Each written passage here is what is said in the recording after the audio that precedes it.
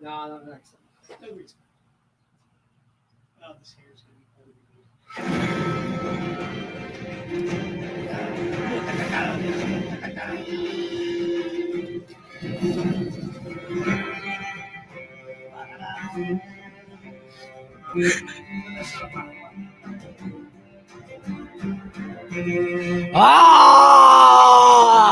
I am Chris Drogo, and welcome to the August Cosplay Con. I will slash fools, horses, and prices. No one can stop Chris Drogo. No one.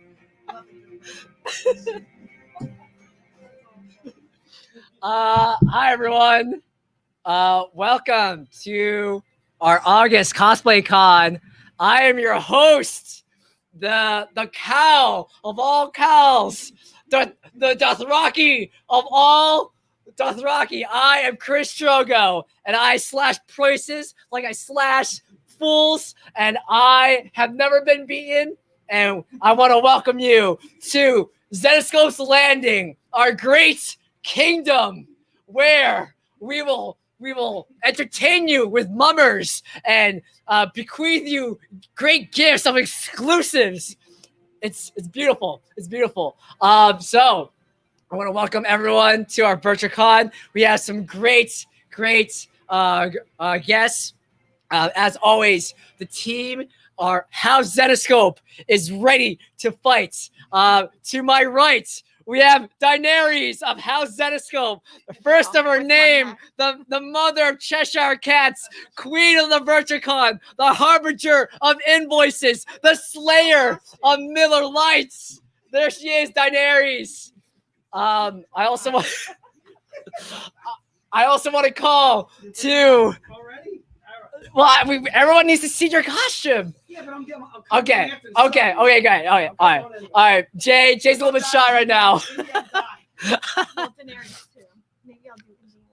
Okay, wow, we have a lot of people. It's like 2 minutes in. We have 78 people so far. Hello, John. Hello, Caleb. Hello, Robert. Hello, Nico. What's up, Aaron, Chuck, Joe, Andrew. Wow, we have so many people. Thomas, Carol, Larry, Chuck, Jay Long, Tammy, John D'Amico, the Mushroom Man, Mike Schmidt. Wow, there's the names keep coming. Mike James, William, oh my God, Joe. Hey, what is going on? So let me turn off this music. There we go. So I want to welcome everyone to Cosplay Con. This is our August VirtualCon. So I can't believe it's been a full month already since BeachCon. That was really quick. So we want to thank everyone who has been supporting us since then or all the while. We're going to shout out to everyone who's been supporting the Kickstarter and just in general, just everyone who's been spreading the word. I think for this event, we've had like the most VIPs.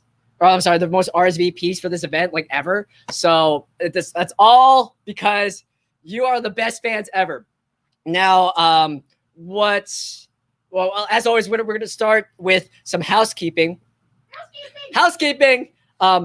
Because every single VirtualCon, this is a great problem to have. We have new people, new fans discovering us and discovering our VirtualCons. So just as a refresher and as a benefit to all the new fans who are watching right now, if you don't know what's going on, don't worry. We're going to do some housekeeping.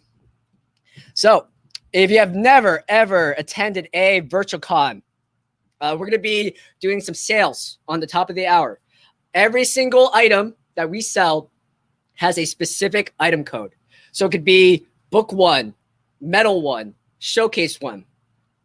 Every new product, we'll be showing a banner on the bottom. So we toggle on banners on and off all the time.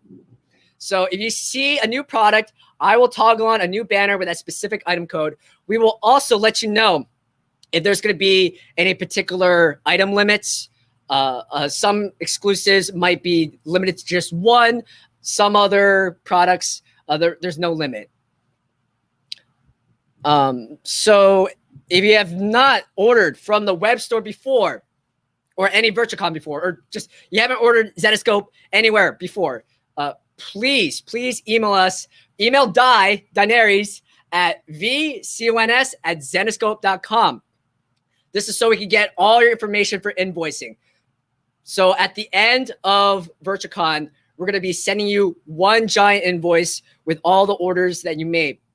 And if you haven't ordered from the web store before, we don't have your information. So we need that information so we can send your invoice. That includes your name, email address, shipping address, phone number, and yeah, I think that's about it. So that's all we need all the information to get those invoices to you in a timely fashion.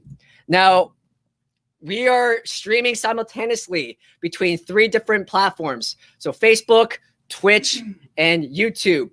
We are monitoring the comment section on all of them. However, if you're watching specifically on YouTube or Twitch, please email us again at vcons@zenescope.com with your username so we can easily find your username and correspond it with your actual information so we can facilitate and make the process of invoicing very easy. Last thing, again, there's I know a bunch of you really like to message us directly on Facebook. However, the fastest and easiest way to contact us, especially about your invoices or anything related to VirtuaCon, is contact us at vcons@zenescope.com. Sorry, we're laughing at Jay. One last thing. Next month, September 18th and 19th, that is our virtual VIP comics event. It's our first time ever doing a VIP virtual event. It is for VIPs only. So we're going to be talking about what the VIP program is, what perks you get as a member. So if you're interested in that, stay tuned. We'll talk about the VIP membership. You can sign up or buy a membership on the web store at zenescope.com. Just look up VIP. There's 2 different tiers, domestic or international, depending on where you live. And if you're a VIP already, you are entitled to go to this event for free. All you have to do is RSVP. And to do that, shoot me, Chris Drogo, an email at vip@zenescope.com. I will send you a private link to the group, and we'll stay tuned for more information. It's going to be a really awesome time. There are still spots available for interactive event signups. So Zenescope Squares, the happy hours, the East Coast and West Coast happy hour. And I think there might be... I think the drink and draw might be sold out, but just shoot me an email at vip@zenescope.com and I'll give you all the information. So enough talk. We are here to sell. I call to the wall, the true king of the North, Jay Snow. Jay Snow. All hail to the king. Hail to Jay Snow. There he is. Look how majestic and badass he looks. Oh my God. Oh, I'm the fucking king of the North, dude. All right. What do you know about that? I'm king of the North. All right. Hold on a second. Let me see if I can get situated. I gotta get my hair out of my face. Ralph, curse you wherever you are. All right. Hold on. Let me put my iced tea down.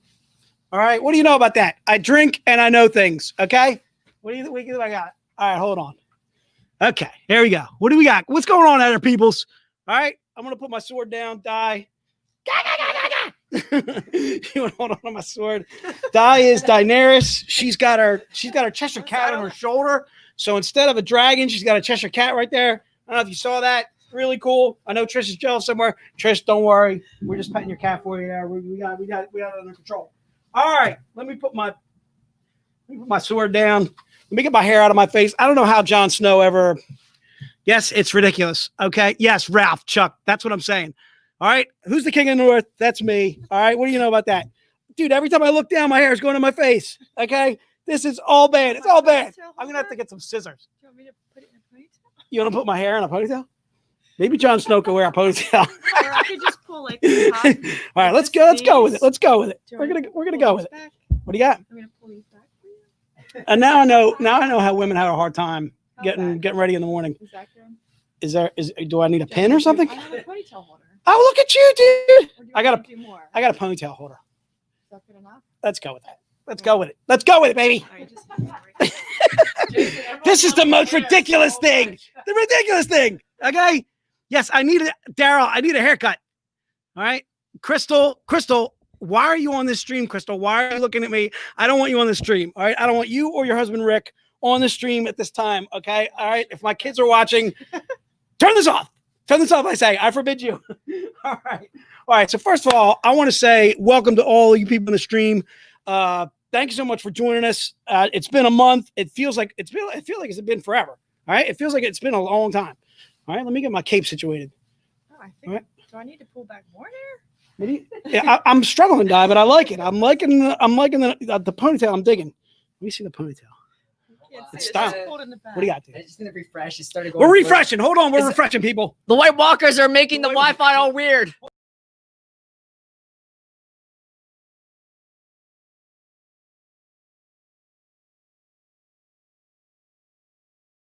Okay, we're back. Okay, the White Walkers were making the picture All right, fuzzy. we were struggling there. We were blurry. Joe, let us know if you're not blurry anymore. Chuck, shoot us a shout out. Edwin, what's going on, my man?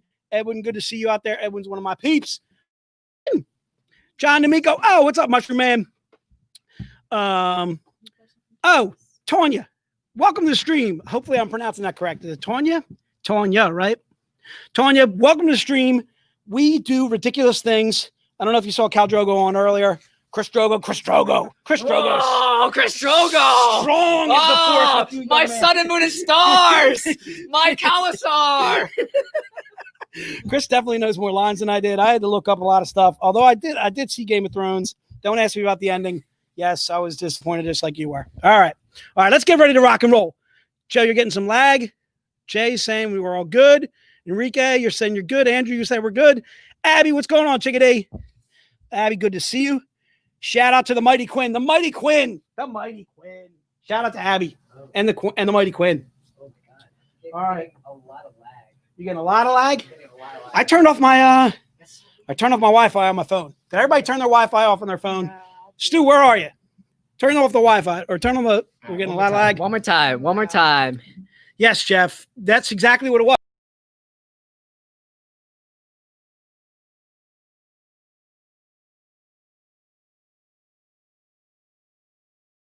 Curse your wildlings. Okay, I think it's fine. All right, we tried some wine. Tammy, let us know if you're good.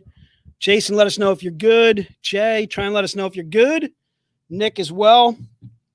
And we will get started. Lagging now, still lagging. The pictures look good on my end right now. You're good to go? Yeah. All right, let's rock and roll. Let's do this while we got time. All right, so we're going to start with pack number 1. So if you bear with me, pack number 1 is 1, 2, 3, 4, 5, 6, 7 books. Is that right, Di? 7 books total in pack 1? Let me see. I 1, 2, 3, 4, 5, 6, 7. Yeah. So it's 7. There's 7 books in pack number 1. If you bear with me, you're going to want pack number 1. We are doing 20 pack 1s? 6, 7, yeah. 20 pack 1s. Pack 1's going to be $140. If you bear with me, I will show you all of the books in pack number 1. If you are new to the stream, Tanya, welcome to the stream. Welcome. All right. Tanya, I want you to know I drink and I know things. All right. That's what I do. All right. So these are all in pack number 1. This is covered by Keith Garvey in my left hand over here on the right hand side of your screen. This is now covered by Elias Chad Zudas. So these are all part of pack number 1. Both of those. And again, the pack is $140 for the pack. What's that? So it begins. And so it begins. All right. You also get this Garvey that I'm holding in my right hand over here. You also get the brand new David Nakayama. All right. David Nakayama. This is my idea of Goldilocks and Three Bears. All right. That is slamming David. And for those of you that don't know, we're going to have David on tomorrow, right? David's coming on tomorrow. David's going to be calling him on tomorrow, and you need to join us. If you're joining us today, I'm welcoming you, but you need to join us tomorrow too for David. Huge fan of David's stuff. All right, so again, these books are in pack number 1. All right, and this is, I don't want to get my books out of order. You also get, again, pack number 1 is $140. I'm doing 20 of those total, and these are the last 3 that are in the pack. You also get this Keith Garvey, this Sun Komanaki, my sun, my moon, my stars, up in Canada. Sun, you are the woman. Thank you so much for being you. All right. This Keith Garvey. Keith, I would call you my sun and my moon. All right. But people would take it the wrong way. All right. This is Elias Chadzudis. You also get this incentive book. This is only available in pack number 1. All right. If I was selling this book by itself, it would be $50. All right. But I'm not selling it by myself. You can only get it in pack number 1. So that's why I need you to buy pack number 1. Pack number 1 is $140. All right. And you get all those books that I showed you. All right. Hopefully you saw them all. I would say pretty much 6 out of the 7 you've never seen before. I'm pretty much willing to guarantee that. I think we did this as a print before. We have never done this as a book before. All right.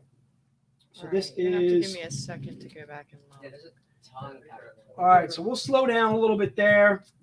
This is book number 1, 2, 3, 4, 5. That's Let me 6. make sure I got them all. That makes this book number 7. I think I lost my sticky note on book number 7. That's all right though. All right, so those are pack number 1s. All right, so we're going to slow it down a little bit just so that way everybody can grab pack number 1. Robert Young out there in Phoenix. Robert, I want you to know I'm king of the North, dude. All right, that's what it is. All right, and Chuck, what do you got to say over there, Chuck? Sold out. We're sold out, pack number 1. All right, we're definitely sold out on pack number 1, but don't worry about it. We're gonna have more pack number 1s tomorrow. All right, 20 more tomorrow. So. The other thing is too I'm going to be showing you those books individually tomorrow or today, so stay tuned for that. All right, you ready to rock and roll? You got 20 of them. Yep. All right, so Dave's going to be putting in the notes or in the stream who got the pack number 1, so that way we can let you guys know. All right, let's move on. Because we're rolling. All right, we're about 15 minutes in and we've only done one thing. All right, we're ready to rock and roll. Who's ready to rock and roll out there? What's up? Up to my peeps. All right. Still, I drink and I know things. All right, dude. Leg, all right, man. look, dude. Leg. All right, look. I couldn't go full suit. All right, I had to go shorts. All right, I think I just hurt myself lifting my leg up like that. All right, all right. Let's go pack number 2. Pack number 2 is the Z-rated pack.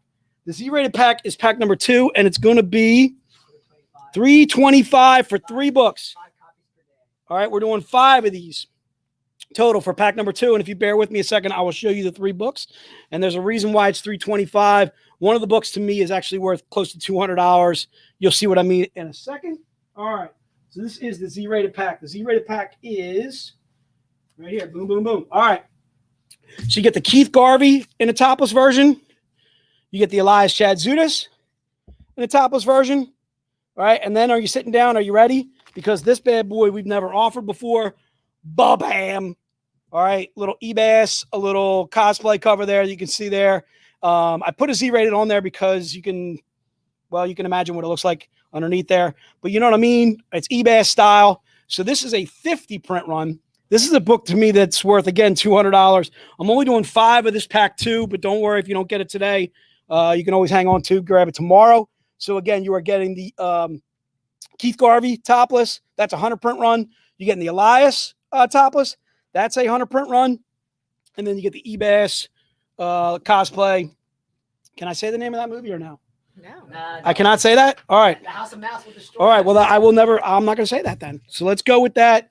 That is pack number 2. I'm assuming it's sold out. David, please confirm that for me. Yep. All right. I figured as much. All right. And again, that was $325 for those of you that got the pack. And Dave will list in the stream for those of you that did get the pack. And that way you will know. If you could do that for me, David, I would certainly be appreciative. All right, so we're going to work. I'm going to come to some packs later on. So just so you know, when you're ready to rock. Oh, David, you already on the pack 1s? Bam! Alan Mayo, Robert Hopkins, Jay Long. You can see him right there. Chris Cosgrove. Shout out to Chris. What's up, Chris? Chris is one of my peeps. Shout out to Alan. What's up, Alan NYC? How you doing there, brother? All right. Also, the other thing is, too, is I want to do a little shout out to my Flyers. My Flyers are in the Stanley Cup playoffs, trying to take on Montreal. And I'm telling you right now, the Habs are giving them everything they can handle. Those Habs are tough. All right, those Habs are quick, and that Carey Price is friggin' good. Carey Price, stop being so damn good. All right, so let's move on to some single books. All right, you know what they are. They're right behind me. I just showed you probably like 7 or 8 of them, probably 9 or 10 of them actually. All right, so let's go to book number 1. Book number 1, I didn't give you the code on this before. This is a 250 print one. We're going to do 25 of these total today. So book number 1 is covered by Keith Garvey. The book itself is GFT V2 38P as in Paul. Okay. And again, that's a cover by Keith Garvey. All right. And again. Wait, is that a 250 per one? Or excuse me, 350. Did I say 250? You said it's 350. It's 350 per run. Did I say 250? I'm sorry. Yeah, it's not. Yeah. Cal, way to keep me up on that, dude. Good looking out, dude. All right, so book number 1 is a 350 print run. I'm sorry. This is actually the virtual con cosplay cover for this convention. All right, we were holding on to this bad boy just for this specific occasion. All right, again, the book is GFT V2 38P as in Paul. Hashtag save die, hashtag ride or die, hashtag die, Neris, die. All right, sun and moon, stars, all that jazz. What do you got, Chris? Sun, moon, my son, my invoices. my invoices, my star, my sun, my moon. All right. I was wearing the Indiana Jones hat earlier. I was going to be her short round. All right. Because I can do short round as Jon Snow. I'm going to tell you right now. All right. Come on, Indy. Come on. All right. So this is book number 1. Again, book number 1 is a 350 print run. I'm sorry earlier. Again, it's a $20 book. We're just doing 25 of these bad boys total. If you got this, you may have already got this in the pack 1. It's impact number 1. And we sold out of those quick. Again, book number 1 is $20. It's a cover by Keith Harvey. I'm going to try and limit these to 1 per person. Same thing on pack number 1. Those are definitely 1 per person's. The pack number 2s are definitely 1 per person's. We're going to keep that the same in the stream, pretty much each and every day. So if you got pack number 1 today, you will not get it tomorrow. I can't do that. I got a feeling we're going to sell out of that every day. Same thing on the pack 2. I got a feeling we're going to sell out of that every day. If we have leftovers, then you could possibly double up. But I can tell you right now, I'm going to try and keep that definitely to 1 per person. This, however, though, I am fine with you grabbing this tomorrow or the following day. Okay? All right. So again, this book is GFT V2 38P as in Paul. It's a cover by Keith Garvey. And that is book number 1. You think you're ready, Di, or now? Yeah. All right, guys, ready to rock and roll. Let's rock on. Rock on, rock on. All right, the next book is Belle versus the Black Knight, the one-shot. It's cover H's and Henry. Another 350 print run. And again, it's just $20. This is also another brand new book. We are doing 25 of this bad boy, too. All right. So again, this is book number 2, and it is Belle versus the Black Knight, one-shot H. All right. And again, that's book number 2 and a cover by Elias Chadzudis. Elias Chadzudis. All right. Elias Chadzudis is my brother. I'm going to make Elias Rob. All right. Rob. Maybe I can't make him Rob. Rob dies. All right. Should I make him Brand the Broken? Brand the Broken. Elias, my brother, my Greek brother from another mother. All right. This is book number 2, Belle versus the Black Knight, one shot. H as in Henry. Again, it's a one shot, meaning that's a book that you can read as a standalone story. It actually pits 2 of our most popular characters. Belle from our Belle Beast Hunter series that Dave is writing. Currently writing Belle, Oath of Thorns.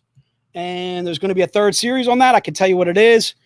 Jeff, I don't know that name. Valar. No, Vala Magoulis. Oh, Vala Magoulis. Vala Magoulis. I need a coin. Somebody give me a coin. Coin. Book number 2, again, is Belle versus the Black Knight, the one-shot H. All right, I'm doing 25 of those bad boys total, and again, that's just $20. All right, this is another one. This is definitely one's going to sell out. It's going to go flying. All right, so ready, Die? Yeah. All right, we're ready on the fingers. All right, book number 3 is David Nakayama. All right, and again, the Goldilocks and Three Bear cosplay. The book itself is the Grimm Fairy Tales Annual 2020. Actually, N is in Nancy, cover N. And again, that's another 350 print run. And again, these are just $20. All right. And again, I'm going to try and limit this to 1 per person today. All right. I don't mind you picking it up again tomorrow. If you did get pack number 1, you got this book. All right. Again, it's a cover by David Nakayama. Absolutely stellar cosplay that David did. I was fortunate enough to meet David in New York Comic Con. You heard me tell the story, I think a couple of conventions ago. David and his buddy were having a good time with me, messing with me. When I first met with David, again, this is book number 3. Book number 3 is a 350 print run. I can tell you, I'm not going to make it all day in this thing. All right. I'm not going to make it all day. This cape is so freaking hot. It's crazy. All right. Someone turn down the air conditioning. All right. We the North, Die. We the North. Don't you know winter's coming? Winter's coming. Winter's coming, Die. All right. All right. All right. So again, this is book number 3. Book number 3 is the Grimm Fairy Tales Annual, or GFT ANN, the 2020. Cover N is in Nancy. and again, or N is in David Nakayama. All right. David is going to be on with us tomorrow. If you heard me talk about that earlier. Other thing I wanted to remind you guys of too, there is a cosplay sale, print sale going on in the web store right now. It's 50% off prints, some older cosplay covers. I think I even saw some 50% off a couple of metal books. If you want to pop over to the web store at the same time as you're listening to me, watching me sweat my beep off. Freeze. What's that? And me freeze. We're not freezing, Di. All right, it's hot in here. It's hot in here. It's getting hot in here. So take off all your cape. I am getting so hot. I'm gonna take my clothes off. All right, this is book number 3. David Nakayama, GFT ANN 20. N is Nancy. We're doing 25 of these bad boys total. David Fritz, no on 2. Maybe tomorrow. We'll see. I got a feeling all 25 are going to sell today, David. So maybe we'll come back around to you. It's possible.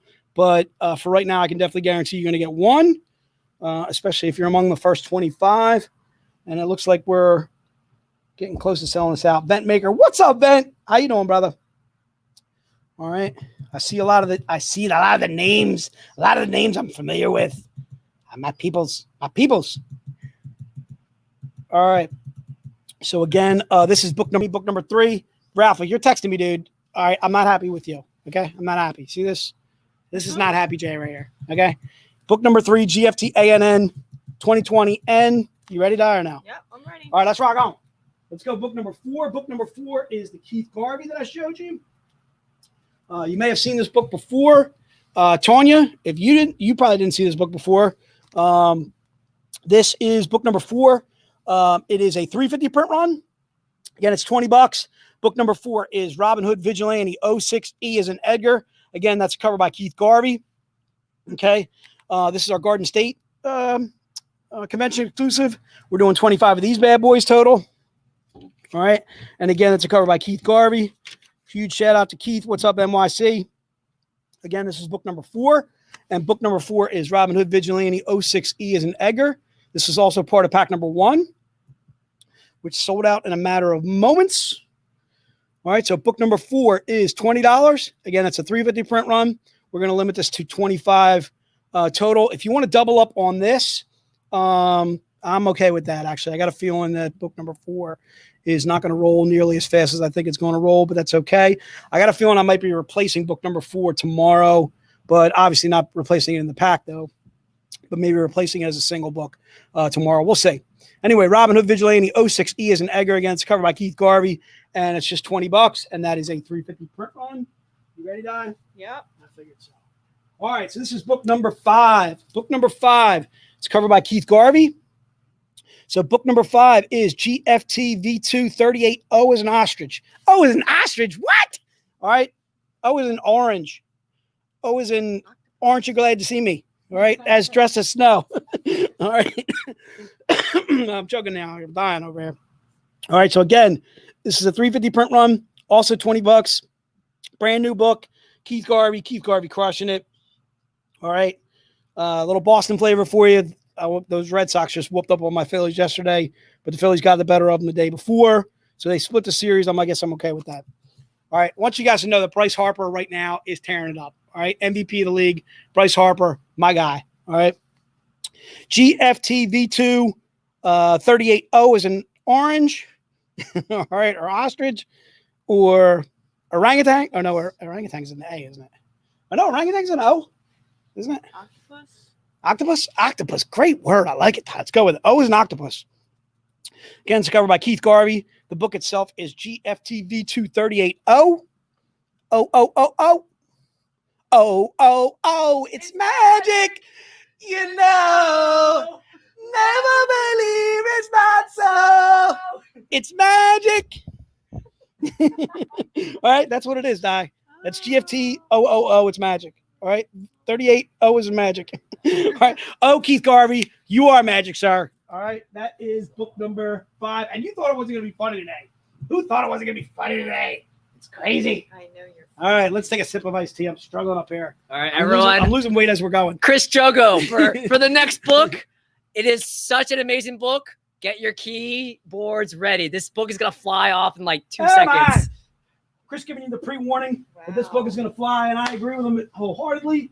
All right, it's a something cosplay. I don't think we're allowed to say who it is. All right, but that's okay though. We're gonna go with it in a second. Are you ready, Di? I'm ready. All right, let's do this. Let's go to book number 6. Get your fingers ready. As Chris just instructed, book number 6 is The Sun Kaminaki, My Sun, My Moon. All right, my girl, GFTV 238N is Nancy. All right, and again, it is $20, and this is part of pack number 1. Again, this is book number 6. Book number 6 is just $20. It's a 350 print run. Okay. This is part of our Grim Fairy Tale series. All right. Telling you, if you're not familiar with our Grim Fairy Tale series or you've never read us before, hang on, because I'm going to be doing a retailer hour at around 6. And I'm going to tell you a little bit more about some of our books, how you can get started reading us. If you've never collected us, obviously these are the books to collect. We do some exclusives, some limited print runs, some collectible books. We like to call them exclusives. They're also known as collectibles. We feel our books go up and up in value. If you don't believe me, actually take a look at this book on eBay next week. All right. Because I got a feeling it's going to be doubling up and tripling up in price. All right. The book itself, again, is GFTV 238N's Nancy. Again, it's a cover by Sun Kaminaki. All right. Big fan of Sun. Yeah, we're definitely going to keep this to 1 per person. For sure. Rob, I can't do 3, man. Rob, you're going to be on all 3 days. All right, dude? So you're going to be able to grab it. All right, so don't worry about it. You're all good. Damn, I'm seeing a lot of book number 6s, and it's flipping and flying and flipping and flying. All right? All right, we're going to try and keep this to 1 per person for sure. I don't mind you doubling up tomorrow. If you got it in pack number 1, you've already got 2, and that was a good move. Again, the book itself is GFTV 238N as in Nancy. And we're going to keep this to 25 total. I'm going to keep this to 1 per person. On the new books, I'm going to try and keep those to 1 per person. So say like the book number 1, 2, 3, 5, and 6, which I'm holding right here. All right. Same thing with book number 7, 8. Definitely going to keep those to book 1 per person. All right. So book number 6, again, is the Sun Kaminaki. Little cosplay action that you see there. The book itself is GFTV 238N as in Nancy. And again, that is a 350 print run. These are only just $20. All right, Tanya, if you've never collected us before, this is a perfect book to get started with collecting. Okay. All right. Our books are also gradable. That means you can turn them into CGC and actually have them submitted and have them graded. They will actually put it into like a hard casing for you. If you're actually fortunate enough to meet Sun Kaminaki, who's the artist, she does a lot of conventions up north. I think she lives in the what area? Calgary area? No, I think she lives near Toronto. Toronto? Somewhere in Canada. Definitely somewhere in Canada. I thought she was out west Canada. Oh, maybe Vancouver. I think it is close to like Vancouver. Yeah, you were way out, dude. Yeah. That one convention that you do, you were pretty far out. Yeah. And I've never seen her in Toronto when Dave and I have done Toronto in years past. But again, so it's GFTV 238N as in Nancy. Di's just double checking, making sure she's got the singles down. We'll have to list that for you because I got a feeling that's sold out, I'm sure. Right? Yeah. Okay, so that is book number 6. All right, we're going to move on to book Just number give me 7 in a second. moment. Just give me a second.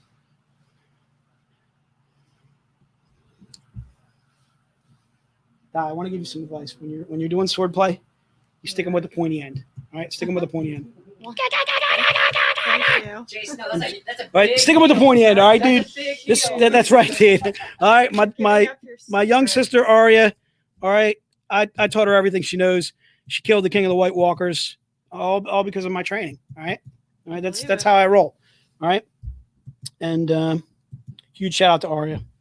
Big fan. All right, you think you're ready, Di? What are you doing? Yeah, just give me one second. I just want to make sure that I have. Di, I'm the king of the North. top All right, dude. 25. All right, I want you to know. I do thank you for All this right, we're ponytail. good. This ponytail, I'm digging. Oh, I see the actual king of the North outside. There he is. There he is. He's driving the van. The actual king of the Zenoscope North. Wait, is He's Joe out the there. Mad King, or is he? Joe's probably more like Daenerys. All right, is what Joe is. Joe is Daenerys? I'm kidding. Joe's not Daenerys. What do you want to make Joe? Joe could be like I don't know. give me a goofy looking character. Let's make him Hodor. He's Hodor, dude. Joe, hold the door. Hold the door. Joe door. Joe, hold the door. Joe's leaving. Joe, come back. I was only joking. I'm only kidding, Joe. You're Hodor. Hodor. Hodor. Okay. All right, you ready, Di? You think? Yeah. Huh? He left us. He did leave us. He wasn't happy with being Hodor. Guys, Right. book 6 complete. Yeah, done. So book 6 is Done. yes, Rob. I am Jay Snow. I'm Jay Snow. Or I'm right, Jay Snow. Jon Snow, Jay Snow. I'm Jay Snow. All right.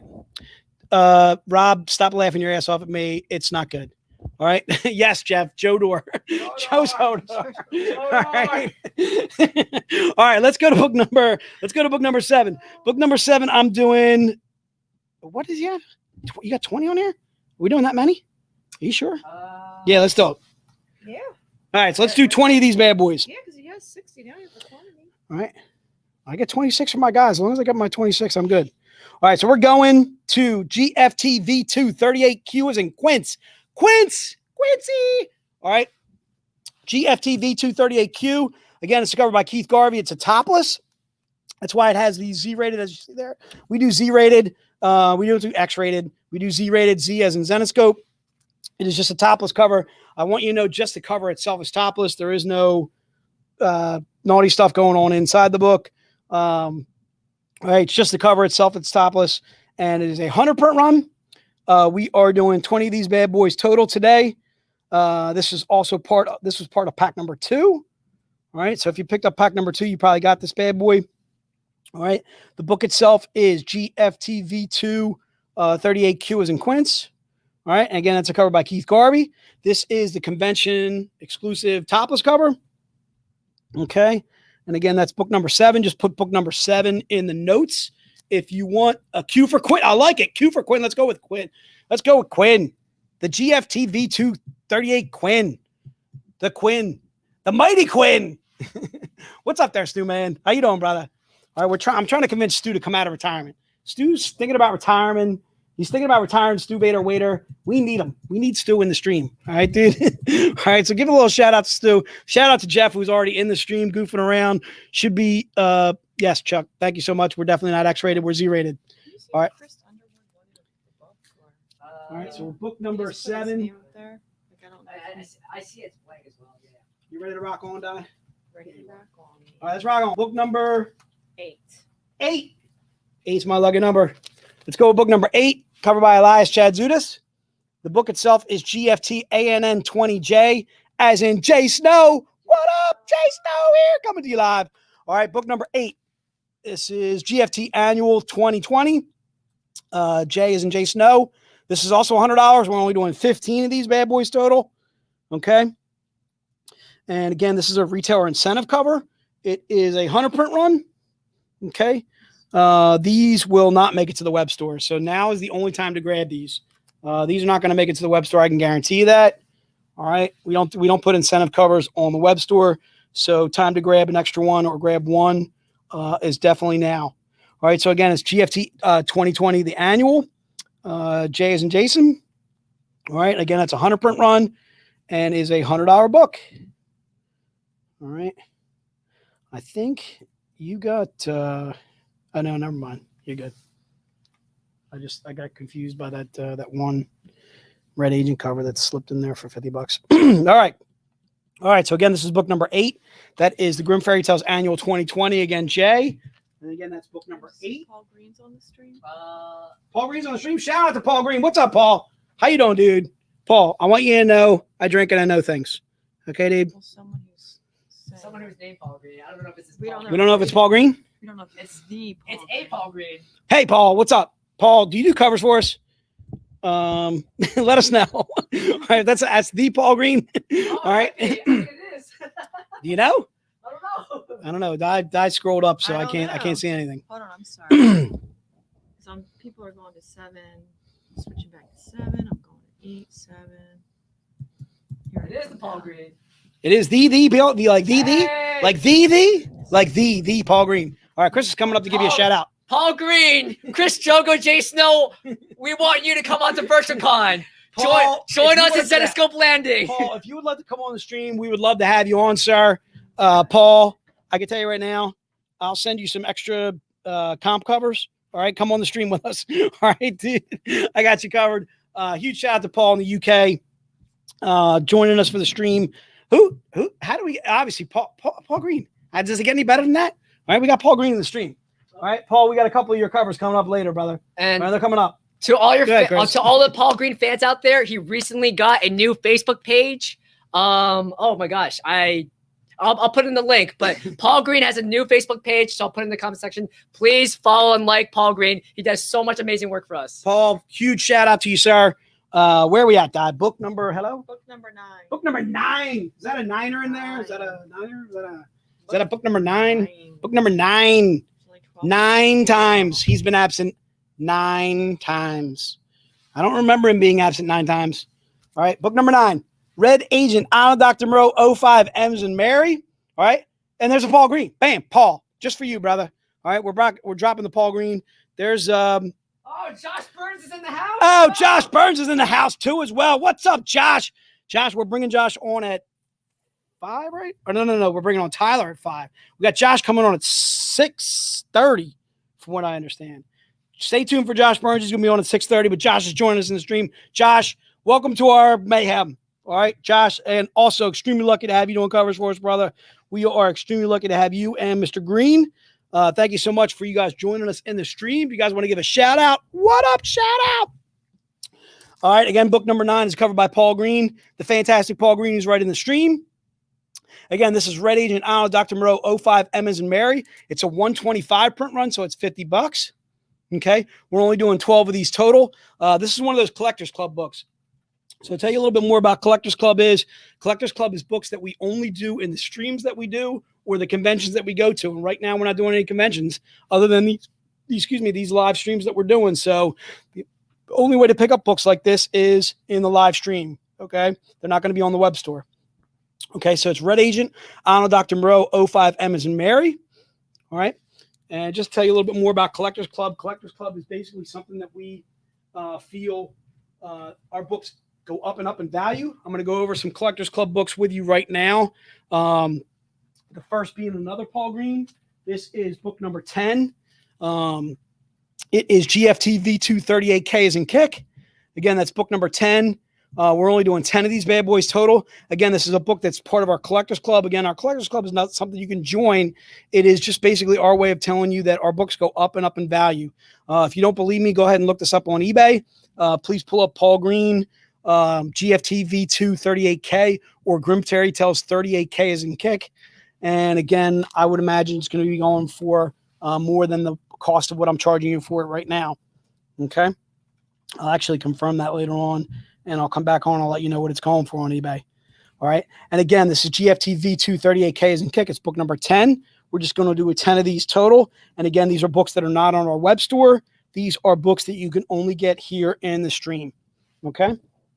All right. And again, that's $25 for that book. Let's go to book number 11. Book number 11 is also a Paul Green. Paul, that was perfect timing for you, dude. Like literally doing all your books right now. So book number 11 is GFT V2 38 L's and Larry. Okay. Again, it's a $50 book. We're just doing 10 of these bad boys total today. And again, it's a 125 print run. Our 125 print runs we sell for $50. Okay. And again, that's also part of our Collectors Club. Again, this is a book that you will not see on our web store. You will only see on the streams that we do or the conventions that we go to. And obviously right now we are certainly not allowed to do conventions. So, all right. So book number, is Ula in the stream too as well, Dave? No, she's not. Okay. I just saw a shout out to Ula. I just saw a shout out to Ula, and I thought she maybe she was joining us. Tanya, looks like you're figuring out what we're doing. She's buying book number 9. I like it, Tanya. Good selection right there. Trying like grabbing a little Paul Green action. All right. So again, book number 11 is GFT V2 38 L's and Larry, and again these are $50. We're just doing 10 of those total. I'm also going to do the topless version of that too as well. That is book number 12. So book number 12, we're only doing 5 of these bad boys. It is GFT V2 38 M as in Mary. All right. And again, that's book number 12. And it is $100. All of our $100 or 100 print runs are $100. And we're just doing 5 of these bad boys total. And again, these are also part of our collectors club. Okay. It is GFT V238M as Mary. And again, it's covered by Paul Green and colored by the fantastic Ula Moss. I did see Joe, right? Joe. Oh. Theodore? That was my sister-in-law texting me. Aaron, actually my former sister-in-law, obviously, but my former sister-in-law. I saw Aaron last night. Her son and my son Black should play soccer together down in Philly. And shout out to the Learys. Shout out to the Leary clan. Shout out to the Leary clan. What's up, Leary clan? I want to give a shout out to Leary clan. What up, Leary clan? All right. Hopefully you guys are not. Aaron, you're not letting your children watch this unbelievable stupidity that their uncle is undertaking right now. All right. So shout out to Owen. Shout out to Megan. Shout out to Charlie. The Learys down in Philly. Chris, who's my brother-in-law, my former brother-in-law, is a Philly cop. Shout out to Chris. The whole Leary clan. All right. So book number 12 is GFT V238M as Mary.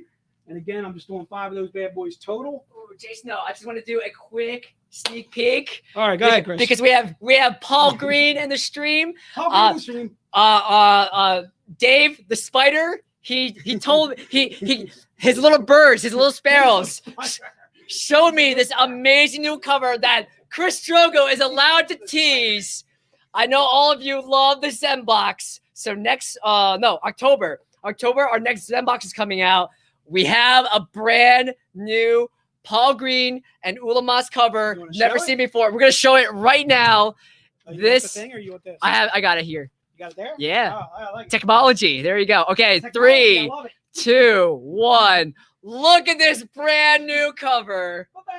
Honey Nut Heroes with Robin Hood, providing all those essential honey nut oats and reducing your calorie but raising your heart rate. It's great. It's awesome. So this is a world exclusive, never seen before. This is It's a honey oven oat. so Paul Green, you are so talented. Ula Moss, you're not on the stream right now, but Ula, you're the best colors ever. You're awesome. So look at this powerhouse combo. Look at this amazing new cover. So this is the next serial cover. This is for the next Zen box, and I know we're short on time, so gaze upon this amazing cover, and then I'll turn it off. we got 13 minutes. I got 13 minutes. Get out of here. What are you doing, dude? All right, I'm King of the North. I command you, Cal Drogo. All right. Don't make me stick you with the pointy end. All right. Let me see here. I need some comments, Di. Where's comments there? Here we go.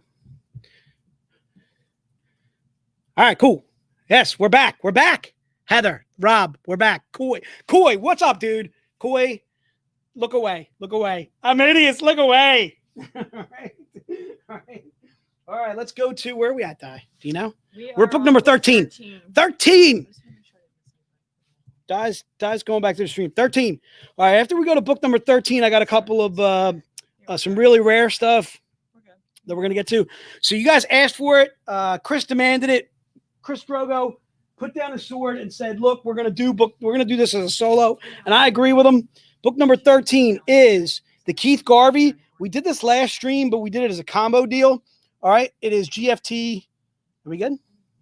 Yeah, GFT ANN 20M as in Mary. All right, I'm gonna do 20 of these bad boys. This is just $10. $10, people. Friendly prices going on here. $10. All right, the Garvey GFT ANN 20M as in Mary. All right. And again, it's just $10. The reason why it's $10 is a 500 print run. It's covered by Keith Garvey. Keith Garvey seems to be completely crushing in the stream right now, along with Paul Green. Paul, huge shout out to you. Josh, I'm going to get to some of your covers later, brother. All right, I got a little Josh Burns pack. Stay tuned for Josh. Josh is coming up at 6:30. Paul, if you want to join us for some of our mayhem and our madness, Paul, we would absolutely love to have you on. The people would absolutely love to hear from you. We would love to have you on. If you would love to come on with us, we would more than be happy about that. All right. So again, book number 13 is GFT ANN 20 M as in Mary. These are just $10, and I'm doing 20 of these bad boys per day. Okay. I'm going to try and limit this to one per person only because it's $10 and I'm sure it's going to fly. And I'm already seeing tons of book 13s in the stream. So let's I'm going to give Di a little bit of time to catch up on this. So the one thing I wanted to make you guys aware of is our VIP event, which is coming up next month. So give me the exact dates on the VIP event. September 18th and 19th. So September 18th and 19th, we are doing a VIP event. So Tanya, I'm talking to you. If you're not a VIP, if you've never actually been on a stream with us, I got a feeling you're not a VIP with us. So our VIP event is, well, first of all, our VIPs are very important people to us. They are people that have bought into our VIP program. And what that is it's our way of rewarding you for the dollars that you spend with us directly. Basically, every dollar that you spend counts as a point. It's not just with us directly, too. It's also with the comic shop, the local comic shop that you go to, too, as well. Everything Zenoscope that you buy there counts as a point. Every dollar that you spend, those points you accumulate, you can use towards free stuff. Could be like CGC graded books, could be like original artwork, could be if you get up to enough dollars spent, you could actually have yourself written into a comic book. I'm seeing a couple of gentlemen that are in the stream right now. Koi, the Mushroom Man, John D'Amico. Thank you so much, John. Thanks for being a VIP. We're lucky to have you. John's been written into a comic book. In fact, I remember pulling his books that he bought, the book that he was in for all of his friends and so forth. He gets points for all of his expenditures. The only way to join us for this VIP event that I'm speaking of, which is in September, is to become a VIP. So if you're not familiar with VIP, again, it's basically our way of rewarding you for all the purchases that you make. In fact, all the purchases that you make today would count towards VIP. It would be retroactive. You could basically just submit your receipts. Every dollar that you spend counts as a point. I'm seeing a lot of our VIPs in the stream right now. Jim Conway, Alan Mayo, Vent Maker, Matt Messina. All these guys are all VIPs. Christopher Chi West, Abby are all VIPs with us. They love the VIP program. We love them for being VIPs. It's our ways of rewarding them. All right. So we are sold out on book number 13. So I think what I'm going to do is I got about 8 minutes till we got Tyler coming on. So I think we're going to do a couple of those packs that I mentioned that are really rare. The one pack that I'm going to show you is pack number 3. So I'm jumping to pack number 3. I showed you pack number 1. That's sold out. I showed you pack number 2. That's sold out. I'm going to go to pack number 3. Pack number 3 is basically a collection of some 50 print run. 50 print run black and white topless covers. I'm only doing 4 of these total. Okay. Normally when we do a 50 print run, it's about $150 to $200. These are basically 4 books for about $110, $115 a piece. All right. So I'm going to show you that pack. So it's 450. This is pack 3. Yep. So this is basically the fairy tale pack. Right. Exactly. So you're getting 6 books. All right. You're getting 6 books that are all 50 print runs. All right. It's a black and white cosplay set. All right, and these are all connecting covers. Okay, so this is book number 1 and 2 that are part of that. You can see the connection that I'm showing you there. All right, these are 2 of the books that are in the set. Again, these are all 50 print runs. It's $450 for the set, so it's steep for $450, but you're going to understand where you're getting the value from it, as every book that I'm showing you is a 50 print run. Okay, we're only doing 50 of these bad boys. All right, and you are getting 6 books total. So you get those 2 that I showed you. And again, this is pack number 3. Just put pack 3 in the notes, and that will get you the pack. And let me see if I can show you the connection on these 2. It's this way, right? Yep, it's that way. All right. These are 2 of the. It's already sold out. All right. Well, I'll show you the books that you actually got in your pack. All right, because that's sold out. And again, let me take the sticky note off of there. So that way you don't see it. And then this is the gatefold. I can't pull the gatefold out because if I did, obviously it would uncover a lot of the Z-rated stuff that I'm doing there. But I'm showing you at least the 2 that are part of the gatefold. Basically, the gatefold folds out into 5. So you're getting all 5 covers in one book. But this you're actually getting the set. It's all 6 of these books for $450, and we sold out of those. If you missed out on the black and white, don't worry. I'm going to have more of those tomorrow, and I guarantee you I'm going to have more of them on Saturday. All right, so let's do the Z-Rated Collectors Club pack. So this is going to be basic pack number 4. All right, pack number 4 in your program. All right, pack number 4 is quite a few of the Z-Rateds that we did in our Collectors Club. All right, and it's also introducing a brand new book in pack number 4. So pack number 4 is $500. All right, it's $500, and there are 5 books in the set. All right, they're all 100 print runs. All right, you ready, Di? Yeah, we only have 6. And we got 6 total, right? Yeah.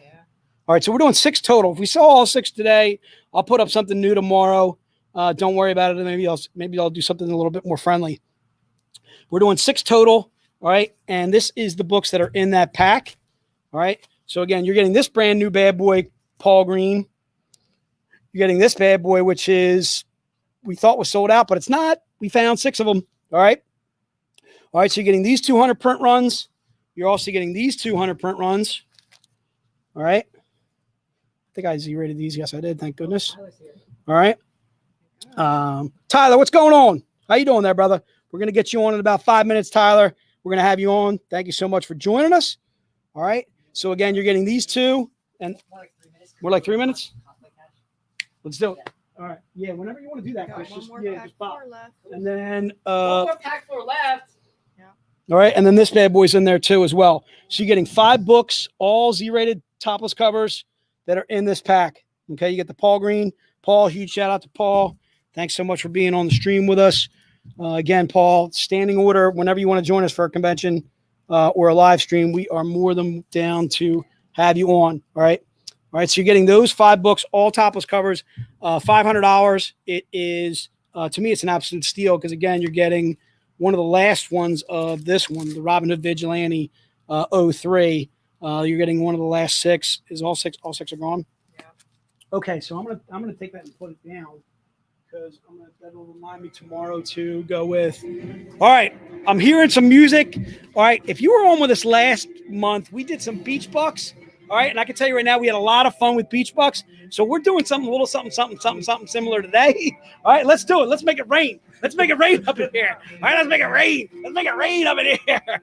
All right, we're doing. We did a little beach bucks last time. We are doing cosplay cash. Cosplay cash. All right, for a couple of lucky winners. Are we doing one? Let's do 2. I said a couple. Yeah, we're doing 2.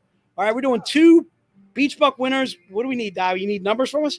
Give us like a total number. Yeah, we're selecting numbers. I'll tell you what I'm going to do, dude. If you win cosplay cash, you get $20 in store credit on the web store. So we're going to choose 2 winners of 2 batches of cosplay cash. 1 through 40. All right, Tyler, hold me up a number 1 through 40. 1 through 40. Just give me say if it's 21, give me like a right hand.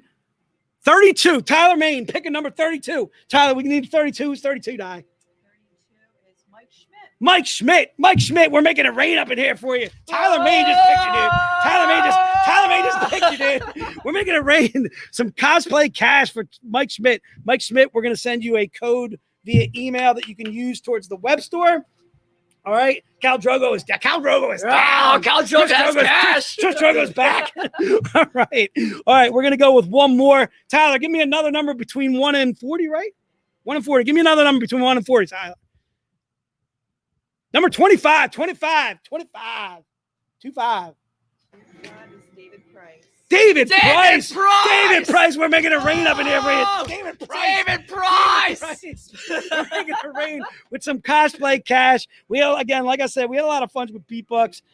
So we wanted to do cosplay cash today. So without further ado, I'm going to turn it over to Chris so we can get Tyler on here. Tyler, I want to thank you for picking out the numbers. There's Ralph. I can see Ralph. Ralph, I'm very angry with you right now, sir. I don't know if you can tell with his wig. Ralph's in his glory because Jay's upset. I'm upset over here. All right, let me get my stuff out of the way, Chris. So you can do your thing. Your thing, Chris. Cool. Thank you, Jay Snow. As always, you do the North proud. Everyone, give it up for Jay Snow, King of the North. Excellent. Ralph, your mic is off. Ralph, we need to hear from you, dude. Turn your mic on. Ralph, turn on your mic, bro. There you go. You're still. Sorry. There you go. I had my mic off. I was talking. Excellent. I was Awesome. making fun of Jason. All right. So thank you, Jay Snow. Welcome back, Ralph. We have Tyler Main in the backstage. So everyone, I want you to go crazy because Tyler Main, Make some noise. he's an actor. He's a producer. He is a professional wrestler. This is like our first time ever we ever had like a real Hollywood celebrity, like in film and TV, and a warrior in the ring. So very exciting that Tyler Main is here with us. So everyone, give him a very warm welcome. He's gonna be in the stream in 3, 2, 1. Tyler May! Hey guys. What's up, brother? Hell yeah. Hey, nobody told me I needed to dress up. Yeah, man. Man. Well, You dressed up enough, Tyler. Don't worry about it. Dressed up because in heart and soul, you are Sabretooth. You are Michael Myers. You exude that aura. So you're in costume already. Tyler spent enough time in the makeup chair, I imagine. That is true. That is true. Which I want to ask you about, actually. So I want to just welcome you. Thank you for coming on. Tyler, I have a little bio. I won't read too much because there's a lot you've done. So I just want the guys, everybody watching, to kind of get a little bit of background. You're from Saskatchewan, Canada. Did I say any of that right? Somewhat, sort of. Yeah, it'll pass. That'll pass. Thank you. I know Tyler from X-Men as Sabretooth. He played Michael Myers in Rob Zombie's Halloween and Halloween 2. Other acting credits include Troy, Joe Dirt, Devil's Rejects, his movie Compound Fracture that he produced as well and starred in, I think, with his wife Renee, who, as a side note, it's an interesting thing you and I talked about, Tyler. Renee actually was the editor of Raven Gregory's The Gift comic book back in the day, which is a random. I just recognized the name when I was talking to you. And Tyler also has a production company, Main Entertainment, and you're working on some projects. So welcome. Yeah, thanks for having me. Yeah, man. So I wanted to start with a question about costumes. This is our cosplay theme con, as you could tell. Our guys don't dress up as Game of Thrones characters every day. We should. It's company policy. They should. Now that I've seen it, they should. Jay, put your wig back on. So I kind of want to talk to you about you've played obviously characters out of costumes as well, but the characters you've done in costume, I think the physicality of an acting performance is something that's very underrated, and it's an underrated talent. How do you prepare for a role like a Michael Myers, where, say, the main protagonist isn't really talking at all and has to wear a mask, so you can't portray emotion? So can you speak to that a little bit?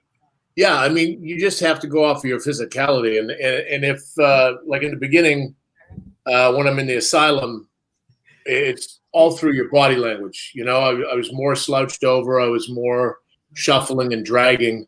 And then as I got closer to what the character looks like, then it was full on and Michael Myers with the head tilts and all the badass stuff.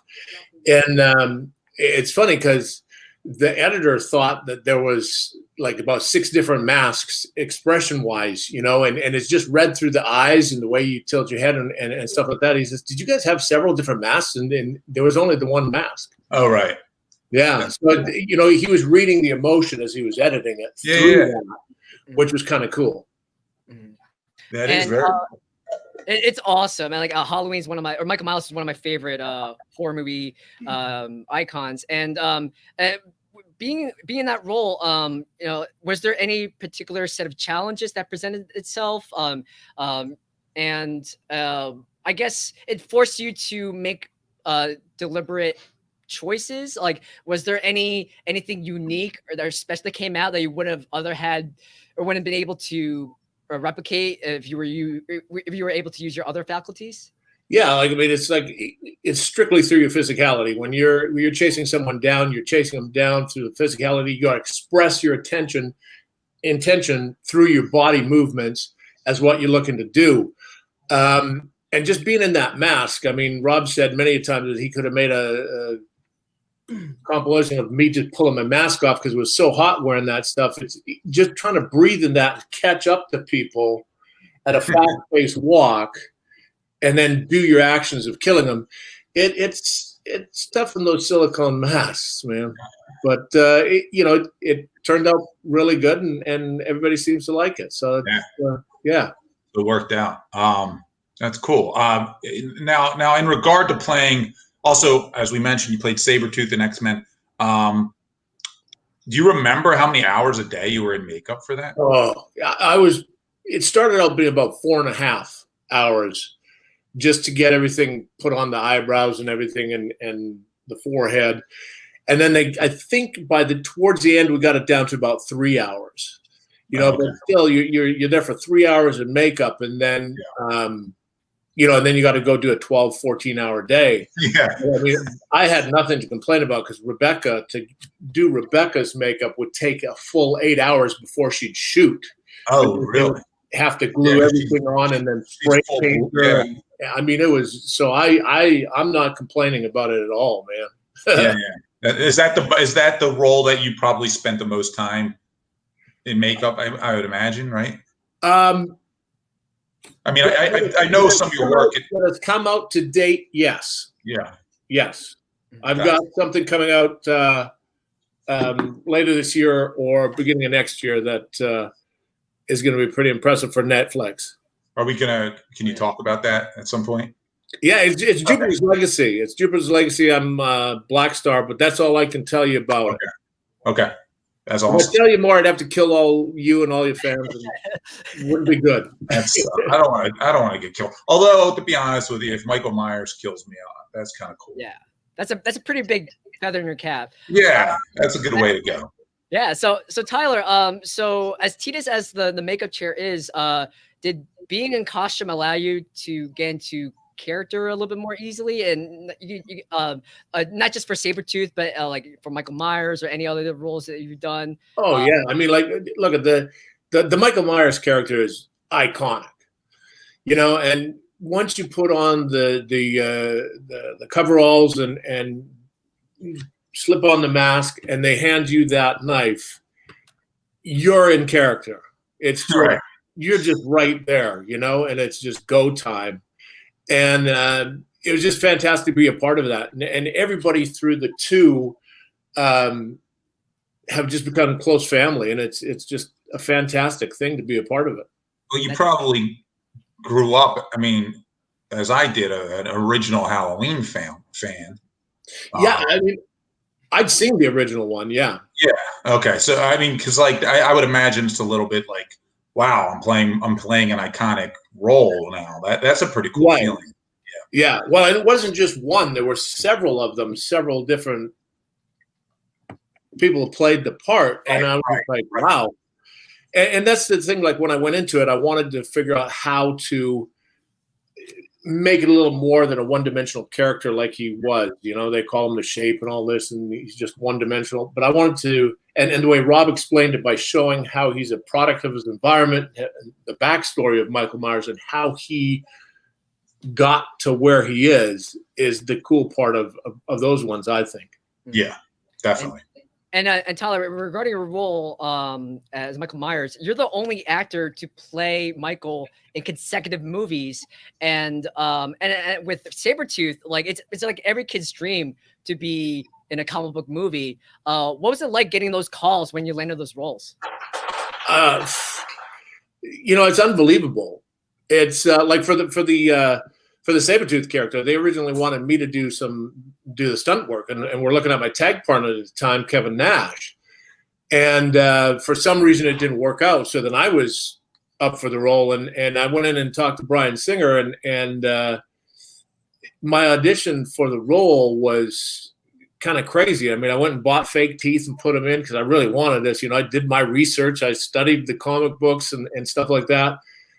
And then I remember going in there and walking into to his office, and there was this kid sitting on the couch typing, and I said, "Yeah, I'm here to see Mr. Singer." And he didn't even look up; he just put his hand up and said, "Just give me a minute."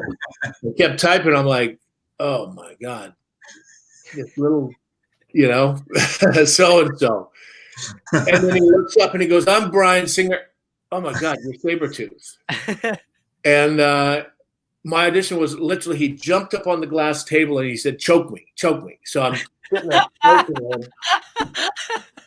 And that's how I became Sabretooth. You know? Wow. That's great. Yeah. That's So- really, that's funny. Yeah. What was it? What was it like working on a movie like that? I mean, I imagine that's pretty early in your acting career. Yeah. And then you go to a movie loaded with talent, right? Like A-list talent, and you're pretty young in your acting career. What's that like? And is it intimidating? And also, how did that help you sort of become? How did that help in your evolution as an actor? Yeah. Oh, I mean, of course it's intimidating. I mean, Right. you're on screen with Sirian McKellen. I mean, come on. Right. Thank God they didn't have me saying too much, but it was fantastic just meeting all those people, getting a chance to work with all of them, all those iconic people, and being able to be around them and get advice for them to help send me to the next level of my career was just fantastic. And I appreciate everything that that I had on that X-Men set, but it was very, very, very intimidating. It's like after you do your 4 hours, 3.5 hours of makeup, then you're like, oh God, then you sit around and you wait, and then you got to get pulled on set. So, you might not be in the best of moods and stuff like that. And then you see these people like Ian and Hallie and all of them walk on, and you're like, oh shit, I better get my shit together. Right. It's gotta be a little bit surreal. A-game. Like shit, it's time. That's gotta be really surreal. Who did you hate the most? I'm just messing. No, but that's cool. Go ahead, Chris. You have a question? And Tyler, you were surrounded by talent. You were very talented in the film, and X-Men is lauded as one of those early aughts films that revolutionized what comic book movies could be. It was like Blade, and then Spider-Man and X-Men. Like those, the trilogy that spawned like the second renaissance of comic book movies. So you were like there at the beginning. So that's really because X-Men's one of those comic book that was like one of the first where you saw it, and I feel like you were that was like the budget paid, it was just paid off. It was like one of those, you're like, wow, this is what we're doing now. I feel like comic book movies before that were still kind of cheesy. Right. Yeah. I mean, you don't know what to expect going into these things, and you don't know how they're going to be received and all of that. But when we walked into Toronto on the set that they had built of the Statue of Liberty inside one of the sound stages, it was like 30 feet tall. I was like, holy crap, this is the real deal, And then we found out that we're going to be fighting on top of that. And I was like, okay. That's where you're thankful for your wrestling background, at least. Yeah. Right. So, I mean, it was just fantastic to be a part of that, and I hadn't done anything to that scope. Like when we did the scene out with Magneto and the helicopter comes in and lands, I was just like, wow, just blown away. It was just like a kid in a candy store. Like, I'm in this movie. This is, it's surreal. You got to be pinching yourself the whole time. Yeah. Yeah, it's insane. I did a tiny role in Will and Grace, and Jason will make fun of me for this years ago. And I remember same thing. Like when I first met Woody Harrelson, and I was like, "Am I really working with?" And I went up to him like I knew him, because in my head I knew Woody Harrelson because I've seen him on the air for how many years. And then I did this awkward kind of head nod, and then turned, and then like he was very cool, thank God, because he probably thought I was a weirdo, but. That was surreal enough, but you being in an A-list movie set with A-list stars for one of your first features must have been insane. Yeah, then and then it just went on. Like Troy was. Oh yeah, Troy. I mean, that was just amazing. Yeah. We filmed that for 6 months, and we're 3 in Malta and 3 in Cabo, and Tough life. yeah, right. Sorry to hear that. Yeah, I know it was tough, Yeah. but And, and just working with all those people, mhm. Yeah. it was just Peter O'Toole and people. It's just like, Yeah. it's just crazy. Tyler, you're a globetrotter and you're a trendsetter. You have genre films, and then you have comic book films, and then we're a comic book company that specializes in horror and dark fantasy. And aside from Halloween, you're also part of the cast for Devil's Rejects, which is a very, very beloved cult classic in the horror genre. And so in working all these genres, like which one do you find most exciting, and which ones do you find the most challenging? You approach them all differently, but like going back to the Devil's Rejects, I had originally auditioned for a different role, and I was like, because I wasn't right for that role. I was like, why am I even reading for this? And then I got a call about a week later, and they said, well, we want you to be in the movie. We want you to take over Rufus's role. And I said, well, okay. And because I was just happy to be getting a gig, and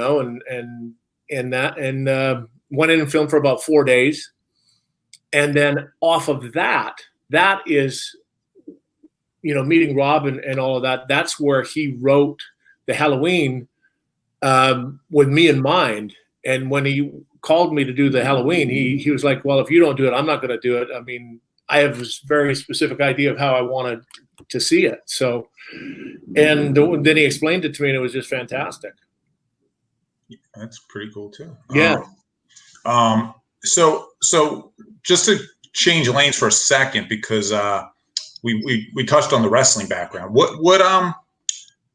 How'd you get in? I guess, we know you're physically imposing. I think you're listed at like 6'5", if I'm not mistaken. 6'9". I think you're. Yeah, 6'9". 6'9". Okay, I was wrong. 6'9". I'm actually between 6'7" and 6'8", but okay, all right. So we did.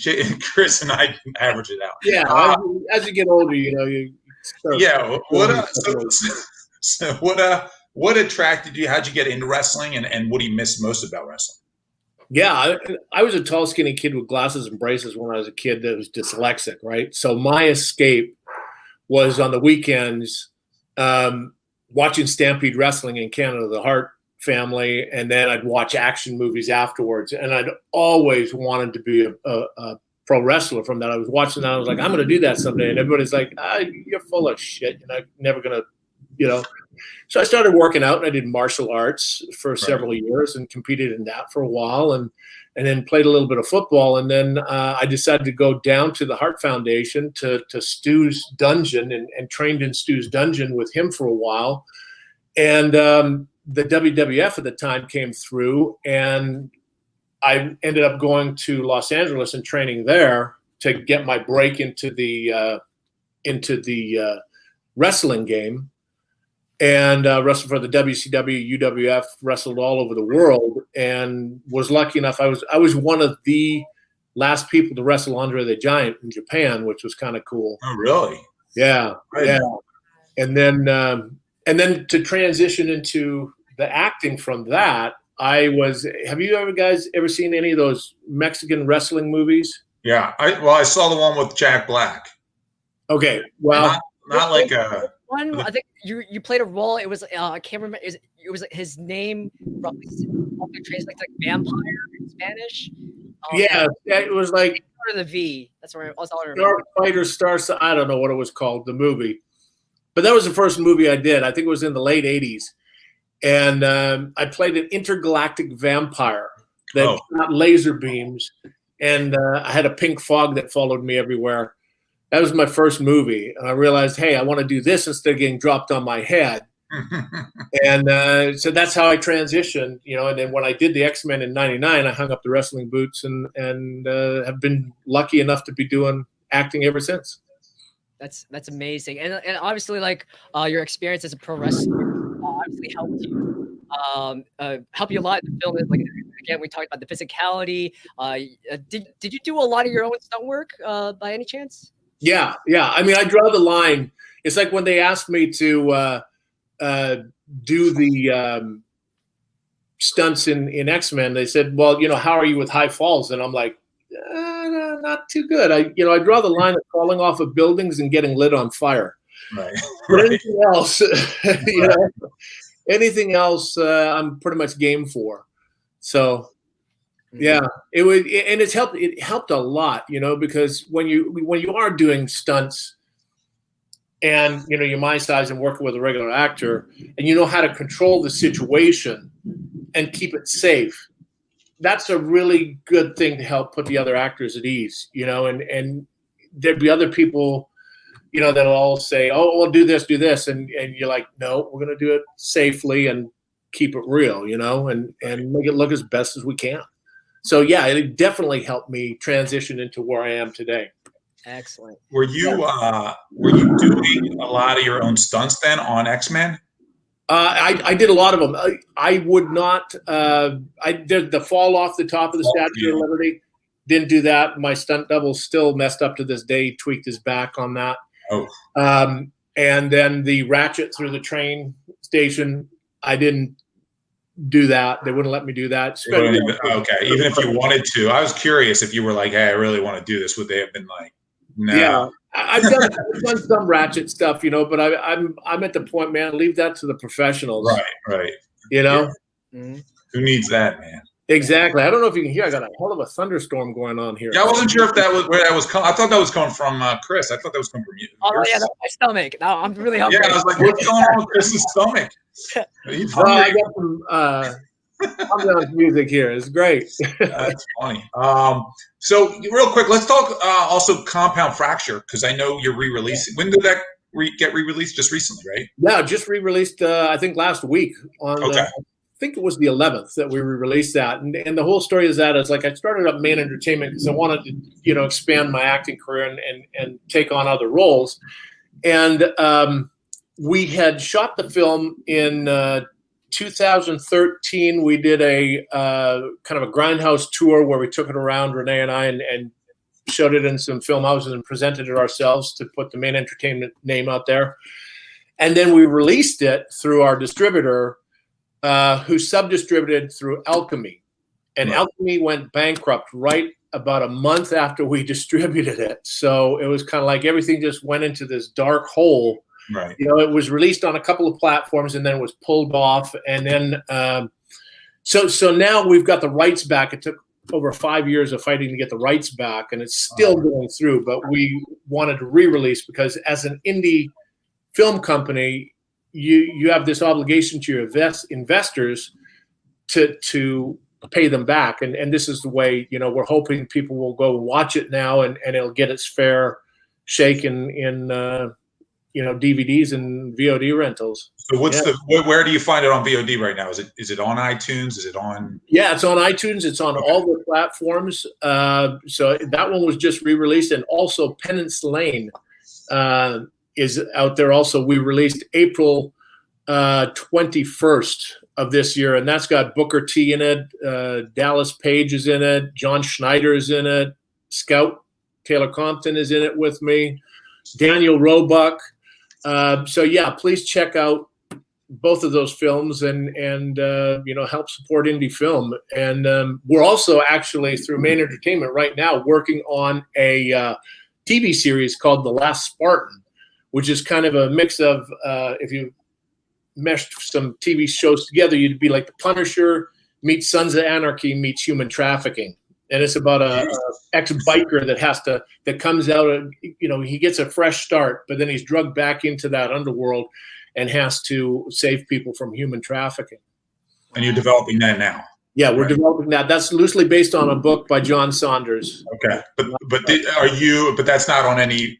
That's not being made yet. You're still just developing, right? We're developing that, and we're going to go into pre-production Oh, and okay. hopefully this year. Yeah. Okay, so you're independently financing that again, or is that Yeah, we're starting with independently financing, and then we're going to see and move on, and if hopefully we find a platform for That's it. great. And It sounds like fingers crossed, things are going in the right direction. You know, that sounds cool, man. I'm checking that out. You named 3 things I love. What did you I guess was Compound Fracture the first thing you produced, and like what kind of I guess where did that idea come from, where you wanted to self-produce your own feature? And I know you did it with Renee as well, right? Right. Yeah. Renee and I are Main Entertainment, and we were originally going to do Penance Lane, but it was a bigger project.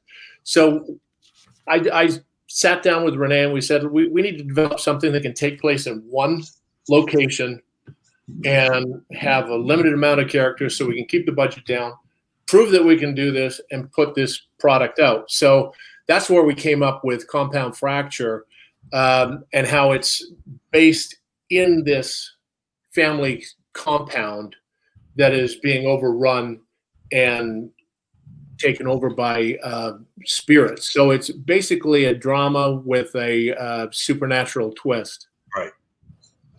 Right. What were some of the challenges? I know we probably touched on this a little bit. What were some of the challenges you recall when you, as a first-time producer, on a movie, especially with something that might not have doesn't have a Hollywood budget per se?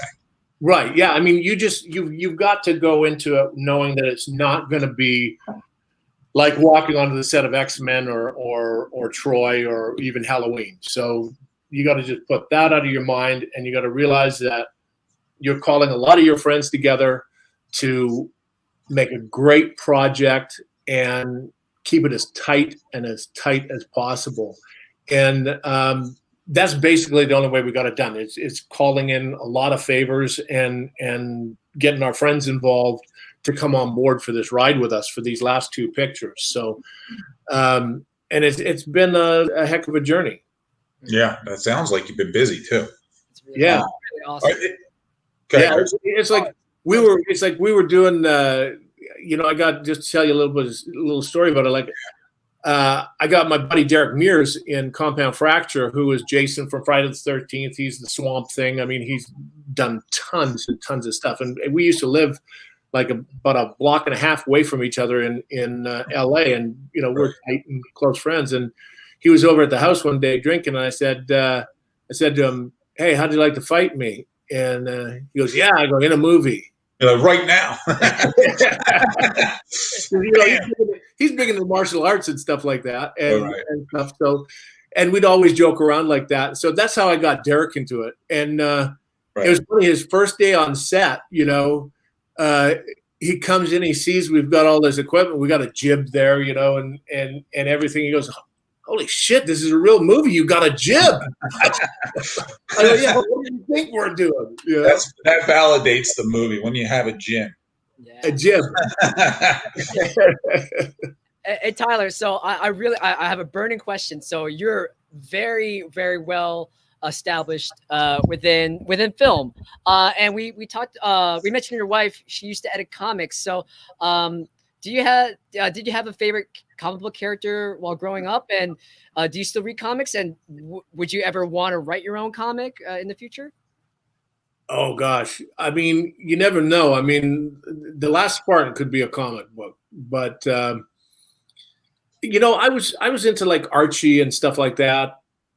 I was like a kind of, I guess you'd say, a big chicken when I was a little kid. I was that kid with glasses, braces, tall, skinny, picked on. So I mean, if I did read comic books, I'd read Archie, and I still have some of them, which is kind of cool. Mm-hmm. But and as far as reading comics now, I mean, Renee has so many samples around here; it's just crazy. I can pick up all kinds of comic books around here now. Did you guys meet? Did you and her meet like at Comic-Con? Is that how you met, or was it some other random one? At Wizard World. Which Wizard World? Do you remember? 2000. Okay, before we were around even. Yeah, we were there. I saw her on the showroom floor, and I was like, wow, you know, she had the long blonde hair, tall, and then we just met that way, and then the next year we met up again, and then we've been together ever since. Oh, so okay, so you had known her, you were friendly, and then it took you a year to ask her out. Yeah. Worked up the courage, man. You weren't the skinny guy with braces anymore. Right? I was like, I can do this. I can do that. Make it till you make it. You looked in the mirror and you're like, oh, yeah, okay. Ralph, if you have any last minute questions, I have questions. I'm scrolling to the comments. We do have some questions from the fans. So Okay, well, I have a few, but get some fan questions going. okay. We have a question from Chuck. What movie star did you have the most fun working with? Wow. I'd have to say Ian McKellen. I mean, he is just a hoot. That really? Yeah, you know. And then Malcolm is a hoot. I mean, what's with those English guys? They're just crazy. Come from another cloth. They're just on another level. They're different, different level, man. Different level. I have another question from Nick. Being an ex-wrestler myself, how was it to wrestle Andre the Giant? I would have loved to name. Good question. Yeah, I mean, it was fantastic. We were in the Tokyo Dome. We were doing the World Tag Team Tournament, and I was lucky enough or unlucky enough to have Andre pin me. And it was just, you know, it was in his older days, so he wasn't moving as well. But to be in with an icon like Andre was just fantastic. And I remember it to this day. I hit him, I took my bump, and he goes, "Sorry, boss." And he fell on me for the pin. And I'm like, "Oh, get off." He goes, I love how he said sorry. Sorry, boss. Sorry, boss. I know I'm heavy. Oh, my God. And then he got off, and I'm like, "Holy shit, Andre!" He goes, "Thank you, boss. I owe you a beer." I'm like, "Okay." I heard, he was like the nicest guy. I don't know if either of you guys saw that documentary about him. It's amazing. He is the sweetest man. Was the sweetest man on the planet. Nicest guy. Yeah, I wish I didn't want to piss him off back in the day. You know. Oh, really? I mean, yeah, he was strong, man. He was strong. He was really strong. I mean, there's pictures on the internet of me wrestling him, and it's like, you know, he's this thick, and I'm like this thick, and we're about the same size, same height, just about. I'm like, wow, I look like a toothpick next to him. I remember seeing him in Princess Bride when I was a kid, and I couldn't understand why. I was like, wow, he's so mean in real life. Because I thought wrestling was real. Of course. I mean, isn't it? So like, I was so confused. Like, I was like, wow, he's a good actor though. He's be a nice guy. Yeah, I'm like, yeah, he's like nice in this movie, but like he's an evil guy. I was so dumb. Still am. So, Chris, what else do we got? We have two questions left. Okay. So Tommy asks, "What's your favorite Zenoscope story?" And I want to add on to that. What was he probably doesn't know ours. That's okay. Okay, what? All of them. All of them. That's the answer. All of them. Tyler reads them all. All of them. Excellent. And Tyler, what's your favorite Archie comics run or storyline? Oh God, I don't know, man. I haven't seen them for quite a while. I've got them in my library, but I couldn't tell you. Man, don't call me on that. Don't call me out. Who's your favorite? Chris asks, who's your favorite? Chris, you took me. Who's your favorite mutant? Who's your favorite mutant? Chris is Silver Samurai, just FYI. Do you have a favorite mutant? Mutant? From X-Men, I suppose, right? I mean, besides Sabretooth. Oh, man, you can't say besides Sabretooth. You're going to say Sabretooth. Then of course I'm going to say Sabretooth. Well, you can say, fine. Sabretooth. Chris Berettis, it's Sabretooth. I have a question. I think we have one more question from Michael Jordan, also a X-Men question. If you were in Logan, how would you have wanted your scene with Wolverine to go, knowing it would be the final time Sabretooth got to see Wolverine? Wow. Rewrite the movie for us, Tyler. Huh? Rewrite the movie ending. Rewrite it. Yeah, Sabretooth comes out on top and kicks his ass, and we never see Wolverine again. Yeah, Yes. Wolverine's overrated. Sabretooth. And then to do the Sabretooth spinoff. That's what I'm saying. Yeah, and that goes on for years. That's how you have to do it. Yeah, what, Hugh Jackman had his chance. He I gave was it up. going Yeah, right? to ask you about doing Comic-Con and what your favorite experience was, but I figured now it's meeting your wife, so I won't bag you down with that, and I won't let you say anything else because you know. I know. I'd put my foot in my mouth, wouldn't I? I wanted to do a quick rapid fire with you. Are you ready for this? I guess. Let's Okay. see. Rapid fire questions. 5 seconds per question. 5 seconds. Okay. Are you ready? No pressure. We'll see. All-time favorite movie other than all-time favorite horror movie other than Halloween. You cannot Jaws. say what is it? Jaws. Excellent. Jaws. Jaws. Yeah, Chris, yeah, you can Jaws. talk over it. Please, Chris. Respect the game. Since this is Cosplay Con, your favorite costume you ever wore to a party or an event? Chippendale dancer. Good answer. Back when I was in shape. What would your wife, Renee, say is your most annoying habit? I talk too much. That's a safe Say answer. nothing and say nothing. Safe answer. You're on death row. You're not now, but Right. let's say you're on death row. Yeah. You know, Michael Myers, you finally got caught. You killed a lot of Yeah. people. What's your last meal request? Oh, coffee ribeye steak, and a sweet potato with veggies. Sweet potato. That sounds healthy to me. Well, You're yeah, a little healthy for your last meal, Tyler. well, I mean, who says I'm not going to break out and kill that motherfucker that brings me one? Sorry for swearing, but I'm not mine. You do you, man. Okay.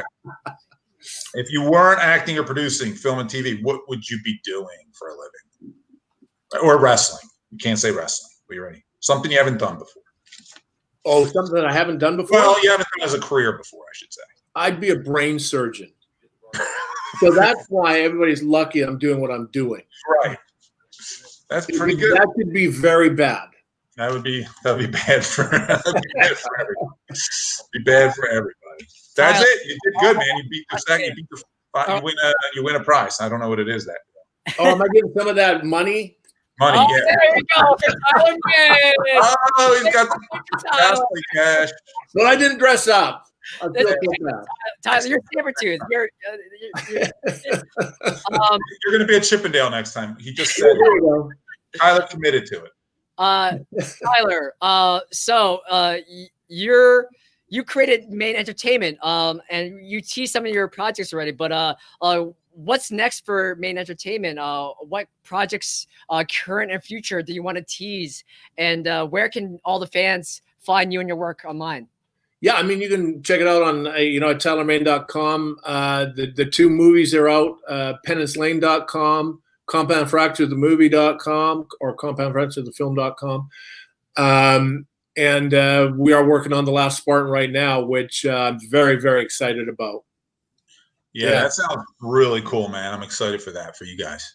Definitely. Yeah. Congratulations, and you're doing amazing work, Tyler. Thank you so much for being such an amazing guest. We appreciate having you. Yeah, thank you for having me, guys. I appreciate it. Man. Hopefully you'll come back again, and you're a great guest, so we'd appreciate it if you have the time again. I would love to, and I just want to say one thing. Everybody, please wear your masks out there so we can get through this quarantine and get back to normal. Yeah. Yes. Yeah, good point. Yeah. Face mask, a gator mask. And even you got to listen to Tyler. Okay, have you seen him? There you go.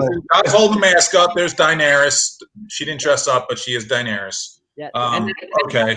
The staff was just talking. We're going to send you something extra special as a thank you gift for being so amazing. So you can we'll talk after the stream, so we can get information. So we'll send you something as a thank you. Tyler, do you have any last things you want to say before we sign off? Just thanks for having me, guys. And you guys are doing a great thing for the fans and for everybody, and keep doing what you guys are doing. Thanks, brother. Thank you, Tyler. Have a good one. Stay safe. Wow. I'll be back. Tyler Maine. What an awesome guest. Sabretooth, Rufus, Ajax, Michael Myers. What an amazing guest. Well, the staff here is like, wow, starstruck right now.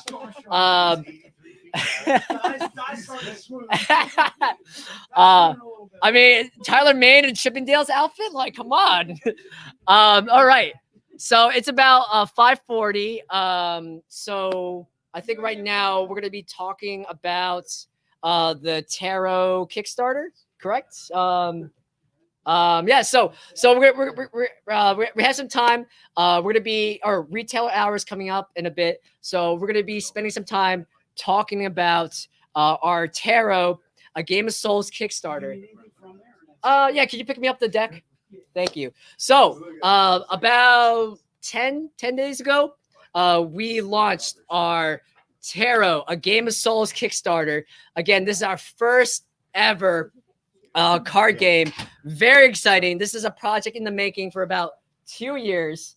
We have a special guest, the big boss, Joey the Kid. He's gonna be talking about he's gonna come on the game for a little bit. But if you go to Kickstarter.com, type in the search bar Tarot Game of Thrones, you'll see it. I'll also post a link while Joe is speaking. But this is a really important, really awesome project.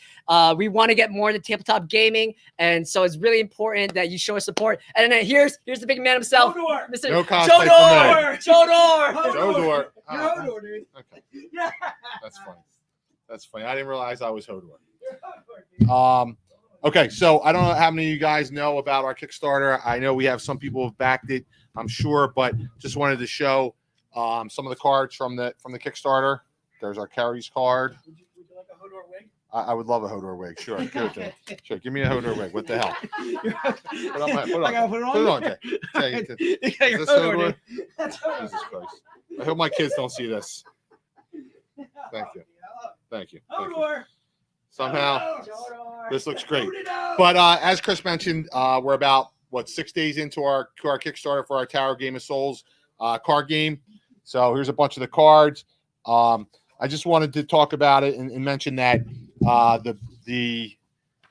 Chris just put up the link that the base game is $25, so you can get the game for $25.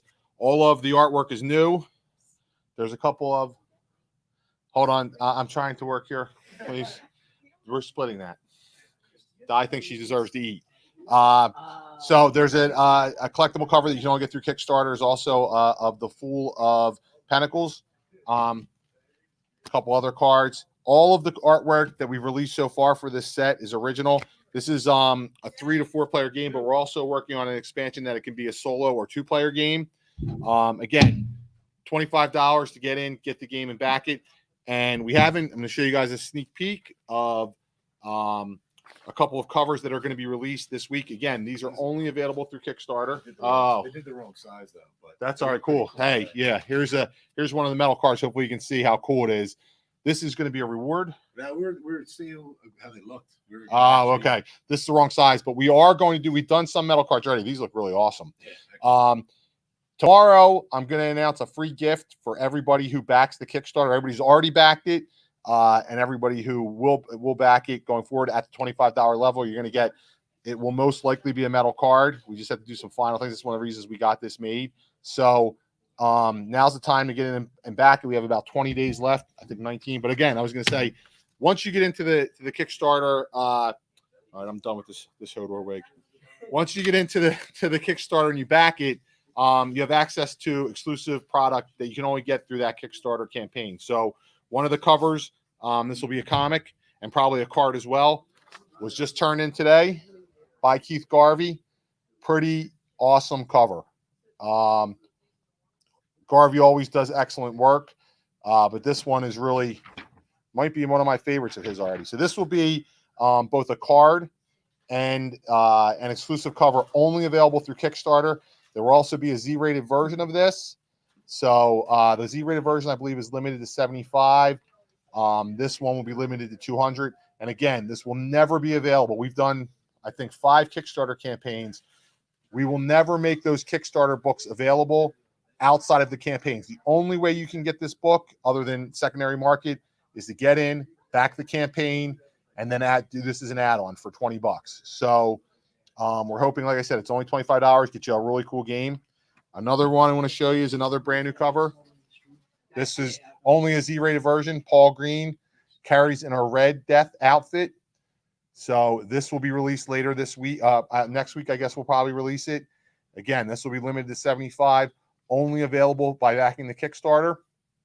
Excuse me. So if you want these covers, if you want a really cool game, you got to get in and back the campaign.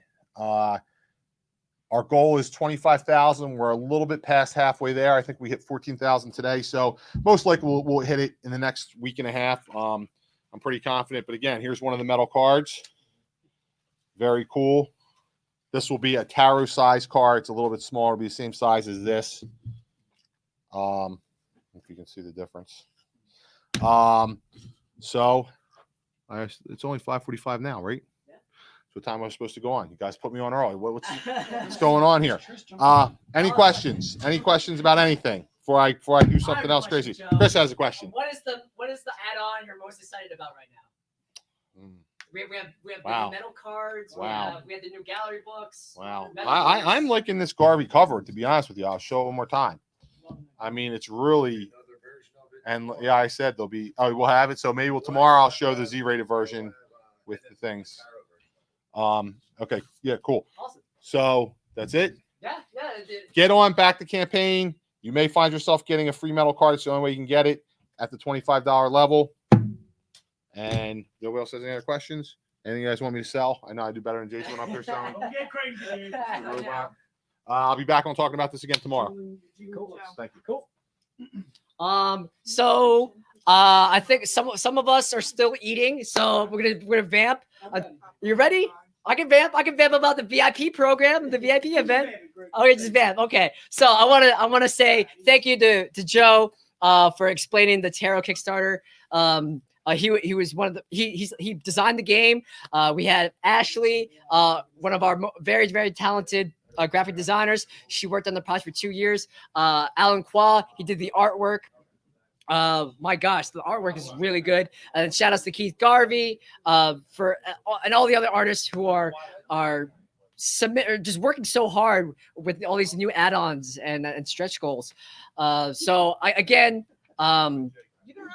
we demoed the card game twice. We played it around like 2 weeks ago, and if you look on the Kickstarter page, there's also video of us just talking about the game and playing a quick round.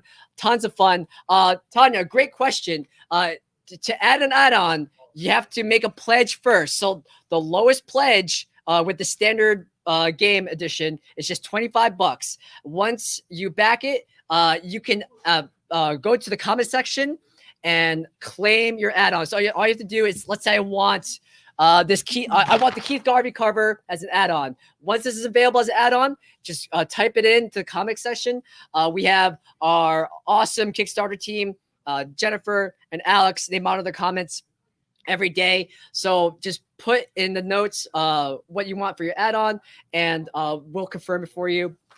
And also, you have to update your pledge. But if you have any further questions about Kickstarters, email info@zenescope.com, and we'll answer all your questions about the Kickstarter, how to do an add-on, how to edit your pledge, any other questions like that. But yeah, this is really exciting. Like, you all know me, I'm a huge tabletop gaming nerd, and I want us to be able to do more of these cool projects. Like we teased it early on, we want to do a Zenescope RPG. I want to be a game master for a game set in Wonderland. That'd be awesome. So that can't happen without all your support and you all being wonderful fans. So that's about it for the Tarot Kickstarter. I want to call back to the wall, Jay Snow. Oh no! Ah! All right, I had to kill.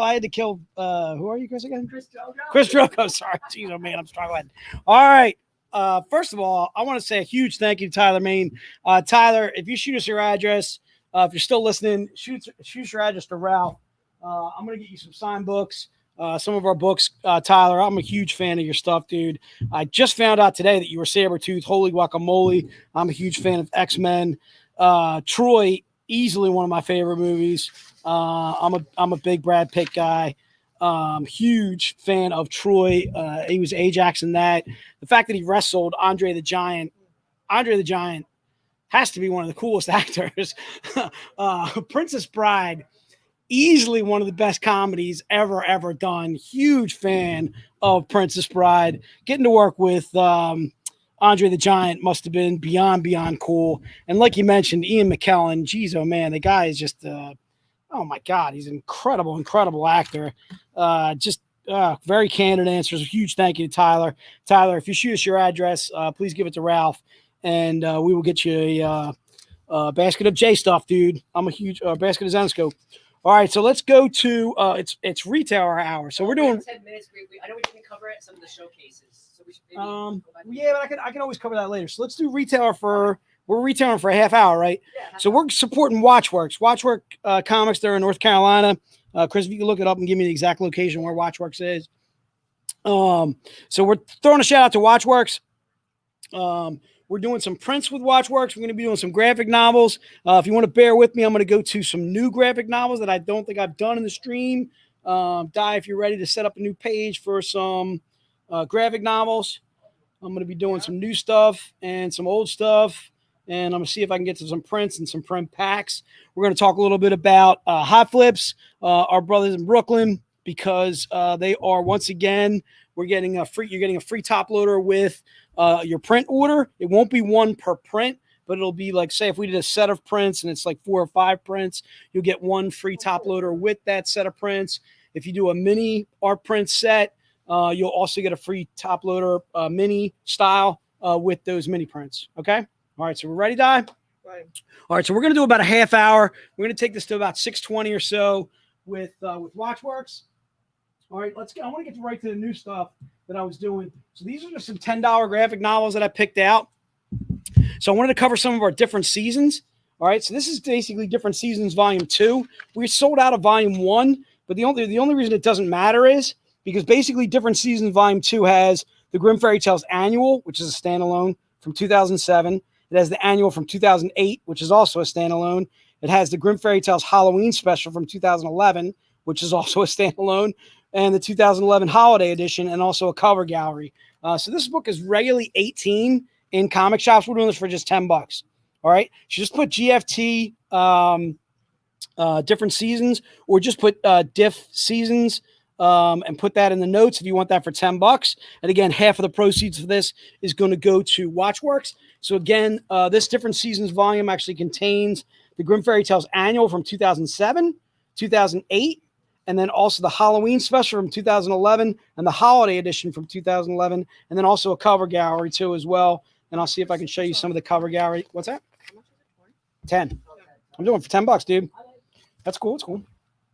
So $10, and again, I'm just showing you the cover gallery that's in the back. Has an Anthony Spey right there. Big fan of that Anthony Spey. All right.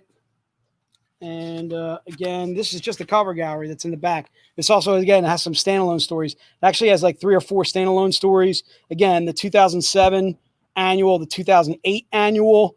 Again, it's Different Seasons Volume 2, but again, it doesn't matter because the 4 stories that are in there are all standalones. Okay, it's regularly $18 in a comic shop. I'm doing it for just $10 today. All right, I wanted to get some friendly prices, some friendly deals out there. So if you guys are interested in the Watchworks, you rock, dude. I want to give a huge shout out to my main man, Chris, down there at Watchworks, who carries a lot of our stuff and does extremely well for us, and we're extremely happy to have him. All right, again, when I get to some prints, is Jeff in there? Jeff, huge shout out to the Hot Flips. If you guys are interested in comic book supplies, whether it's tubes, whether it's bags and boards, whether it's top loaders, go to Hot Flips for all your comic book supplies. Again, bags and boards for them. Huge shout out to our boys up in Brooklyn. Huge shout out to the Yankees who are just completely tearing it up right now. That Yankee lineup is deadly. All right. Huge shout out to Jeff and Charles and the guys up in Brooklyn. They do a fantastic job up there for you guys, providing you with all your comic needs. Go to hotflips.com. Chuck Garza, my IT man, is right on the case. All right. So if you're interested in Different Seasons Volume 3, this is also $10. All right. Different Seasons Volume 3, again, also has standalone stories in it. It has the Halloween from 2010, the Holiday from 2010, the Valentine's special from 2013, the St. Patrick's Day special from 2013, the 2012 swimsuit special, and a cover gallery. All right. So again, this is regularly $18 in a comic shop. I'm doing this for $10. All right. And again, it has a lot of standalone stories. And then I'll see if I can get to some cover galleries that are in the back. And again, this is all classic stuff that we haven't done in years upon years upon years. Again, from back in like 2011, 2010. And again, I'm just showing you the cover gallery stuff. But again, this has like 4 or 5 standalone stories inside of it.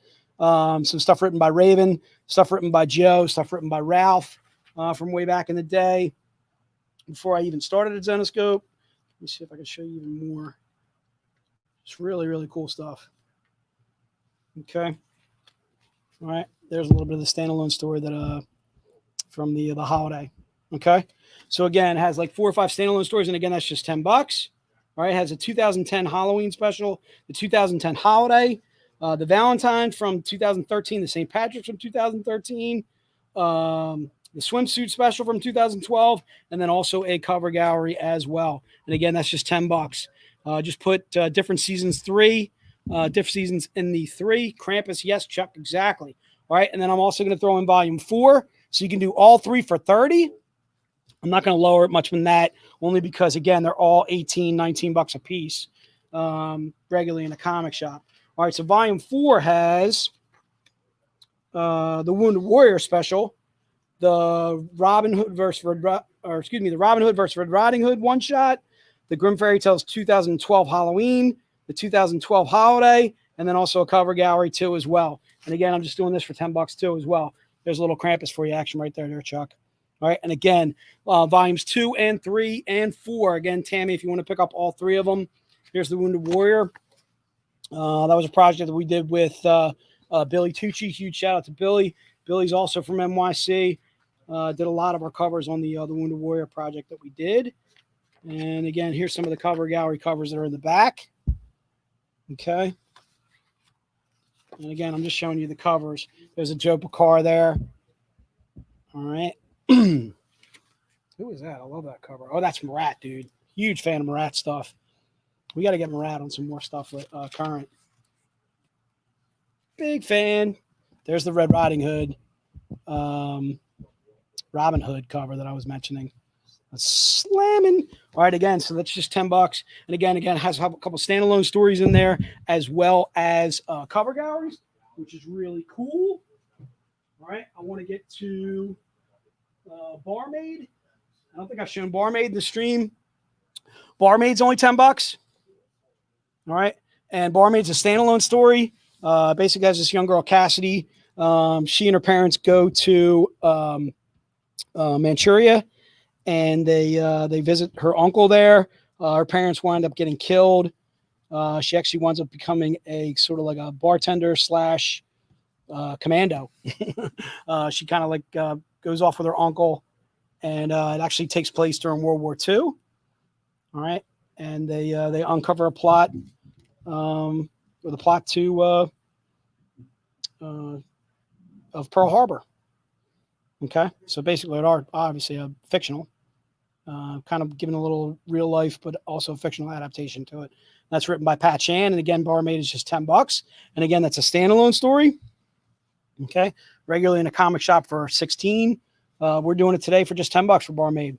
All right, so if you want Barmaid there, it is just $10. All right, and again, that's a book that I've never done before. I'm going to do some Aliens vs. Zombies. I'm doing that also for $10. All right, Aliens vs. Zombies. It's basically a story about a meteor that's carrying the zombie virus, hits Earth and causes a zombie apocalypse. Aliens basically joining with humans to fight off these humans that have been turned into zombies. So it's basically us teaming up with aliens to try and thwart this zombie apocalypse. Okay. And that's Aliens vs. Zombies. That's written by Joe. Let me see if I can give you some interiors on Aliens vs. Zombies because I'm a big fan of the story. Yep, $10, dude. I'm doing all kinds of friendly prices on graphic novels. Okay, and again, this is also a standalone story. Okay. I'm reading the quote from Project Nerd on the back. It says, "Read it now, right now, seriously, right now." All right, I like that. Aliens vs. Zombies. It's fun, plain, and simple. It says Snap Pow. Snap Pow. I love that name, Snap Pow. I think I'm gonna get a nickname like Snap Pow. Snap Pow. Pow. Bam. All right, and Aliens vs. Zombies again, just $10. If you want to get it signed by Joe, I will have him sign it. Just put it in the notes. You want to have your copy signed again for $10. It's an absolute steal. All right, here's another one that I've never mentioned before is Dark Shaman. I'm doing that also for $10. All right, that's basically about some kids that go down to Florida. They go to Dorian Island. Turns out the island is where a massacre of Indians took place. The Tamulkan, I'm probably mispronouncing that tribe. Tamukan. All right. And basically it's dark and very twisted from there. As one of the girls basically starts having some nightmares of an evil that basically gets released to avenge these Indians that were slaughtered. All right. So again, very dark, very twisted story from Zenoscope as well. And again, that's written by Erica Heflin. Okay. And again, that's just $10 for Dark Shaman. All right. And again, that's also a standalone story. So every one of the stories or every one of the trades that I'm showing you are all standalones. Even the different seasons have standalone stories inside of them. So they are great jumping on points. If you've never read Zenoscope before, or even if you've read Zenoscope before, again, at $10 a piece, I'm making it real easy, real simple to get started with us on some books that again, for $10 or whatever, if you've never read us before, easy starting points. Again, there are no bad starting points with us. Just kind of depends on where you want to start as a reader, if you want to jump in with us and so forth. All right, so I got plenty of time. I think what did I say I was going to, like Chris, like 6:20? All right, so I want to go to 6:20. Good. I'll ban for like 5 or 10 minutes, and then we'll bring on Josh at 6:30. Okay. Well, you know what I can do is I can go back to the packs. Yeah. I can go back to the packs or something like that. If you want to do that, let's do that. All right, so I want to stick with some stuff that. Let me see. I don't know if did I ever do any Evil Heroes? All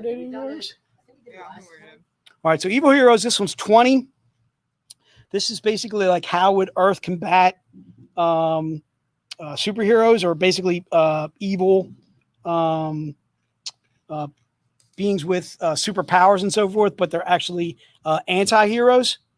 So what would Earth, or how would Earth combat anti-heroes and so forth? Again, Evil Heroes is 20. Okay, and that's also a standalone story. Okay, I want to see if I can show you some interiors from Evil Heroes. Another one written by Joe. So again, if you want to have this signed by Joe, just put it into the notes. Yeah, I'd love to have my copy signed, and he will sign it for you. Okay, and again, this is Evil Heroes. Okay, and again, that is 20. Another book, again, you can just start with. Cool thing about Evil Heroes too is it has all the covers, I'm sorry, from the books, the single issues in the back. I'm a huge fan of when we do that, when we put the cover galleries in the back, so that way you can see all the covers from all the single issues, and some of the covers for these issues were just absolutely slamming. Actually, all the covers were absolutely slamming. I'm gonna show you my favorite though. Where is it? I love that cover. This one right here, Mike Chrome. Huge Mike Chrome fan. He's a guest tomorrow. We got Mike Chrome on tomorrow. I forgot. Bam. Huge fan of Chrome. All right, the Australian James Bond. All right. From Down Under. A Thunder from Down Under. All right, so that is Evil Heroes. All right, I think I've done Monster Hunters before. Let's do it again. So this is our Monster Hunter Survival Guide. Again, that's just $10. This is, to me, I wouldn't say it's necessarily an all ages book, but I would say it's, you can actually, I let my kids read this. My kids are 13 and 15. and they've read Monster Hunters. How much is that? I'm going to do it for $10. Let's do $10 for Monster Hunters. So our Monster Hunter Survival Guide, this is basically how you would thwart or how you would deal with vampires, Sasquatch, ghosts, demons, ghouls. Basically has a guide how to do so. All right. With some illustrations by Anthony Spey and Sean McCauley. And it was written by John Paul Russ. All right. So I'm doing our Monster Hunter Survival Guide again for just $10. And again, if you've never read Zenoscope, this is a perfect jumping on point. You can jump on with us and figure out what would you do against vampires, werewolves, zombies. Do they really exist? Bam. All right. All right. So that's our Monster Hunter Survival Guide. And again, I'm just doing that for 10. All right. Let's keep going with some books that I don't know if I've done in the stream. I think I've done Black Knight, but it's been a while. All right. This is our Black Knight. It's also a standalone story. This is 20. Okay. This says Defense Attorney Peyton Parks. This is written by Terry Cavanaugh. A lot of you probably recognize the name, but Terry Cavanaugh. Terry's credits include X-Men, Avengers, Iron Man's done quite a few different stuff for Marvel. Terry still writes for us now. And again, this is Peyton Parks. She's basically like a lawyer by day. She is the Black Knight by night. All right, kind of battling crime. I almost kind of has kind of like, to me, almost has like a female Daredevil feel to it. Okay, but she's obviously not blind.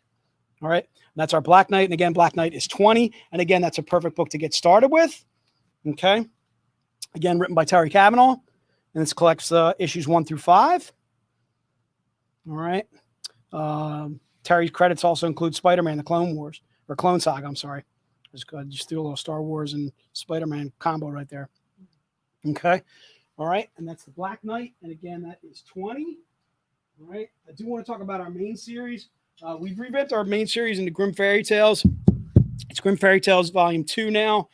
We basically started with Sky. Sky is now our guardian of the Nexus. She is the holder of the Book of Grimm. This is basically our new story, Grim Fairy Tales. This book actually collects issues 1 through 12 of our Grim Fairy Tales series. And again, it's 30. I'm going to do a deal on both. What did I do before on deal on both? Do you remember? It was 30 and 30. I think I was doing it for 25. So you can do both for 25 or either one for 30. You mean both for 50. Both for 50. I'm sorry. Right. What did I say? You said 25. Okay. Sorry. Both for 50. Both for 50, not 25. I misspoke. Sorry about that. So again, Grim Fairy Tales. So basically, Grim Fairy Tales Legacy is 30, or you can get it for 25 by buying this one for 25 as well. So it's both for 50. All right. The second volume actually collects issues 13 through 25, but not only 13 through 25, but it also collects our 2019 annual and then also 2019 giant size too as well. Okay. All right. And this is basically a continuation of our Grim Fairy Tales, but it is Sky is our main heroine. And that is our Grim Fairy Tale series. I want to show you our Alice in Wonderland. If you're not familiar with our Alice in Wonderland, I am a huge fan of Raven's stuff. I think you probably heard me say that numerous times in the stream. I'm a huge fan when we have Raven on. I'll usually bop Raven on. If Raven is in the stream, I'll just pop him on to talk to him about Alice in Wonderland. His version of Alice in Wonderland to me is about as dark and as twisted Alice in Wonderland as you can get out there. I know I've read some other stuff, Alice in Wonderland, but Raven to me absolutely kills it. In our version of Wonderland, it starts with Alice basically as she's an adult. She's already been driven mad by the things that Wonderland has done to her. She's trying to assimilate herself back on Earth and start a family. She has a daughter, Callie. Callie becomes the main character of our Alice in Wonderland story. This is Callie here, along with our Mad Hatter. He's almost kind of like an assassin type character. For those of you who read this series, you know who the Mad Hatter is. If you want to give it away in the stream, you certainly can, but I'm not going to do that, especially for the people that have not read it. And the Alice is, what did I do that? Did I do this? What did I do this for before? Do you remember? I think it's 70 on the thing. So let's go with 70. You want to make it 50? Let's make it 50. We're going friendly prices today. We're going $50 for the Alice in Wonderland. And again, it collects basically 6 volumes for 50 for the Wonderland Omnibus. All right. And this is how this is how we paint the roses in Wonderland. Okay. This is our Queen of Hearts here. Whoops. All right, there's our Queen of Hearts there. And I got to show you my favorite character. He's all kinds of cute and cuddly. This guy, to me, absolutely screams cute and cuddly. And how could he not? Where is he? Dave. I need Dave out here. Dave, like, can flick these pages like in a champ. I always struggle to find him. Where did he go? There he is. Does this not scream cute and cuddly or what? All right, there's our Cheshire cat right there. All right, this cat was actually perched on Di's shoulder just a little bit earlier. All right, like cute and cuddly, just hanging on Di. Just hanging on Di's shoulder. All right, so for $50, you are getting Return Beyond Escape from Wonderland, and then also the Tales from Wonderland 1, 2, and 3. So you get Return Beyond Escape, which is the first 3 original volumes of our Alice in Wonderland, and then also Tales from Wonderland 1, 2, and 3, and we're doing that for just $50. That is a steal. All right, I want to get to a couple of prints because I didn't talk about prints yet. So this is this is print set number 4. Yeah, print set number 4 is the newest one. Is the artist print set number roundtable 1. print pack? Yes, the one that's Print 4 is the newest one. All right, so let's do print set number 1. This is what you have on there, sticky notes, print number 1. That's right. Those are leftovers from. That's the from BeachCon. BeachCon. Beach Blast art print set. All right, so this is print set number 1. So again, shout out to Hot Flips. If you never checked out hotflips.com, they have all your comic book supplies. You're going to get top loaders with this set. So again, this is art print set number 1. You get 1 top loader with it. You do not get, while supplies last. I think Stu was telling me we just got some more in by those guys. So this is print set number 1, and it's $75. Is that right, Chris? I'm looking. Yeah. All right. So $75, and you're getting 4 prints for $75. All right. So you get the Keith Garvey that you see there. You also get the Sun Kaminaki. Okay. And then you also get this Mike Crone. And then you also get this cover by Dawn McTeague. All right. So you're getting 4 for $75. And then you also get a free top loader with these 4. All right. This is art print set number 1. If you want art print set number 1, just put it into the notes. Again, go to topflips.com or hotflips.com for all of your comic book supplies. And again, so you get the Keith Garvey and the Dawn McTeague that I'm showing you there. You also get the Sun Kaminaki and the Mike Chrome too as well. All right. And again, you're getting a free top loader. So you're getting 4 prints for $75 and then also a free top loader on top of that. All right. So that is art print set number 1. Art print set number 2 also has some oldies but goodies. That's 6 prints. All right. So art print set number 2 has 6 prints for $80. And again, 1 free top loader with this too as well. All right. So I'm going to see if you can bear with me for a second. I'm going to show you the print set number 2. All right. Print set number 2 has the Sun Kaminaki that I'm holding here. It also has this Dawn McTeague, the Dawn McTeague, and then also the Sun Kaminaki. So you're getting those 2. And again, these are 11 by 17 prints. Okay. You also get this Sean Chen, and that's a cover by Jason Carty. We are fortunate enough to have all these guys on the stream at one point in past conventions that we did. I was lucky enough to meet Jason Carty when he first approached us when I was in London with Ralph and Dave. All right. And then you also get the Jason Metcalf and then also Sabine too as well. So you're getting 6 prints, a top loader, again for $80. So 6 prints for $80. We're basically knocking $20 off of that, plus the cost of the top loader, which is awesome. Hot Flips, thank you so much for supplying us with those. So that is our print set number 2. So Jay Snow. What do you got, sir? So this is what Joe put on the spreadsheet, but our print set number 3 is the first 2 art sets together for only $30. Yeah, we can't do that. All right, so I'll tell you what we'll do. If you want to do, you think that's art print set? I thought that was I think that's our print set. Okay. But our print set, I think we did for that, right? Yeah. Okay. Yeah. So do we even have those left? If we have those left, let's do them, dude. Because I don't want to get accused of not supporting the troop, the trio, that's our print set number 4. Do we That's have those? Yeah, we have them. They're right there. No, I mean our set. Our set. Our print set. That's what I Yeah, thought do we our have print those? set 3 Those. was. All right, if you could snag me our You know what? I'll try to find prints, I'll try to I think find they're all right. So I'm going to go to our print set number 4. Our print set number 4 for right now is 1, 2, Isn't that what he meant 3 by prints for art print set? $50. I guess I was confused. My bad. You got those? Wait, Our print set 4. Our print set number 4 is 3 prints for $50. Then you also get a free top loader with it. And some of these are going to be new. You're going to dig them. There's one of my favorite chrome covers on here. Wait till I show you this chrome cover. It's going to be absolutely slamming. I'm going to show it to you last. So you saw this in a book, the David Nakayama. This is a cover by Nei. We're going to have Nei actually on tomorrow. All right. And this is a brand new cover by Mike Chrome. Little Mary Poppins feel, and this is going to become, I think, my favorite Mike Chrome cover of all time of ours, and at least until probably he does the next thing. But I am a huge fan of Mike's. I got a huge crush on Mike. If I gotta have a man crush, I got a crush on Mike Chrome. It's probably the Australian accent. All right, so again, this is print set number 4. Print set number 4 comes with those 3 prints: the David Nakayama, the Mike Chrome, and then also the Nei.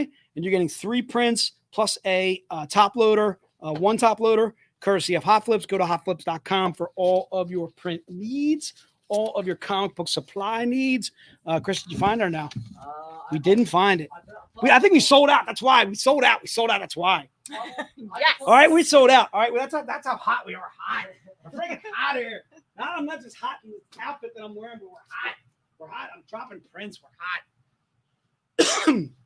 All right, so I want to get to some mini prints. You can do mini prints with us too as well. I can't show you the one mini print because it's a topless, but it's basically a topless version of. All right, so the mini print sets. Let's go with number 1, number 2, number 3. I'm going to do them in order. So the mini print sets, again, you're getting a top loader with these mini print sets, and it'll be like a smaller top loader, but not exactly. It's not exactly an 8x11, which I believe was the size on these. So again, you're basically going to get a topless version of this. You also get this cover by Paul Green too as well. So there's 3 mini prints in mini print set number 1, and you also get a top loader with it. All right, so they're all mini prints, and there's 3 in there. I can't show you the topless. Let me see if I can show you like the top half of the topless. Don't get crazy now. Oop, there it is. So there it is. It's in there. Trust me. All right, so there's the third print, or this is the Robin Hood Vigilante 03 mini print set. It's covers by Paul Green, colored by Ula Moss. Huge shout out to Paul. Paul, if you're still with us, huge shout out to you. Huge shout out to Ula. All right, and this is mini print set number 2. All right, which one was one? The Vigilante 03 set. Okay, and again, you're going to get a mini or top loader with that. Smaller than the 11x17 normal ones that Hot Flips does. All right, this is mini print set number 3. All right, this is our badass Western Van Helsing. All right, and you're gonna get a topless version of this too as well. See if I can just show you the top of that so you know when I'm not lying. When I say it's in there, it's in there. It's just I didn't sticky note it. All right, there it is right there. All right, so there's a third print in there too as well. And that's the Van Helsing mini print set or print set number 2. And again, that's $30. And you also get 3 mini prints and then also a top loader. Go ahead, Chris. So if people want print set number 3, we could do a print. We could print the order then. So here's the first print. All right, so Chris is showing you right now our prints, which is there's Jay Exotic, there's Di Dolphin, and there's Chris the Shark. Right there, you see the little Cheshire Cat kind of hanging out. You're basically getting those 2. This is print set number 3. So if you want to put into the notes, print set, if you want to keep those up, Chris, that'd be fine. So print set number 3 is you're getting 2 11x17s for just $20. So 2 11x17s. It's basically us 2, and if you want us to sign them, we certainly will. This is us just being goofy. Apparently, we sold out of these the last time we did these, which was just last con. Abby, thank you so much for buying them when you did. I think I remember signing yours. So again, it's basically just, I don't know if you can see it right there. That's basically me in the middle on my mountain of toilet paper. There's Chris over there looking badass, hanging out over to my left on the right-hand side of this side, of the print. And then there's Di hanging out with her beer, Miller Lite Club that she's got ready to, it looks like Di's ready to clobber me in the head right there. And Di, I don't know if I like that. I don't know if I got, that was done. That was done by Manuel Pertano. So huge shout out to Manuel. Thank you so much for doing that print for us. So if you want to get those 2 prints, it's 2 prints for $20. Just put print set number 3 in the notes. And if you want us to have us sign those, we certainly will. Not that we think we're famous, but if you want us to sign a print, this is basically all that we can sign. Because we basically have no talent to write. Yeah, we have no talent to do stuff like that. I can sell, all right? That's what I do. I came here to sell, all right? I drink and I know things. That's what I do, okay? And apparently I'm the king of the north today. All right, so that is our print set. That's print set number 3. And again, it's those 2 prints, 420. All right, so getting back to the mini prints. And again, you're getting a top loader with those 2 prints too as well if you want to buy those. All right, so mini print set number 3 is the Karis. Paul Green's color by Ula Moss. And again, you're getting 3 prints in there. I can only show you the 2 because once again, I didn't sticky note these. I'm going to sticky note these tonight. That I guarantee you, or maybe tomorrow morning. What time? We're here until 8 o'clock tonight. 8 o'clock. Chris Cosgrove, you, sir, are on my S list. All right, Chris, I want you to know this is for you. All right, we're staying until 8 o'clock at night for you, sir. All right, Chris had asked me about possibly doing a lake con, possibly sticking around. Ooh, it's already 6:20, dude. All right, so that's the prints. Again, you get a mini top loader with mini prints number 3. All right, so I want to get back to some packs that I didn't cover this.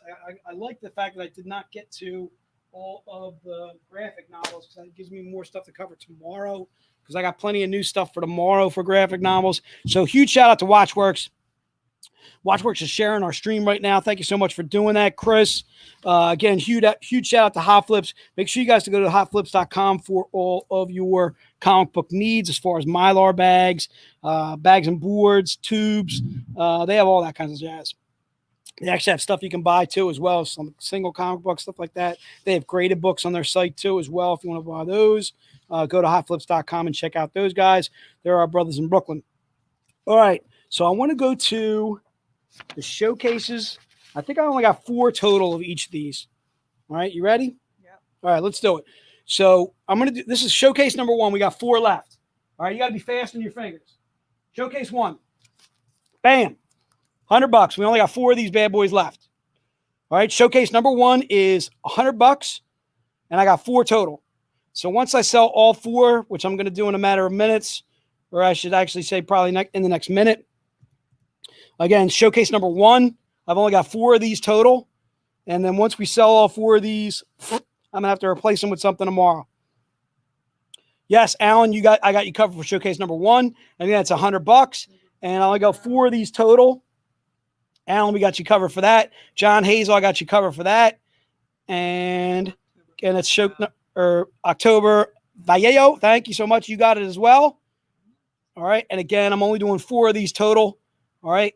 If you don't get this, I apologize, but I only had 4 of them total. Looks like I got still 1 left. It's dangling. It's dangling. Going once, going twice. Showcase number 1 for $100.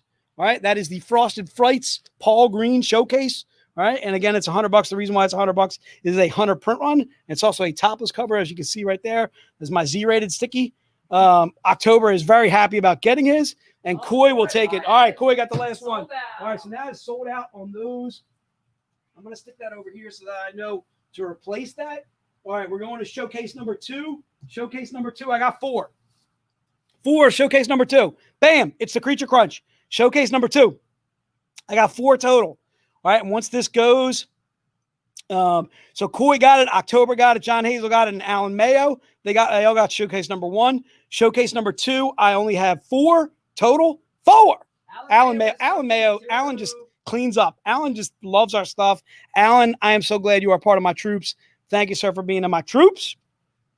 Showcase number 2, thank you for being a VIP as well. Showcase number 2, we only have 4 of these total. And once these go, if they don't go today, I'll carry them over to tomorrow.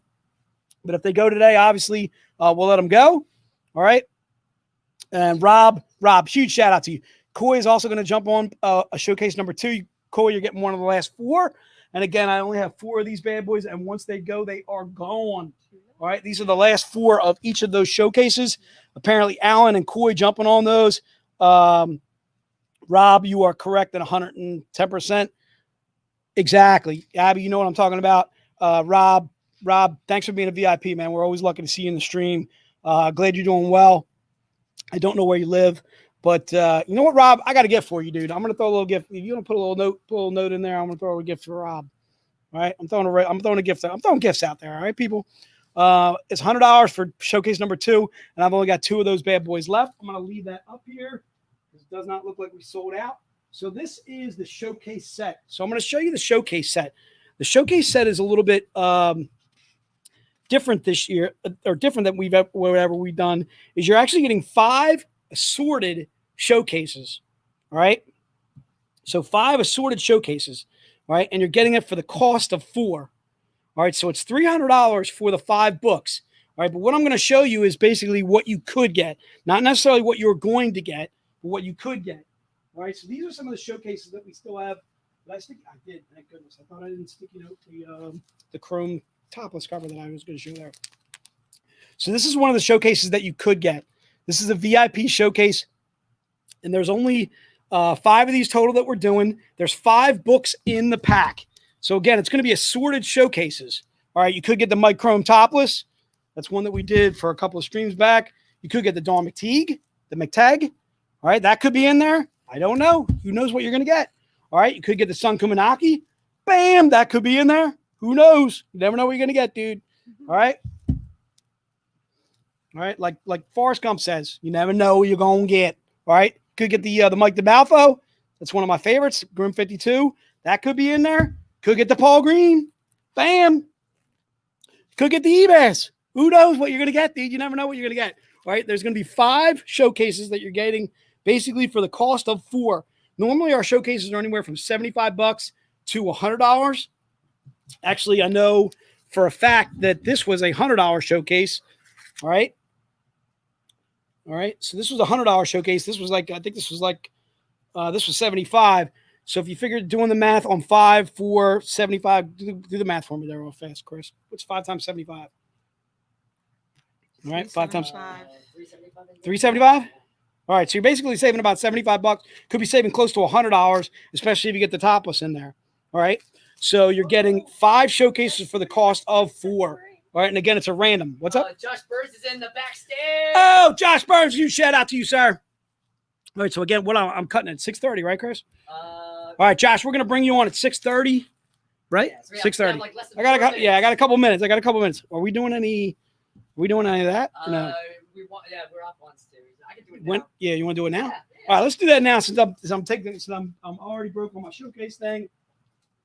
All right, you know what we're doing. Da, da, da, da, da, da, da, da, da.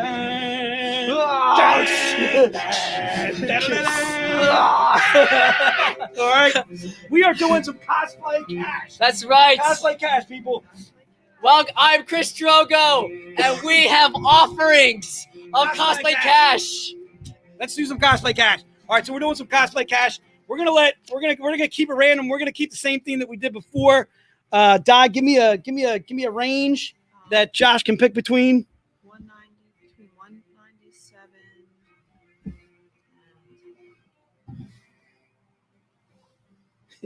and We're not making it easy. What do you got? So again, if you're just tuning in, you have no idea what cosplay cash is. All right, Josh, can you hear me? All right, Josh. So numbers between 197 and 294. So just give me, like, say if you want to do 175. All right, give me 3 hands in a row. The numbers are between 190, what? 197 to 294. Give me 2 numbers between 197 to 294. What do you got? 1, 2, 212. Number 212, Josh. I think I got you 212. Thank you, sir. Gave me the thumbs up. Number 212. 212. We're throwing some bucks out. Cosplay cash. Who? Vent Maker. Oh! Vent Maker. Nico. Oh, that's Chris's boy, Nico. That's my boy, Oh, Nico. that's Nico. That's right. Nico, I hear you talking to Nico every morning for at least an hour. So Nico, we got some cosplay cash for you, sir. That's right. That's All right. $20 of store credit for you, Nico. Josh, give me one more between 197 and 2. What again? 294. Josh, give me another number. All right, go ahead. 250. 251. 251, Di. 251. 251. 251. Who? Nick and Gonzalez. Nick Nick Gonzalez! Gonzalez! Nick Gonzalez! Nick Cosplay Cash! Cosplay cash for you. Nick Gonzalez. Josh, thank you so much for doing that. Josh, first of all, I want to say, man, I absolutely love your covers. Before I turn it over to Chris, thank you so much for doing work for us. We are lucky to have you, my brother. So we are going to bring on, is Ralph coming back on too? Oh, there's Ralph too. We're going to bring back on Ralph. We are going to bring on Josh. Without further ado, let me turn it over. Excellent. Well, thank you, Jay Snow. Thank you, everyone who has been sticking with us through the stream. And congrats to all the winners of Cosplay Cash.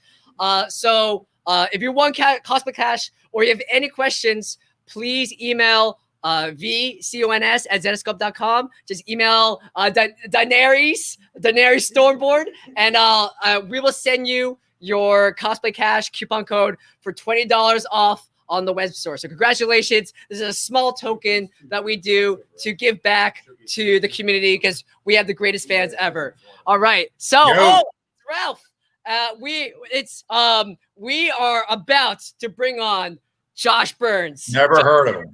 What a Is he a nice talented individual.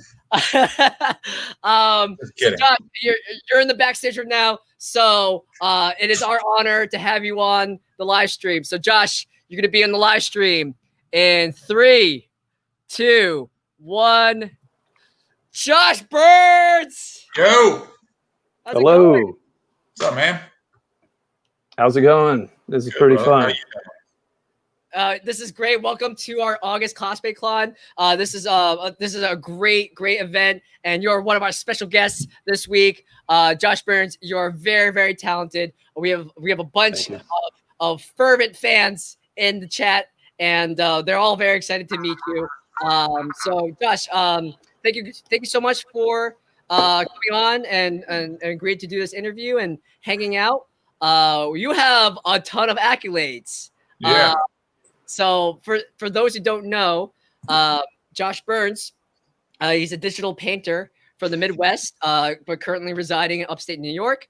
You worked a ton in comics, including with us at Zetascope. You created a variant cover for Escape on Monster Island. You do a ton of covers for our regular series.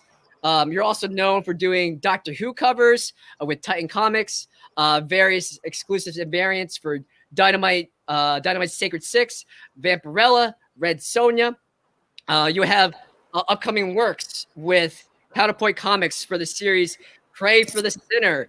You were also recently interviewed by Coral about his work with the digital software Coral Painter, and you're one of Coral's featured artists of 2020. Your work has been also featured in the Travel Channel, specifically In Search of Monsters, and The Unexplained, which is hosted on the History Channel. Wow, that's all those accolades. That's amazing. Welcome to the stream. Yeah, thank you. I've never done a live interview, so this is going to be a new thing for me too. Yes, dibs. We got dibs. We got Josh first. That's all we're gonna say. Excellent. Yeah. So Josh, first question: were you a comic book fan growing up, and who were your favorite characters? You know, I was an animation fan when I first started. When I'd get home from high school, I'd watch the old Batman cartoons. You know. Yes. And I'd watch the Silverhawks and the Thundercats reruns, stuff like that. Mm-hmm. So when I started doing art, I was really focused on doing paintings for animation. And I studied animation and story and everything like that. And then as I learned about it, I learned I didn't want to do it, but I didn't know what to do from there, but I kept painting.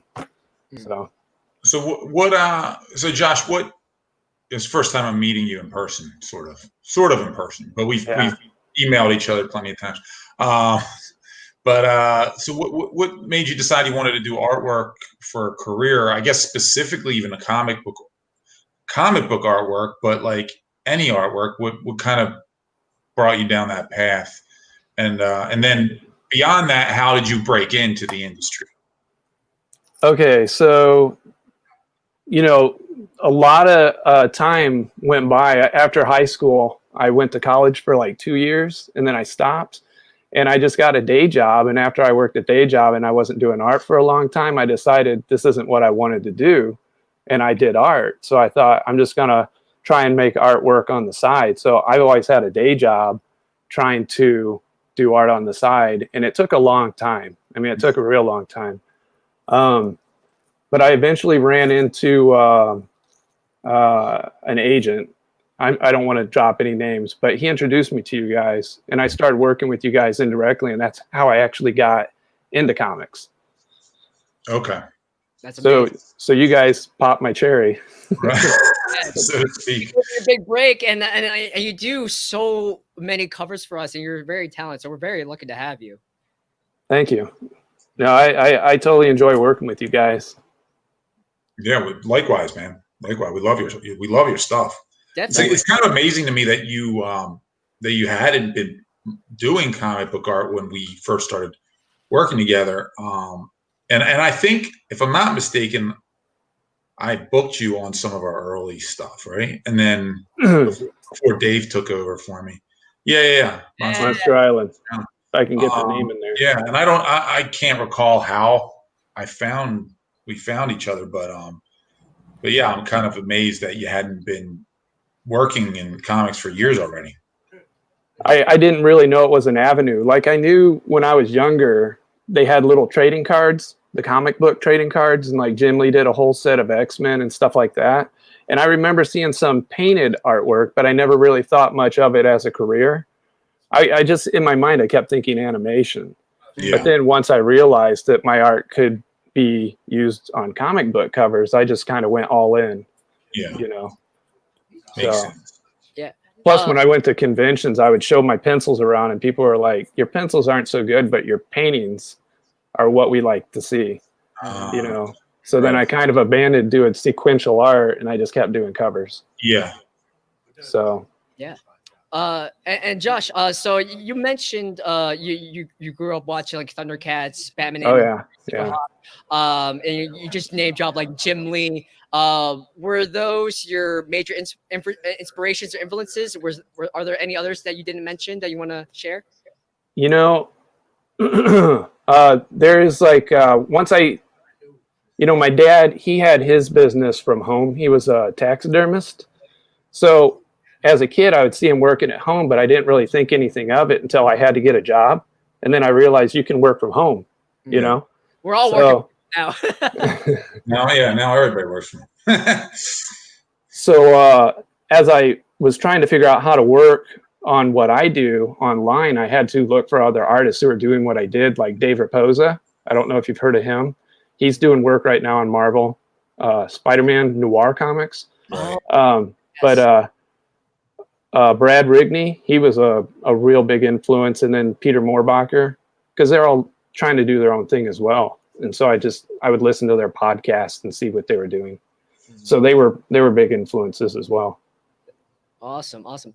And can you explain more how you got introduced and specialized in digital painting techniques and tools? And you mentioned it a little bit before, but do you enjoy or experiment with other forms of traditional media, or is like digital like your bread and butter? That's like your yeah, digital.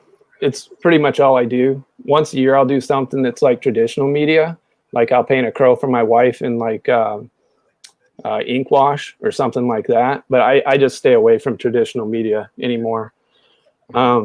Digital is just so much easier. You know, you can jump from one program to another if it's not working, and you know, it's easy to bring that image to a printer, you know, to make. Whereas with fine art, you got to try and get that picture just right, and then color edit it and try and make sure everything's in perspective, you know.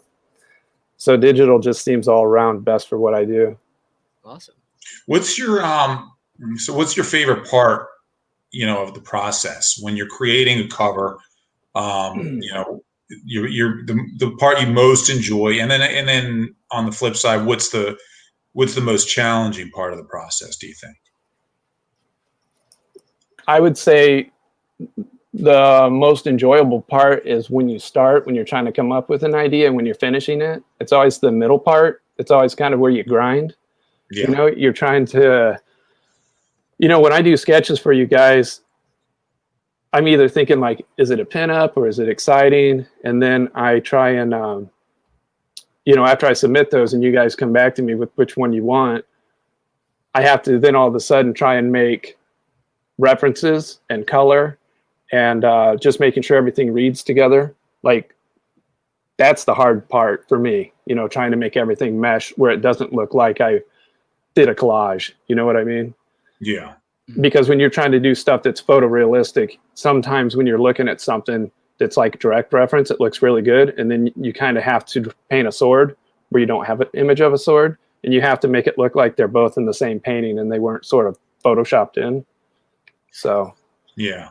It's Do you ever worry about?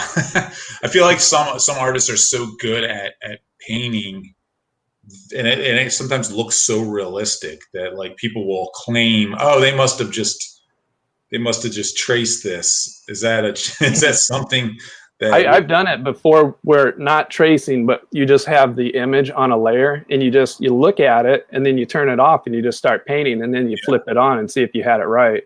But I don't do that anymore because it's just, you begin to cripple yourself. You begin to rely on the photo. Right. So I'll find 1, 2, 3 photos and I'll look at it and then, you know, just paint it the best I can. And, you know, thankfully with Photoshop, I can nudge features around if they're off, you know, say I paint an eye too big, I can make it smaller. Right.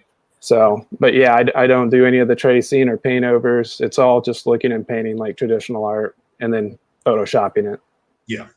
That's awesome. And Josh, I guess like to try to dissociate from yourself, in your own words, how do you describe like a classic Josh Burns piece? Like what makes it stand apart from like other artists? I don't know. I didn't think I had a style, and I was working with entertainment studio in New York one time, and I was like, I don't, because they just liked what I did, and I was like, I don't feel like I have a style, and they said everything about what you do is a style we want, and so I guess I do, but I just don't see it really. I know I try and avoid muddying my colors.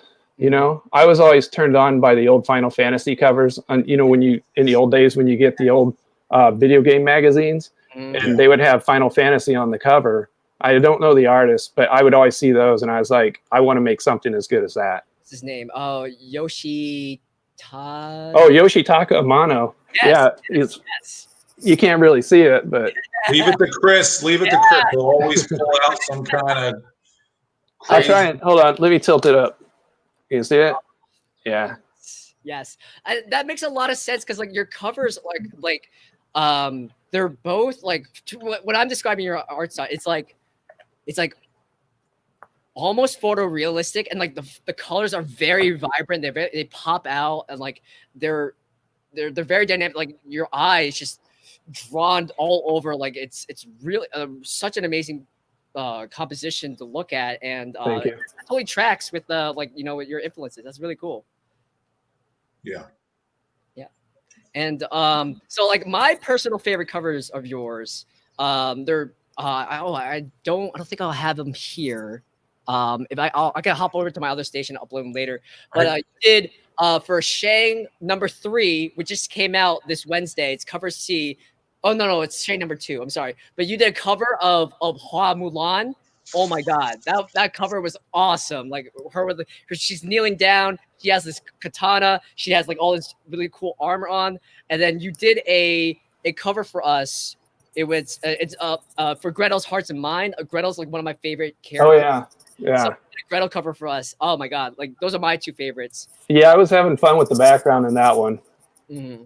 Yeah, I just felt like everything was just coming together on that cover for the background. I was like, oh, I could just paint this tree all the way off the page. It was, and then I have this habit. I always try and add some elements that make people happy, or at least in my mind. So at the bottom, I was painting plant foliage and flowers and you know stuff like that, like that you want to see when you're on a walk. Yeah, so that's so cool. So what's your favorite cover that you've done for us? Oh, there it is. There it is. Yeah. Thank you, Dave. I had trouble with the colors on that one. I was really trying to add as much color as possible. Yeah, this is great. Yeah. And I tried to, one thing I try and do is add atmospheric depth where it actually feels like the things that are in the front are in the front and things that are in the background are in the background. You know what I mean? Yeah. So. Wow, so cool. Yeah, Josh, what's your favorite cover you've done for us today? I mean, you've done so much. You've done like Escape from Monster Island, and you've done like some stuff for Belle, Black Knight. We have a bunch of images to show to the audience. But what's your favorite cover to date? There's one that hasn't been shown to the public yet. It's Belle in cosplay. I like that one, and I grabbed this one so you know what I was talking about. Mm-hmm. Can you see it? Yes. Yeah. Actually, that's one of the images you submitted. So, like, I mean, there you go. Thank you. Yeah. You gave us some layouts. So, do you want to go over how this cover was made? Oh yeah. Which one? Oh, the Van Helsing. Yeah, let's go with this one. Okay. Yeah, I was trying to come up. I was thinking more of a pinup versus exciting at the time, and then I was thinking, well, how can I change a pinup into something that looks, like story? Mm-hmm. And so I thought, well, I saw a pinup. I wish I could give credit to the cosplayer. It was an Asian girl, mm-hmm. and she was sort of in this pose, and I thought, well, that'd be really good if I made one hand holding her hat down from wind and the other hand pushing the hair out of her face while she's looking at werewolf tracks. Mm-hmm. So I used that as reference, and then I saw this jacket online. It was alligator skin, I think caiman alligator, that jacket, and I thought, I want that jacket on this character because it seems so appropriate. And I painted that on there, and I added the peacock feather, which wasn't really in your canon design. It's a nice personal touch, and yeah. It's great. And so here are two different layouts that you sent us for that. Yeah, scene. That was the layout that I was talking about. Mm-hmm. And then the previous one where she's laying on her back, I thought maybe she could play like she's prey for the werewolf, And then, don't mind the little werewolf tracks, but I would have fixed it. A lot of these are just putting an idea down for you guys. And but I thought it would sort of be a tease if she were telling you to be quiet while she's got a weapon in her hand. I feel like we should get this one done. Now looking at this again, I feel like we should get this one done. I was actually thinking about taking it for a personal piece of work. Don't you dare. Dave, get on this. Thank you. Poor Dave. Poor Dave. He has to put up with me. I'm sorry, Dave. Love you. What else do we have here? We have a couple things. We have a ton. So Josh, you mentioned Belle. So we don't have that cosplay version you were talking about, but we do have this version. This one? Yeah, that one, that was the sketch for the finished one. I brought yeah, there you go. I brought my own visual reference in case you guys didn't have them handy. That one got a daily deviation on DeviantArt, which I was pretty happy with. But that one was like two different poses. I kind of had to merge, and I like that one. I found I wanted it to look more gothic, so I was looking up angel statues and cemeteries and stuff, and I added that in the background. And then to make it look like she's up on a building, I tried to light it from underneath. I kind of wish that I had made her other hand, like both of her hands together on the rock, and then just having her axe somewhere else. But I think it still is pretty good. Mm-hmm. I really like the cape sort of encapsulates her shape. You know what I mean? I really like that. This piece, it flows so much, like the way her body's bent and like her hair, and it's your eyes drawn like from like in like a U shape. It's really cool. Yeah, the background here too is it's great. I really felt that it needed something like that. Yeah, I would have felt bad if I didn't have it. I would have felt lazy. Right. Then we have this one too, which let's do the layouts first because this is cool. That was inspired by Sakimi-chan. Chris, do you know that? Oh, I don't. Sakimi-chan. Sakimi-chan. Why am I blanking on that name? Oh, Chris, how dare you not know this? my girl I'm Chris. very disappointed. I failed. I failed this city. If you Google her, you'll see House she is. Fenesco. Sorry.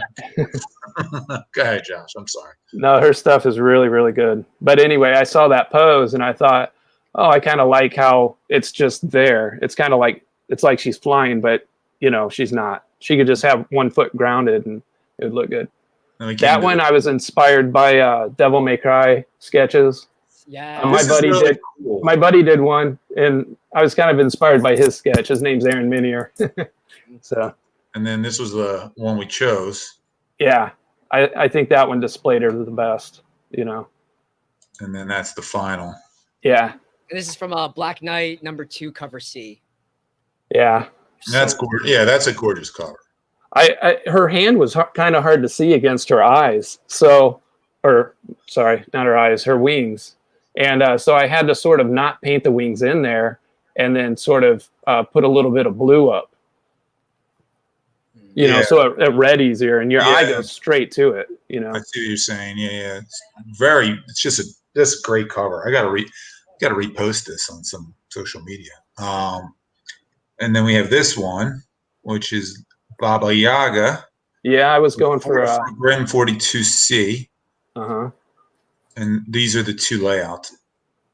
Yeah, that one was more of a static pose where I was just going to focus on detailing her costume out. But I guess the other one I did too. But I was focusing on the shape. And I figured with the red, it would really sort of bullseye her right in the middle. Yeah. So I thought, because I'm thinking, you know, when you're in a comic shop and what's going to grab your eye? And I thought a red circle is definitely going to get your attention. You know?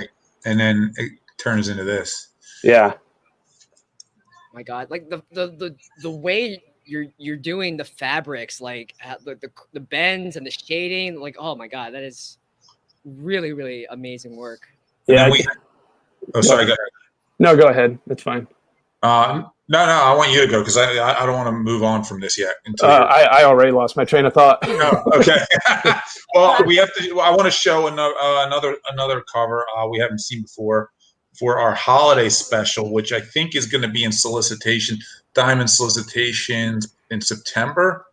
So that's coming out in the next week or so. Maybe not September. No, I'm sorry, October solicitations. But yeah, this will be cover C of the GFT 2020 holiday special. So here's the layouts. This is layout 1, let's say. Layout 2. That one was boring to me, but hey, let's not tip anybody off. What would you guys choose? Layout 1, layout 2, layout 3. Who do you guys think what do you guys in the comments think we went with? 1, 2, 3. No one's guessing. No one's guessing. No one cares apparently. Jay's like 3. Jay says 3. Yeah. Chuck Garza says 3. Robert Hopkins says 1. We know it's not 2 because Josh already tipped them off. What? You said this was boring. Oh, yeah. We're getting a lot of 1s and 3s. All right, ready for the reveal. There it is. Yeah, that was 3. Yeah, that's one of my other favorites. Yeah, that's awesome. I've been waiting to do a back shot with you guys for a while, but you know, after you paint cleavage so much, you kind of want to rotate it. Sometimes you just want a different angle. That's awesome. Josh, how do you think your artwork styles changed or evolved over the years? Do you think? I mean, I know you've been doing comics, you know, for a few years now. Do you think it's evolved much? Yeah, I think in the beginning my pieces all looked kind of dark and they were kind of muddied, and now I think they look a little bit brighter. You know, I try and only put black down where there's black, and and then you know, I try and avoid straight black and straight white because it's such a high contrast. I only put that where the visual interest has to be. Like even the highlight on pupils, I don't make pure white. I try and make it brighter, but I don't use white anymore. So, but everything else I feel is cleaner. I definitely try and bounce back and forth between Photoshop and Corel Painter more, so it has more of a painterly feel, you know? Yeah. So I think a lot of my other stuff felt very CG. It didn't have a fine art feel to it, or like, you know, the stuff that I like to use in Corel Painter now are like the pastel sticks where it kind of looks like it smudges a little bit, and then some of the effects where it kind of looks like I wouldn't say fire, but you know, Corel offers a lot of particle effects brushes, and it's fun to play around with those. That's cool. That's I want to show these real quick too. yes. Yeah, Ray Harryhausen. I was doing my sketches trying to feel out, because you know, trying to draw one eye in the middle of a face is kind of a hard thing to wrap your mind around and make it look believable. And I just was drawing it from different angles, but you know, my sketching style is more anime versus Disney, you know? Yeah. And so I was just playing around with different styles there, or not styles, angles. And then we have the layouts. This is for Monster Island #1. This was your first. I'm sorry, Monster Island #2. This was your first cover with us. Yeah. And there's another one, and then That, again, yeah. I was really pushing for that one. That's why I rendered that one further. Yeah, I see. You guys didn't want it. Well, I want it now. All right, and then there's the final. Yeah. I was over tightening, I think, a lot of areas that didn't need the detail. But, you know, it was my first cover with you guys. I was really trying to do everything I could. And, you know, I knew my limitations as an artist because I was used to taking my time, because I was doing this part-time and I had a full-time job in a factory. And so I would come home and do this. And then when you guys said you need it in so much time, I was like, oh boy, I need to buckle down. And, you know, so I think I tightened it too much in some areas, and I didn't apply the atmospheric perspective properly. And, you know, but overall, I think it's a good piece. I still wish that I painted that detailed in, you know, some ways. Fan question. What's next for Josh in the Zenescope role? We showed. Well, we have one unreleased cover that we can show. All right, show real quick. Do it. Excellent. So, excellent question, Watchworks. So, this is a cover for an upcoming Bell series. This is a new villain. Oh, wait. Oh, my gosh. Here we go. Oh, so cool. Josh, I got to say, are you a fan of Soul Calibur? Because I got like heavy Ivy feels from Yeah, I thought about her. Yes. I love it. Yeah. I remember that game in the arcade when we go to Putt Putt, and her whip just always stuck in my head. It was made with alchemy. I remember that. And but I was like, you guys have a staff that breaks into a chain, and I thought, well, why not have it bladed you know, this way? And nobody contested, so hopefully it sticks. Yeah. I just feel it's a lot easier also drawing that. It looks more fluid versus having chain links drawn over and over and over. You know what I mean? Yeah. I think a lot of chain is overdone. But this is awesome. Yeah, but this really works. Yeah. And then like you were saying, like your background detail is so cool. Like the holiday cover, like the mountainscapes are like really picturesque. And here right now you have like this purpley shadowy thing in the background. Like it's like this cover is just, it's so dynamic and there's a lot going on, but it doesn't feel crowded. Oh my God. It just works so well. Yeah. Thanks. The one thing I've really been trying to do, there's an artist, his name's Cheng Wei Pan, and he works for Riot Games. I don't know if you've heard of him. It's like League of Legends, I'm guessing. Yeah. No, not League of Legends. Riot. Oh, really? I don't think there's another artist who works for League of Legends, but he may have done some work for him, but I don't think he does it anymore. But anyway, his backgrounds look really, really good, and his characters. And usually before every painting I do for you guys, I look at his stuff for about half an hour, just trying to put my mind into that splash art feel, you know, that these guys do to try and sell a movie feel to these video games. Yeah. I don't want to, we're running a little short on time, so I want to get to the fun part of the interview. Unless we have more fan questions, Chris, we can always ask those as well. Go ahead with your questions. I'll keep looking. It's time for rapid fire. Tyler Main crushed these, but Josh, I don't want to put any pressure on you. I know this is your first virtual interview. Are you ready for rapid fire? 5 seconds per answer. Okay. Okay, take a breath. All-time favorite superhero movie? Oh, probably X-Men 1. Coincidentally. Tyler, man, I've got the first 3. So a bit of a cheat, I feel like. No, I'm just kidding. Since it's Cosplay Con, I asked Tyler this question. Favorite costume you ever wore to a party or an event? I don't think I ever have. When I was a little kid, I think I was an Ewok.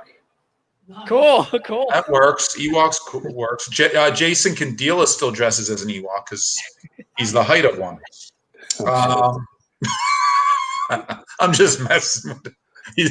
I'm waiting for him to jump on and hit. He's shouting from the peanut gallery. Jason is not as he's definitely taller than an Ewok. I'm kidding. Most annoying habit, Josh. What's your most annoying habit, or what would your wife say is your most annoying habit? My wife would say it would be leaving whiskers on the bathroom sink. Yeah.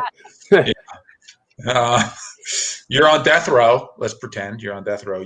You murdered someone, clearly. What's your last meal request? French fries, hands down, or That's pizza. It? Yeah, I could eat French fries every day. It's your last meal, dude. French fries. Spicy French fries. I love spicy food. I used to eat a lot of ramen noodles too. You and Tyler have disappointed me on this question. That's fair. Okay. Now, if you weren't creating art professionally, you weren't in the artwork world, what do you think you'd be doing? Automotive or factory work, where I was. Very cool. That's all I have for you. Passed. You did great rapid fire. Excellent. Great lightning round. We have some questions from the fans. Chuck asks, Josh, what Zetascope character do you want to paint next? Probably another Bell Beast Hunter or Van Helsing. Those are my 2 favorites. Yes. I like hunter characters. Very, very cool. Very cool. I think we're up against it. We are up against. We have a last question for Josh, Chris. I do. So Chris asks, especially you said you are very inspired by anime. I'm a huge anime geek myself. So we get this question like almost every con. Have you ever drawn Masumi? And are you not familiar with Masumi? She's this half demon Japanese assassin character of ours. No, okay. We should. We're gonna, Chris. I know you. Chris asks this question every time we're on. Chris, I think I'm trying to get us to bring Masumi back. So just hold your horses. We'll get there, and maybe Josh will get Josh to do a cover for her. Hopefully soon. Yeah. I think that's it for questions. I give a shout out to Abby. She loves your Mulan, so that I agree. Your Mulan. Yeah, it is amazing. Chris, do you have anything else you want to ask before we let Josh get back to his day? Well, Josh, I know you are a very talented artist. You are doing such incredible work. What's your best piece of advice for aspiring artists out there? There's it really depends on what kind of an artist you are. But I found what's probably most consistent is that whatever you started doing art for, just write it down on a piece of paper and always keep it handy. And on any of the days you're ever discouraged doing whatever art, you're hired to do a job you don't want to do, you take that out and read it, and you remember why you started doing art. You try and get yourself centered back to that reason. That's probably the best thing. Nice. Yeah.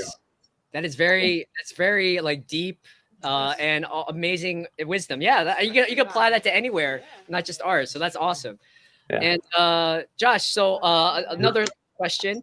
Are there any current or future projects with us or with anyone else that you'd like to announce? And where can fans find you and your work online?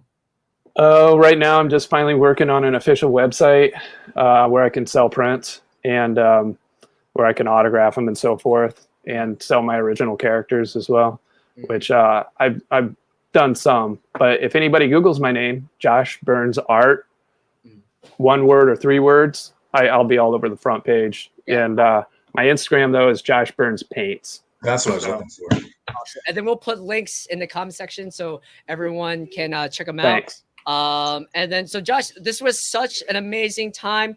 thank you for all the work you do. Thank you for being our guest. Do you have any last words to the fans before we check out? And everyone here, stay tuned. We're gonna bring back Jay Snow because we have a special Josh Burns sale going on right after this. So Josh, words. I was just gonna say thanks for having me. So it was fun, and we appreciate it, man. We'll have you back on another con sometime. That sounds good. We'll bring you on for a tutorial type panel or a round table or something. Okay, yeah, I'll try and keep that in mind and keep some sketches handy. Yeah, definitely. We love work. I think we all like looking at that kind of stuff. That was really cool. All right, man. Well, we'll let you get back to your day, and we'll talk soon, bro. Cool. All right, thank you very much. Thank you so much. See you guys. All right. Thank you, Ralph. All right. Josh Burns. Wow. Holy cow. What an amazing artist. I know we didn't really get to show it, but here is my favorite cover besides the Mulan cover. Gretel. Gretel's my girl. I like Gretel's amazing. This is for Gretel Hearts and Minds, which is a new one-shot. It's coming out fairly soon. I'm very, very excited about this particular issue because somebody makes a cameo in that comic. So I'm very excited. So again, we want to thank Josh for being such a wonderful guest. And we're going to bring back Jay Snow for a special Josh Burns sale. So Jay Snow. All right, what's up, troops? I had to get rid of my something. It was too hot. All right. And I want you to know, Di, once this wig is off today, it's getting retired. All right. So huge thank you to Josh for let me put my cape on. All right. So huge thank you to Josh for jumping on with us, giving us some numbers for the cosplay cash, his candid answers. Geez, oh man. Josh with great advice for anybody in any profession. Write down why you do that and put it in your pocket or whatever, and keep it, read it whenever you need to, whenever you need to go back to it for inspiration.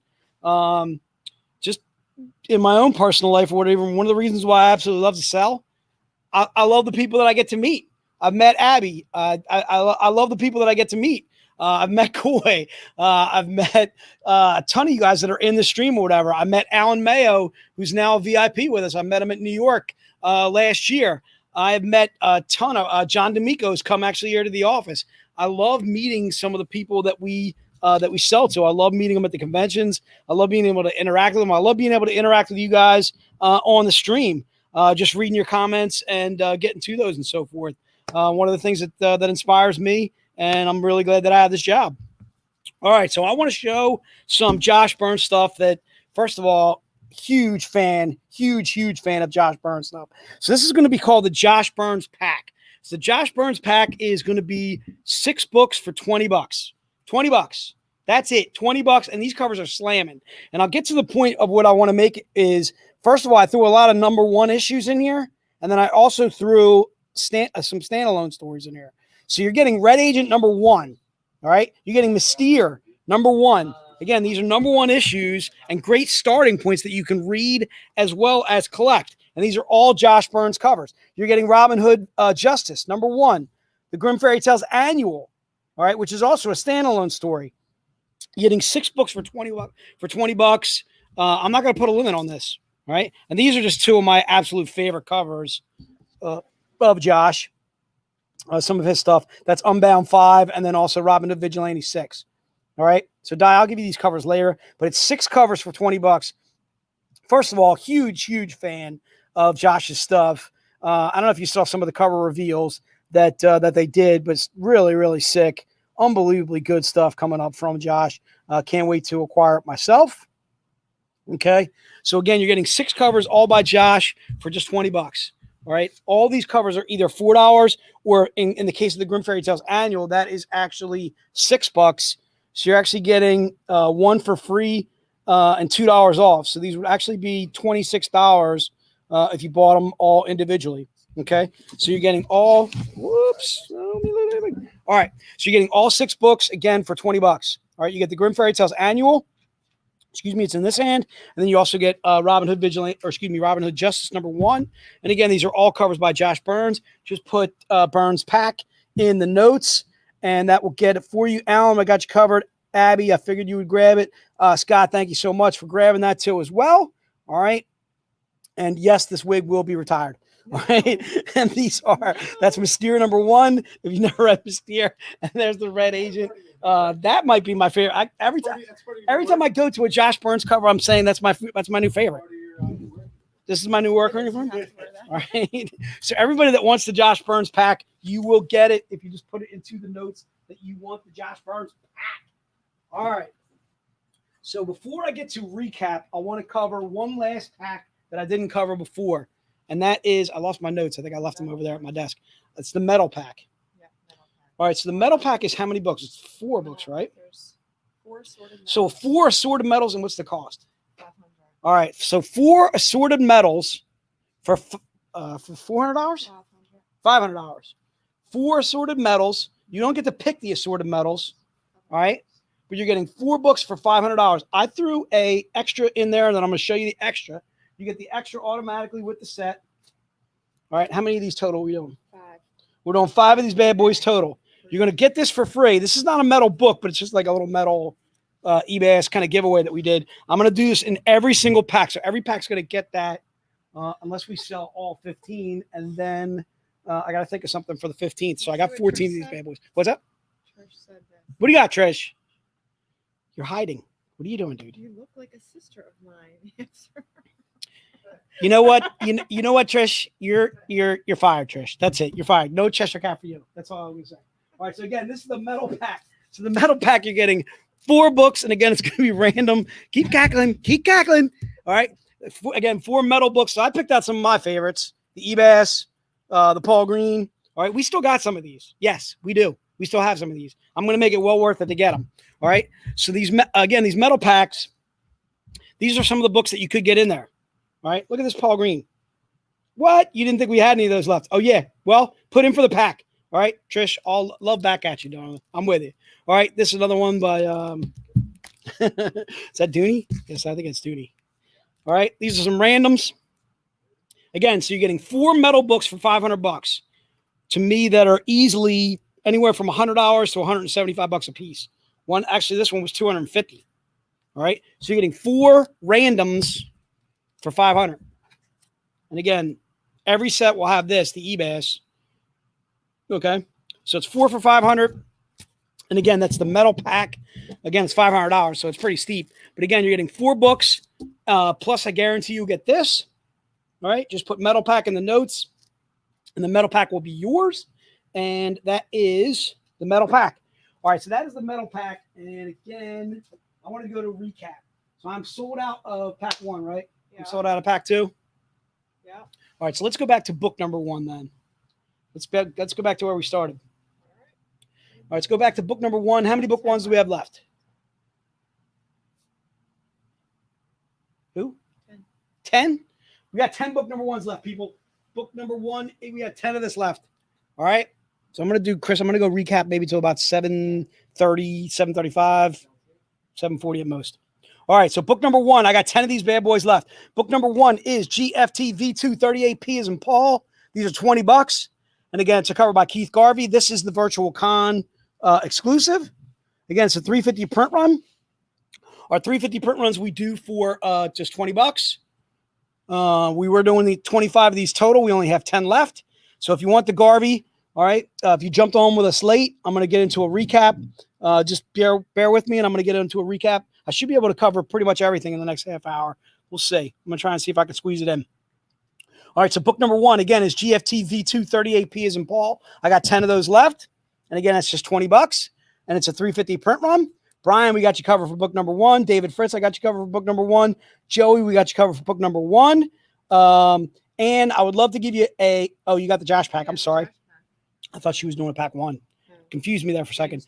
And you're good for the Josh pack. I'm doing unlimited on the Josh pack. So if you guys want Josh pack, just put that into the notes and you will get it. All right. Anybody that's in the stream, you will certainly have it. All right.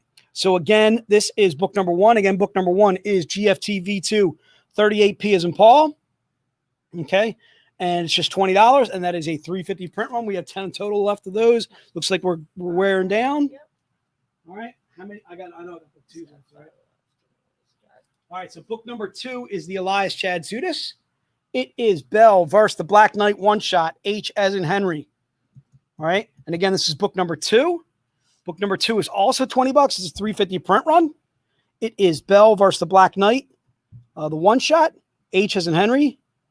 And again, that's just $20. It's a 350 print run.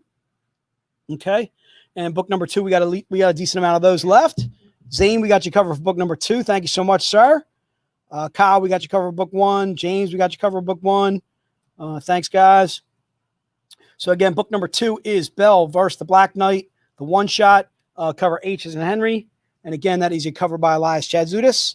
All right, doing a little Chicago flavor there, a little Chicago deep dish, little Zenoscope deep dish. All right. You guys have never had Lou Malnati's or Giordano's in Chicago. Lou Malnati's, Giordano's, big fan. All right, melt in your mouth. All right, so let's go to book number 3. Book number 3 is the David. Am I sold out on book number 3? I think I am, aren't I? No, got 3 left. Oh, I got 3 left. I got 3 left, Nakayama, dude. It's gonna go fast. Go fast, people. Get in your go fast boat and get ready. Book number 3, I got 3 left. $20. It is the GFT annual 20. N is in Nancy. Book number 3 is $20. It is a cover by David Nakayama. Big fan of David. I'm eating my hair. I will not eat my hair tomorrow, Die. Oh, you know what I'm doing? I'll pin it back with them. I'll pin it back with the hat. It will. That's what I'm saying. You know what, Die? I'm getting my sword and I'm stabbing you. I'm stabbing Die. All right. I drink and I know things, Dave. What do you got? Pigtails? Give me some pigtails. The hat will hold You know what? it Pigtails back. could be kind of cool. The All right. hat will hold it back. You will look. All right. I'm gonna look super cute. Cute's left me. Okay, dude. I was cute in my 20s or in my teens. Okay, cute is dead and gone with me. All right, GFT ANN 20N. I'm sure they sold 3. Yeah, we sell 3? Yep. All right, we just sold out of book number 3. Thank you so much as always. I figured that would go. That is the Nakayama. That is gone. All right, book number 4 is the Garvey. I know we got some of these left. Book number 4 is Robin Hood Vigilante 06E as in Edgar. These are also $20. It's a 350 print run. All right. The cleaning guy is looking at me like I'm from a different freaking planet right now. All right. And he knows. All right. He knows this wig needs to be retired. All right. All right. Book number 4 is also $20. All right. We got quite a few of these left. Again, it's a cover by Keith Garvey. It is Robin Hood Vigilante 06E as in Edgar. All right. And again, it's a 350 print run. All right. Big fan. Keith Garvey. Big fan. All right. So again, Robin Hood Vigilante 06E is an Edgar. These are $20. And again, that is book number 4. Huh? Who? Yeah, we sold out of book number 3, guys. Scott, sorry about that, dude. All right. Rob, you want to see 1 and 2? Did we sell it? We didn't sell it on 1 and 2 yet, did we? Or did we? Did we sell it on 1 and 2 yet? No, we got 2 left. No, we got a couple ones left. And we have All right, Rob, this is 1. Rob, just for you. This is 1, and that's 2. All right. So 1, 2. Both of them are $20. Give me 1. Give me 2. Give me 1. Give me 2. Give me 2, Utah. Give me 2. Give me 2. All right. All right. Scott, we're sold out of book 3. Rob, you good to go? Let me know. Give me a thumbs up. You're good on book number 1 and number 2. So if you want those, either one of those are $20. Just put book number 1 or book number 2 in the notes. If you want them both, just put book 1 and 2. Rob, is that a please that you want them? Let us know, please. All right. All right. And then book number 5. I got 5s left. Hold on. Because I started putting Rob in there. Perfect. Thank you. All right, cool. Thank you, Rob. Yes, we have some left. All right. So I got a few 5s left. I'm going to show you that one. That is the Keith Garvey. All right. Big fan. All right. Book number 5 is GFT V2 38O as in ostrich, did you say? Octopus. Octopus. I like ostrich too. You like ostrich? Yeah, All right, let's go with ostrich, I like dude. ostrich. O is an ostrich. All right. O is in O. It's magic. You know. Keith Garvey. That's okay. Chris is deep in thought over there, dude. Chris is like answering questions. Chris is in the zone. All right. He's in the zone. Don't bother him. He's in the zone. The Keith Garvey. It is GFT V2 something 38. I don't know. I don't have my notes. There it is. 38.0. All right. I know, but they took that. You took down the banner. All right. $20. And we got quite a few of those left. So if you want book number 5, please put into the notes. Chris Lane, we got you covered. Brian, we got you covered for book number 5. Book number, I think book 6 is gone, isn't it? The Sun? Yeah, that was The book 6 is gone. 6 gone. tomorrow. Tomorrow. Come in tomorrow. Tomorrow afternoon. We're going afternoon tomorrow. We're keeping it to normal working hours. Thank God. What time is it? It's only 7:20. All right. It's only 7:20. Like I did. All right. I'd be with my kids right now. All right. I want you to know, Chris Cosgrove, you are on my S list. What do you got? 7. Book 7. Let's go to book 7. Books. Hello. 7. Book 7. We got quite a few of these left. It is GFT V2 38. Q as in Quinn, the mighty Quinn. All right. The daughter of Abby. The mighty Abby. Book number 7, GFT V2 38Q as in Quinn. Again, it's $100. It is the Keith Garvey. Also, the topless cover basically for the con that we're doing. It is our August cosplay. Who? Jay Snow. Bob. I don't know what I am. I'm all kinds of confused right now. I started out as Jay Snow. Now I am Jay in a cape with a ridiculous wig that just does not fit my head. That is going to get thrown in the trash. I think is the only way that I'm going to be able to actually get rid of this thing. All right. That's Egret. All right, dude. I need snow. All right. I know nothing. Egret has told me many times. All right. Apparently I know nothing. All right, Bob. Thank you. Thank you. Thank you right there. I know nothing. All right. Bob, apparently I know nothing. So I don't know who I am. There you go. All right, dude. Who on earth are you? Exactly. All right. I don't know. Book number 7. Bob, buy book number 7 and shush. All right. Book number 7 is GFT V2 38Q as in Quince or Quinn or quarter. All right. Quince. A quince, dude. An apple. All right. I got foods that begin with the letter Q. That's what's her name from frickin' White Man Can't Jump. Quiche. Rosie Perez. I love her, dude. Quiche, because- Huge fan of A White Man Can't Jump. Excuse me, quiche. because- Quiche. She does quiche. Yes, Bob. Quinoa. Take the tape off. I got no tape, dude. Where's the tape? Quinoa. Quinoa. Quinoa is a green. All right. How about It's food. Q? All right. Q as in the dude from friggin' what is that movie? What's that movie with where those 4 friends or whatever? Q is the DJ and they shoot the store owner and then he goes back to the DJ contest. Oh, what is that? Well, It's- Q's the guy that makes Q's- Bond's gadgets. Q is Quince. He's the DJ. It's with another guy, rapper who also actually died. Are you talking about you're talking about House Party? No, not House That's Party. Kid and Play. No, it's not. No. Is It's it Kid and Play? oh, It's not House Party. damn. I'm gonna have to look that up. Another movie. Quesadilla. Thank you, Lawrence. Quesadilla. All right. So that again is book number 7. I gotta think of this movie. You got the juice, dude. No ledge. Juice.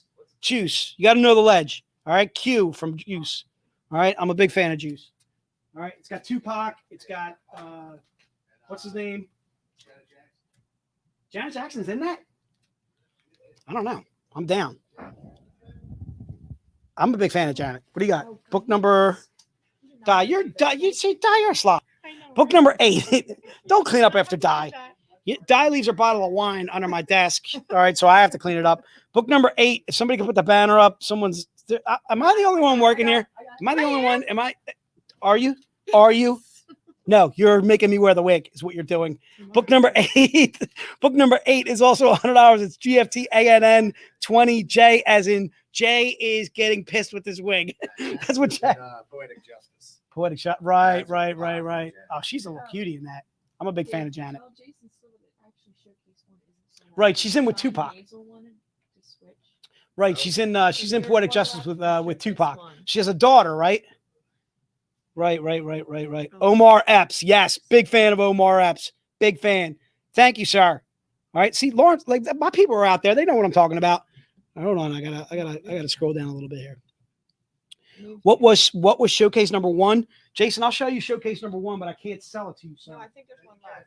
Oh, you Yeah, can? Yeah, John Hazel. Oh, get fast, Jay. Are you sure? Yeah, because Oh, so you cancel. we have none of Creature Crunch anymore, but we have one Frosted Frights left. We have one of these left. 'Cause somebody. I think we got to give it to Jay Silva. Didn't he? Did he? So he mentioned it. Yeah. Let's he give it asked to you, about Jay. If you want showcase number 1, I'm giving it to you. All right, because apparently we had one person cancel on showcase number 1. So if you want it, Jay, I'm giving it to you, dude. Just put it in the notes. Say, Jay, I want it. Because somebody actually told you that we had left. We had one left. Carol, we got you covered for book number 8. Carol, thanks for writing us that glowing email that you did. Carol, you are an absolute sweetheart. We absolutely, Di's got a huge crush on you. She is a huge fan of Carol. All right, we are all fans of Carol. All right, so showcase number 1, Jason, if you want that, just put it into the notes. He did. David first, yeah, so- Dave, you got book number 8 earlier. You're good. All right, so that was showcase number 1. I was just showing out for Jay Silva. I'm a man of the people in this last half hour. We're a little disorganized. Yes. Jason Silva does want the showcase. Put him down for it, please. Okay. All right, thank you, Jay. It's yours. All right, so let's go on to Book 9. book number 9. 1, 2, 3, 4, 5, 6, 9. All right, 9. Book number 9 was The Red Agent, Paul Green. It is Red Agent. Alan and Dr. Moreau, 05 as in Mary. If you could change the banner for me there, please, sir. And these are $50. The reason why it's $50 is it's a 125 print run. All right. And it is book number 9. Book number 9 is covered by Paul Green, color by Ola Moss, I'm sure. Yep. And again, it's Red Agent, Alan and Dr. Moreau, 05 as in Mary. And that is just $50. All right, we're rolling along. Let's go to book number 10. Book number 10, I got some of these left, I'm pretty sure. It is GFT V2 38K as in Kick. These are $25. The reason why it's $25 is that a 250 print run. And that's another cover by Paul Green. Okay. Vent, if you didn't get book number on behind before, we'll get you for it now. All right. Vent, you're good. Nico. Vent is Nico, right? Yeah. Nico, we got you covered for book number 9, sir. Nico, thanks for all you buy from us. Thank you, sir. Book number 10 is GFT V2 38K as in Kick. And again, it's $25. And we are only doing 10 of these bad boys total. All right. And we got a few of those left. All right. Book number 11 is the more naughty version of that. Book number 11 is GFT V2 38 L's and Larry. These are $50. Reason being is a 125 print run, right? Yep. It's a 125 print run. And again, that's GFT V2 38 L's and Larry. Okay. I got a few of those left. Again, those are 50. All right. And again, that's a cover by Paul Green, color by Ola Moss. And then the topless version of that is another one we still have left. I'm sorry. We only got one of them. We only got one of these. Yeah. Really? Everybody's digging this one.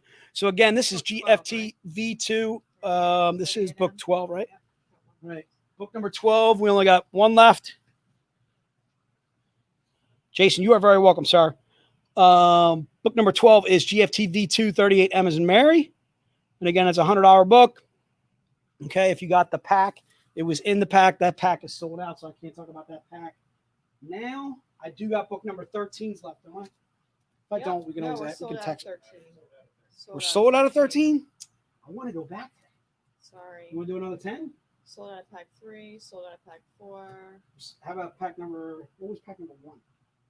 Pack number 1 is the Well, hold on. I lost my sheet. Papa Zulu wants book 8.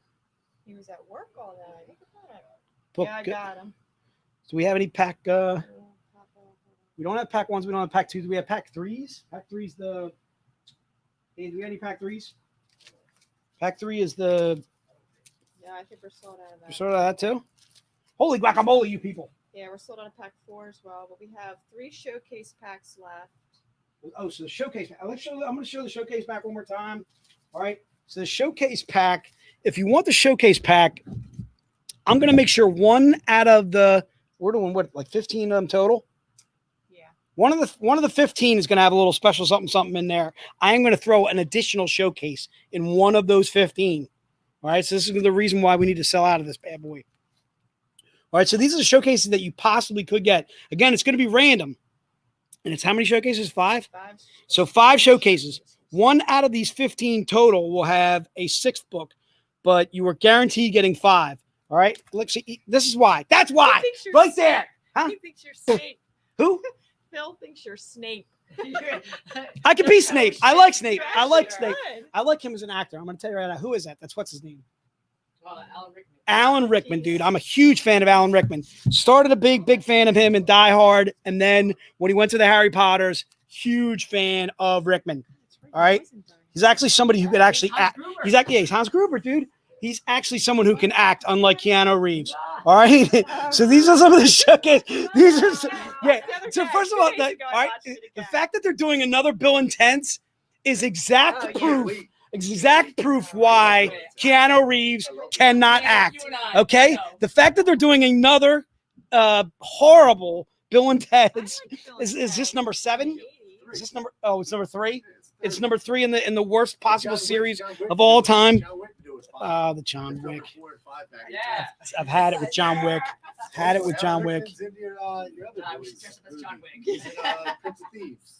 Is it Robin Hood? Oh, that's right. How to cut your heart out with a spoon, cousin.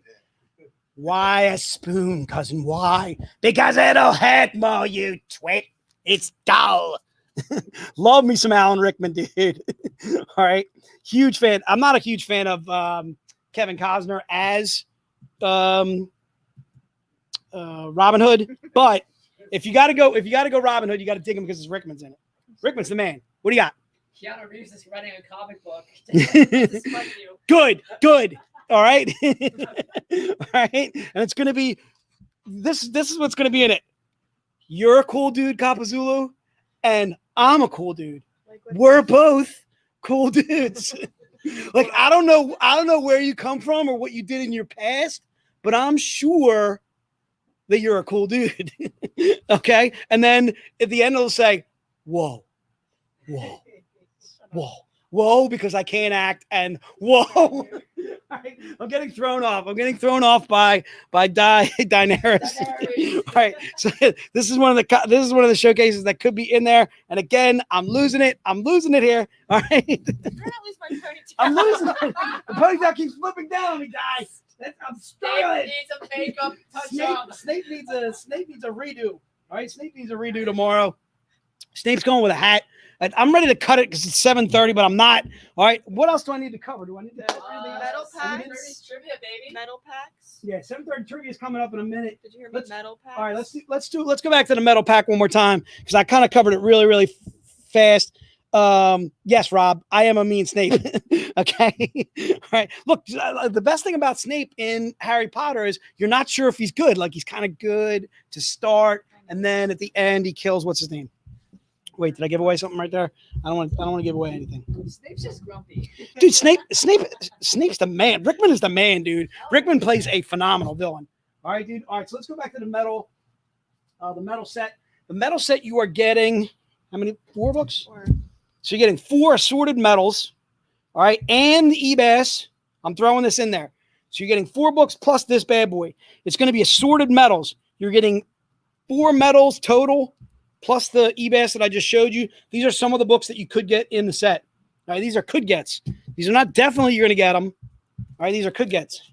All right, you see this? You see what the Sarah's doing to me right there? You see this? Wait, can you see this? All right, you all bad. It's all bad, people. When you try and be Jon Snow. All right, all I know is I lost my drink and I don't know things anymore. I used to drink and know things, and now. Trevor, exactly. Alan Rickman, best role. Big fan. Oh, it's Galaxy Quest. I like it. All right. All right. Love me some Rickman. Okay. Tell Zane the showcase pack is $300. The showcase pack is $300. Sorry. Showcase pack, $300. Zane, if you want that bad boy, it's yours. The showcase pack has 5 random showcases, 1 out of the 15 total that we're doing for the weekend. I'm going to throw a random 6th in there. And Bob, all right. Ask you about the hoodies. Are we doing hoodies? We have hoodies. Yeah, we have hoodies. Yeah, we have hoodies. What kind of sizes we have on hoodies though? I think we got mediums to. We have all sizes. The hoodie, $60. You want the hoodie? Limited, If you want the hoodie, put it in the notes. All right. Yes, that's yes for Zane. Zane wants the showcase pack. Bam. Put Zane down for that bad boy. Sorry, but my phone lost the signal. Did you show any books past book number 8? I did, Michael. Michael, Michael, you have to tune in tomorrow because I got to go to trivia in a couple of minutes. I told Chris I would cut it close to 7:30, and I'm already over my time. So again, these I will not refrain from burping. All right, when you got to burp. I don't want to explode. All right, dude. If I exploded, that would be bad. All right, these are some of the medals that could be in the pack. Again, you're getting 4 books for $500. $500 for the medal pack. But this, I will guarantee you, will be in the medal pack if you get that medal pack. All right, Chris, I'm turning it over to you. Let's do some trivia. Chase, I'm ready to retire. Oh, you want to do some something? Oh, we're gonna do something. You know what it is? It's cosplay cast time. Cosplay cast. Cosplay cast time. Woo! All right, so what we're gonna do here is we're gonna pick 2 people out at random. All right, I'm gonna turn it over to Chris. Chris, first of all, let me get a number from Dave. Yes. Give me a range. Yes. Okay, so for those who don't know, whenever you hear that iconic piece of music, that's when we of House Zetascope will give you, the people, Cosplay Cash. So what is Cosplay Cash? It's like a small gift to say thank you, to give back for all the support. So if you win Cosplay Cash, it is store credit for $20 on the web store. Chris Lane, you win the first batch of Cosplay Cash. Woo! Congrats, Chris Lane. Congrats, Chris Lane. Tammy Morris, you won Cosplay Cash as You know well. what, Chris? I got to go one more item, dude. I got to go one more item. One more item. Before we do trivia. Okay, fine, yeah. You know what I forgot to do? What do you forgot to do? The art portfolio. Oh my gosh. No, okay. Oh wow. Right, so we got a brand new item. Brand new. You guys are gonna item. lose your minds over this. All right, brand new item. We teased these before. All right, so I got to put trivia on hold for 2 seconds. So Tammy Morris Gaffney, you won, and then also Chris Lane, you got some bucks. So we're gonna shoot you an email with a code. All right, so this is Portfolio A. We teased these to you before. These are $25, people. All right, our Portfolio A is the Art Germ cover. Now, both of these that I'm showing you actually have the same covers inside of them, but they are slam. It's $25, dude. $25. This is an absolute steal. You are getting poster size, 12 by 16s. This has worked with J. Scott Campbell, Art Germ, David Finch, Mike Chrome, and Ebass. Are you kidding me? All right, it literally has 5 of our. There's the Ebass right there. I'm a huge fan. Ebass, go ass. All right. So the next portfolio I'm going to show you, it's basically just a different cover. That's one of the J. Anacletos. All right, these are all removable. It's $25 for the the Art Germ cover. All right. Or you can get the the J. Scott Campbell cover. There's another Ebass.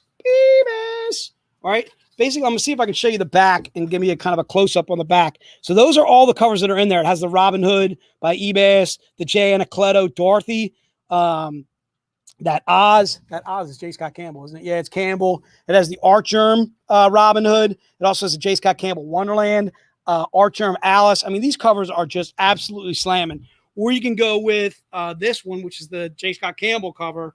All right, but they have the same covers inside. There are 20 covers inside. Again, covers by Anacleto, Art Germ, Ebass, Campbell, and Mike Chrome. All right. So again, it has 20 covers, all poster size, 12 by 16s. You can get these bad boys framed. So this actually has the same covers inside of it, but I'll just show you some different ones inside. There's the Robin Hood. You can either put Portfolio Book A is the Art Germ cover, or B is the J. Scott Campbell. Okay. And there's J. Anacleto. Here's Dorothy. I don't think I showed this to you. That's the Oz by J. Scott Campbell. Like, look at the ridiculous artwork in there. Are you kidding me? Like, unbelievably sick good. All right. So this is Portfolio B. This is Portfolio A. And again, they have the same artwork inside. It's just kind of a question of which cover you prefer. All right. Do you prefer the Anacleto, which is A? You prefer the J. Scott Campbell, which is B. They're both just $24.99 or $25. All right. Number 2 for Kyle. Kyle, we got you covered for number 2. Number 2 is the J. Scott Campbell. All right. Jeff, we got you covered for the number 2. All right. Shout out to Chris at Watchworks. Watchwork Comics. Go to Watchwork Comics, people. Get your comics there. All right. And this is the J. Scott Campbell, which again is B, or you can go with the A, and that's $25. Or either one is $25. I'm sorry. All right, Chris, I'm ready. All right, sure. Okay, cool. Yeah, let's do this. All right, so we're gonna turn it over. I want to do some free stuff for you guys. So, all right, cool. Let's do it. Excellent. Thank you, Jay Snow. Thank you, sir. Awesome. So, congrats to everyone who won Cosplay Cash. But that's not it for free prizes. You know it. You love it. We're gonna end our live stream today with one of my favorite things to do, trivia. So I have some prizes over here. Okay. 1 second. So I have some prizes right over here. Okay. So 5 questions, 5 awesome prizes. So how this works, we are still monitoring all the comment section. So regardless of where you're watching, from Twitch, YouTube, or Facebook. So the first person to get the correct answer will win. And we're doing unique fans only. So if you want a prize before in one of the questions, just to be fair, we want everyone unique to get a prize. So 5 questions, 5 really cool prizes. We'll be doing trivia every single day, so plenty of opportunities to grab some prizes. So, oh yes, and we also have a grand prize raffle. I'll be talking about that. You know what? I'll talk about that right now because it looks like Di needs some time to vamp, so I will vamp. So we love giving away stuff. We love giving away or giving back to the community. Now, as you can see, Daenerys, Jay Snow, and me, Chris Jogo, we're pushing really hard on all the fun and shenanigans with Game of Thrones. And one of the grand prizes you can win this weekend has to be Game of Thrones related.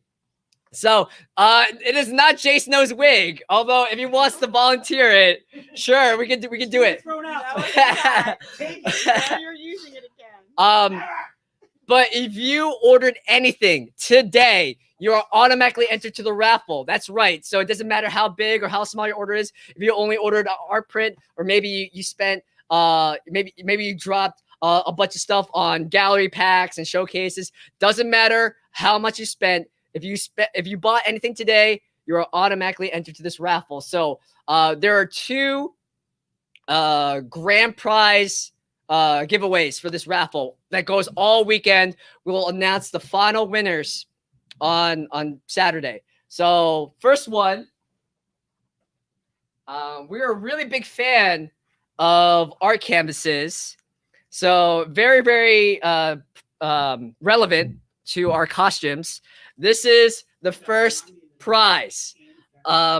So again, we are huge fans of Mike Chrome, the Thunder from Down Under, the Australian sensation, and in keeping with Game of Thrones, we have this art canvas of this amazing cosplay cover.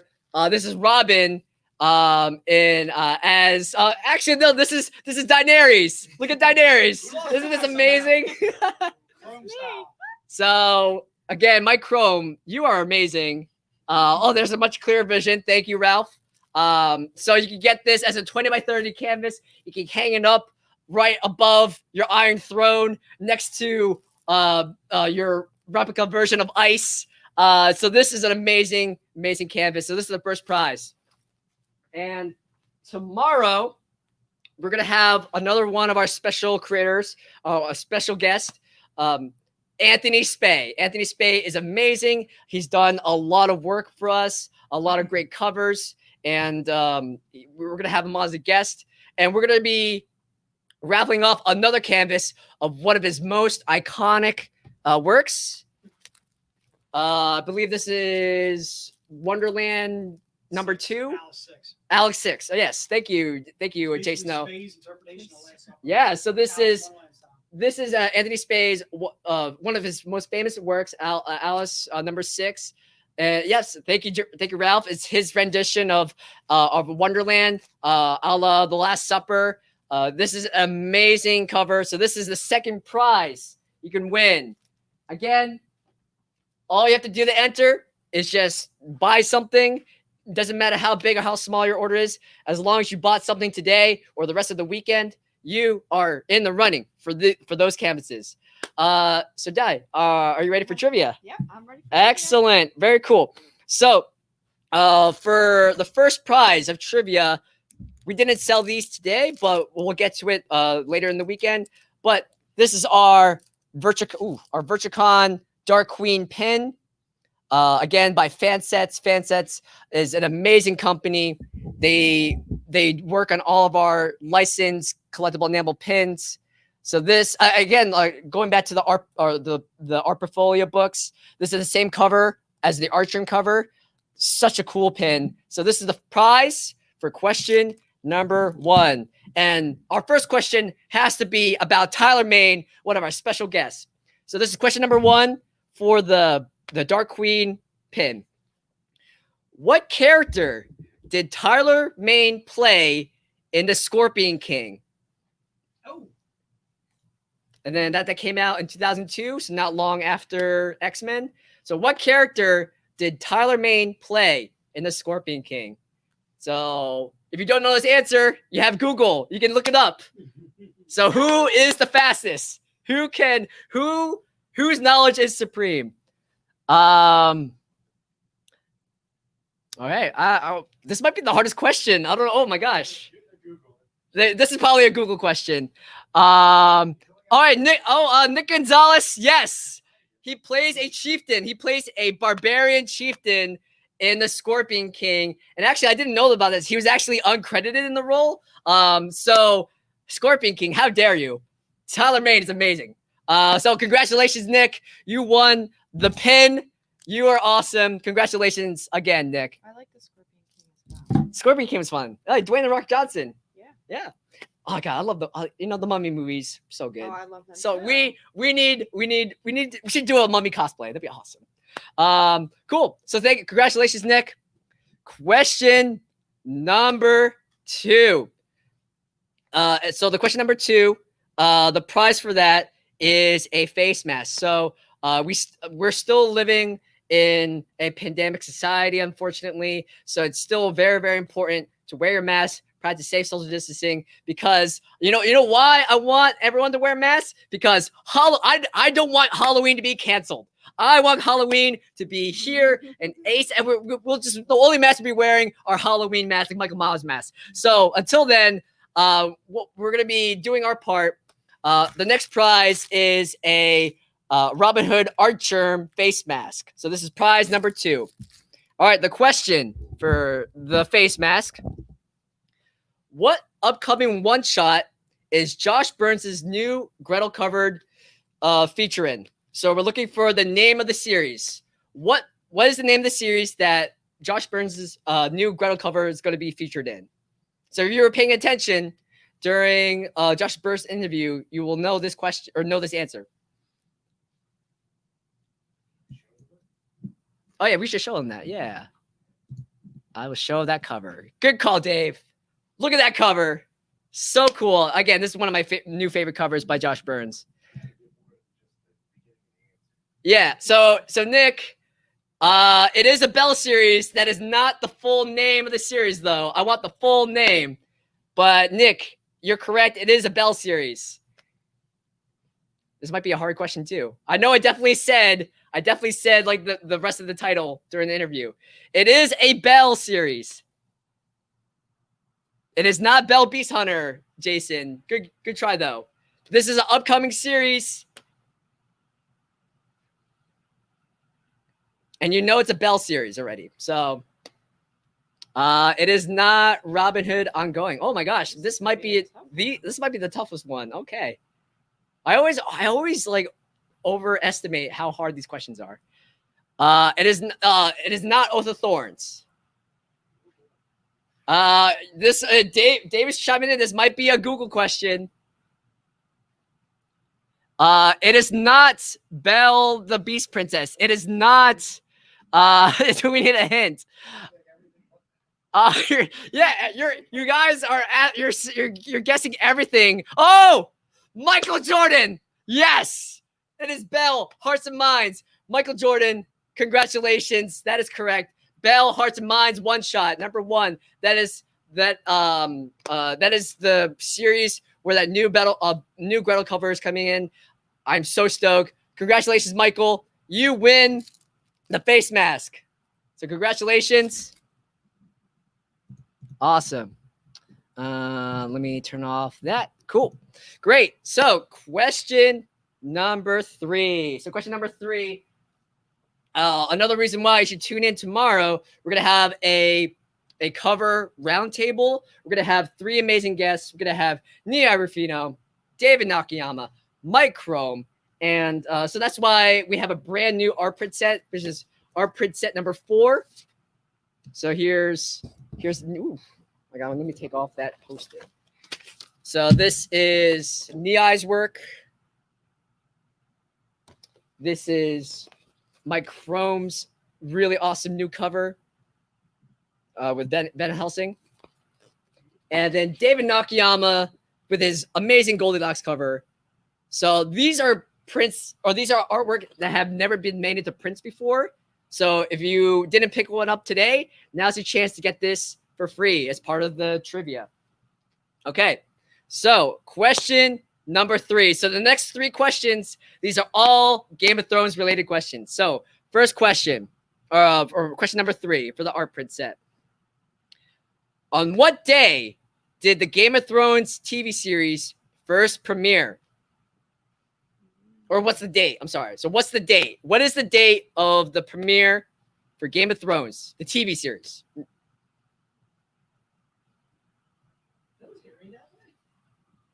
So I'm looking for a month, date, and year. Wow, that was really quick. Robert Hopkins, great. Robert Hopkins, you are always quick on the draw. That is right. April 17th, 2011.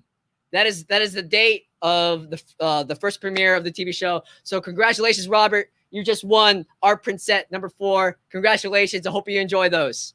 All right. Okay, so question number 4. So let me grab it over here. So Josh Burns, what an awesome guest. I really love that interview. That was my first time, actually all of our first time actually seeing Josh Burns in the face to face, and what an amazing artist. So for question number 4, the Josh Burns single issue set that Jay Snow was selling earlier today, that would be the prize for question number 4. This is also a Game of Thrones related question. So I'm looking, there's 2 parts to this question. Yes, and again, we are only unique winners. So feel free, if you want to participate in trivia, go ahead, but we're only going to be honoring the first unique winner. All right, so question number 4 for the Josh Burns set. What are the names of the 2 remaining books in the Song of Ice and Fire series? So what are the names of the remaining books in the series? J.R.R. Martin is taking a sweet time writing these. It's been like 7 years since Dance with Dragons came out. But what are the final 2 books in his Song of Ice and Fire series? Jason should be Jon Snow. So I'm looking for 2 titles. This might be a Google question as well.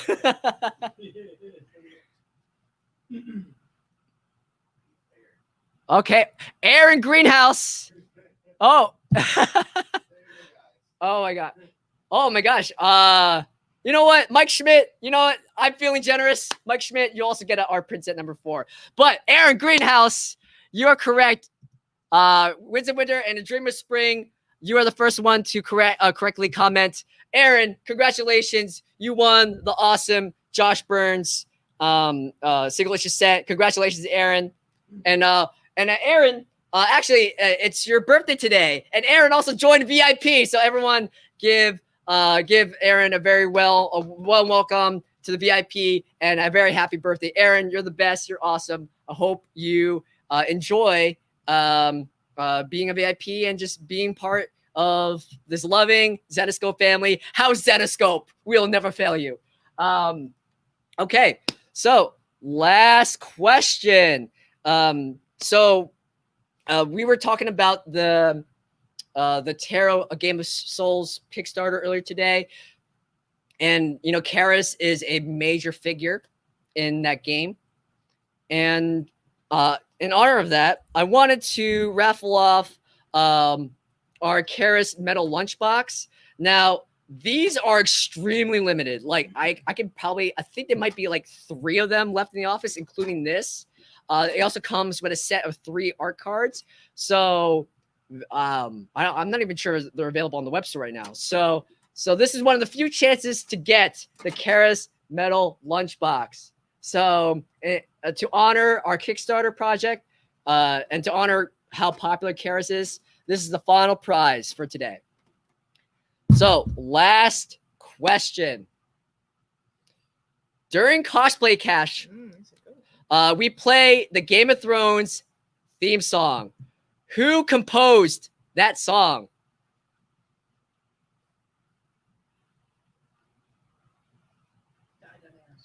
Yes, Daenerys composed the song. Daenerys, you're so talented.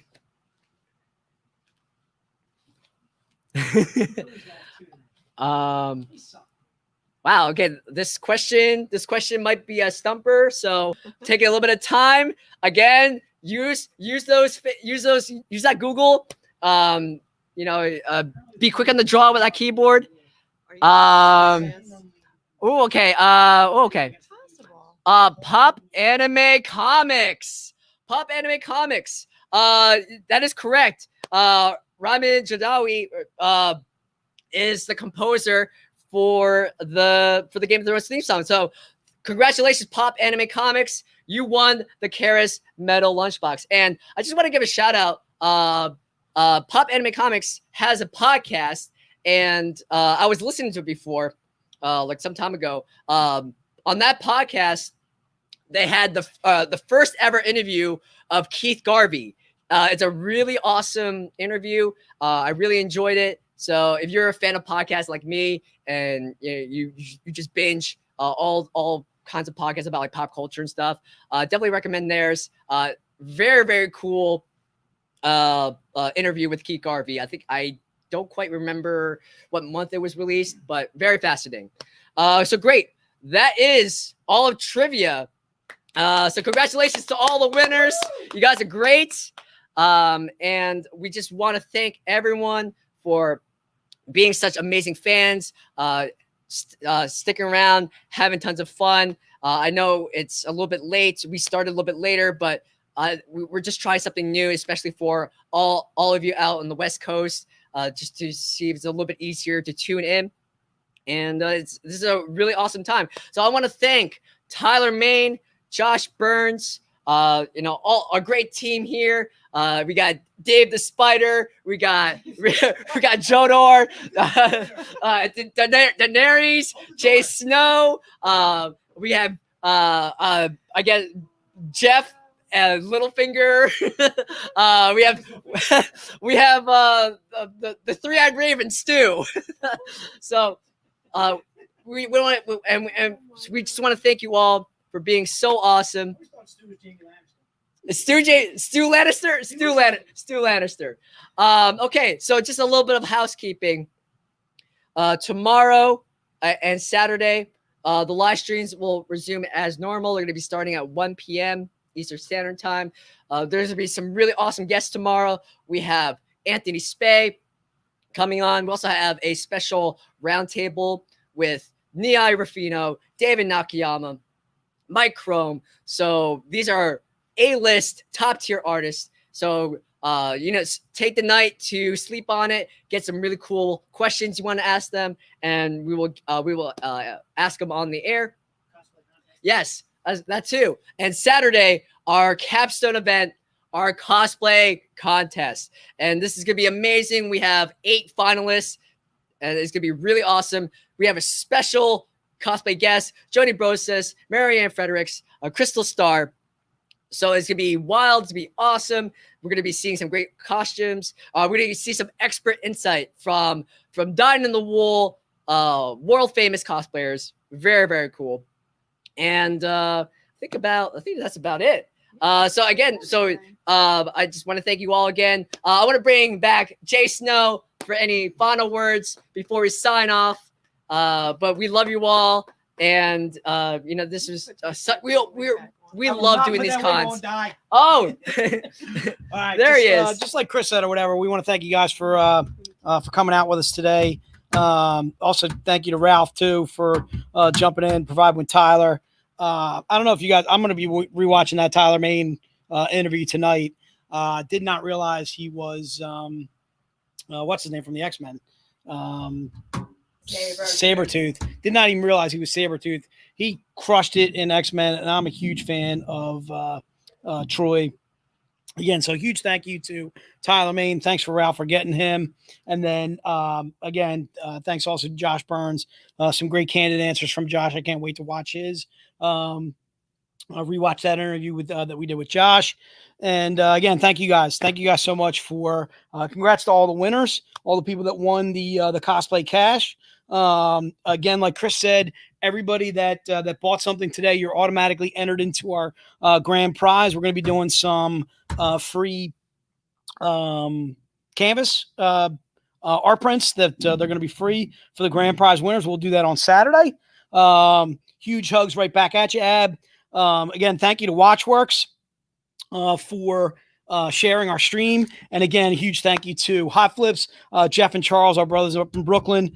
Thanks to those guys for always taking care of us as far as the boxes that we need, bags and boards that we need, providing us with free top loaders for our fans, for the people that are buying the prints and so forth. Huge thank you to all of our VIPs. Again, if you guys are not a VIP, if you're not sure what it is, take a look on our web store. Go to Zenoscope.com, put VIP into the notes, and it'll go over everything that was on that VIP entitles. And again, the only way to get on with us next month in September is to be a VIP. All right, because we're not going to be doing this for everybody. Okay. Again, thank you so much. Thank you to Chris. Chris, thank you so much as always. Chris is a bundle of energy, dude. Let me tell you something. I don't know how you Chris don't know does the it. Jay Snow. Apparently, Jay I know Snow's nothing. the best, and Dye's the best. All right. Thanks to Dye as always for doing what Dye does, driving me crazy with the wig. Thanks for Joe actually for coming on, talking a little bit about the Kickstarter. Hodor in there behind his door. Hodor. All right, and thanks to Dave for doing the comments like he always does and making sure everybody knows what they got in the stream. Looks like Hodor's banging on the door. Hodor, get back in there, Hodor. The White Walkers were trying to come out apparently behind the door, and Hodor is keeping them back. Good work in there, Hodor. Thanks so much, man. We're gonna sign off, and we'll see you guys tomorrow. All right, we need to see you tomorrow. All right, later. Get Chris. You got to kill it, dude. I got it. You got it. You killed it. All right.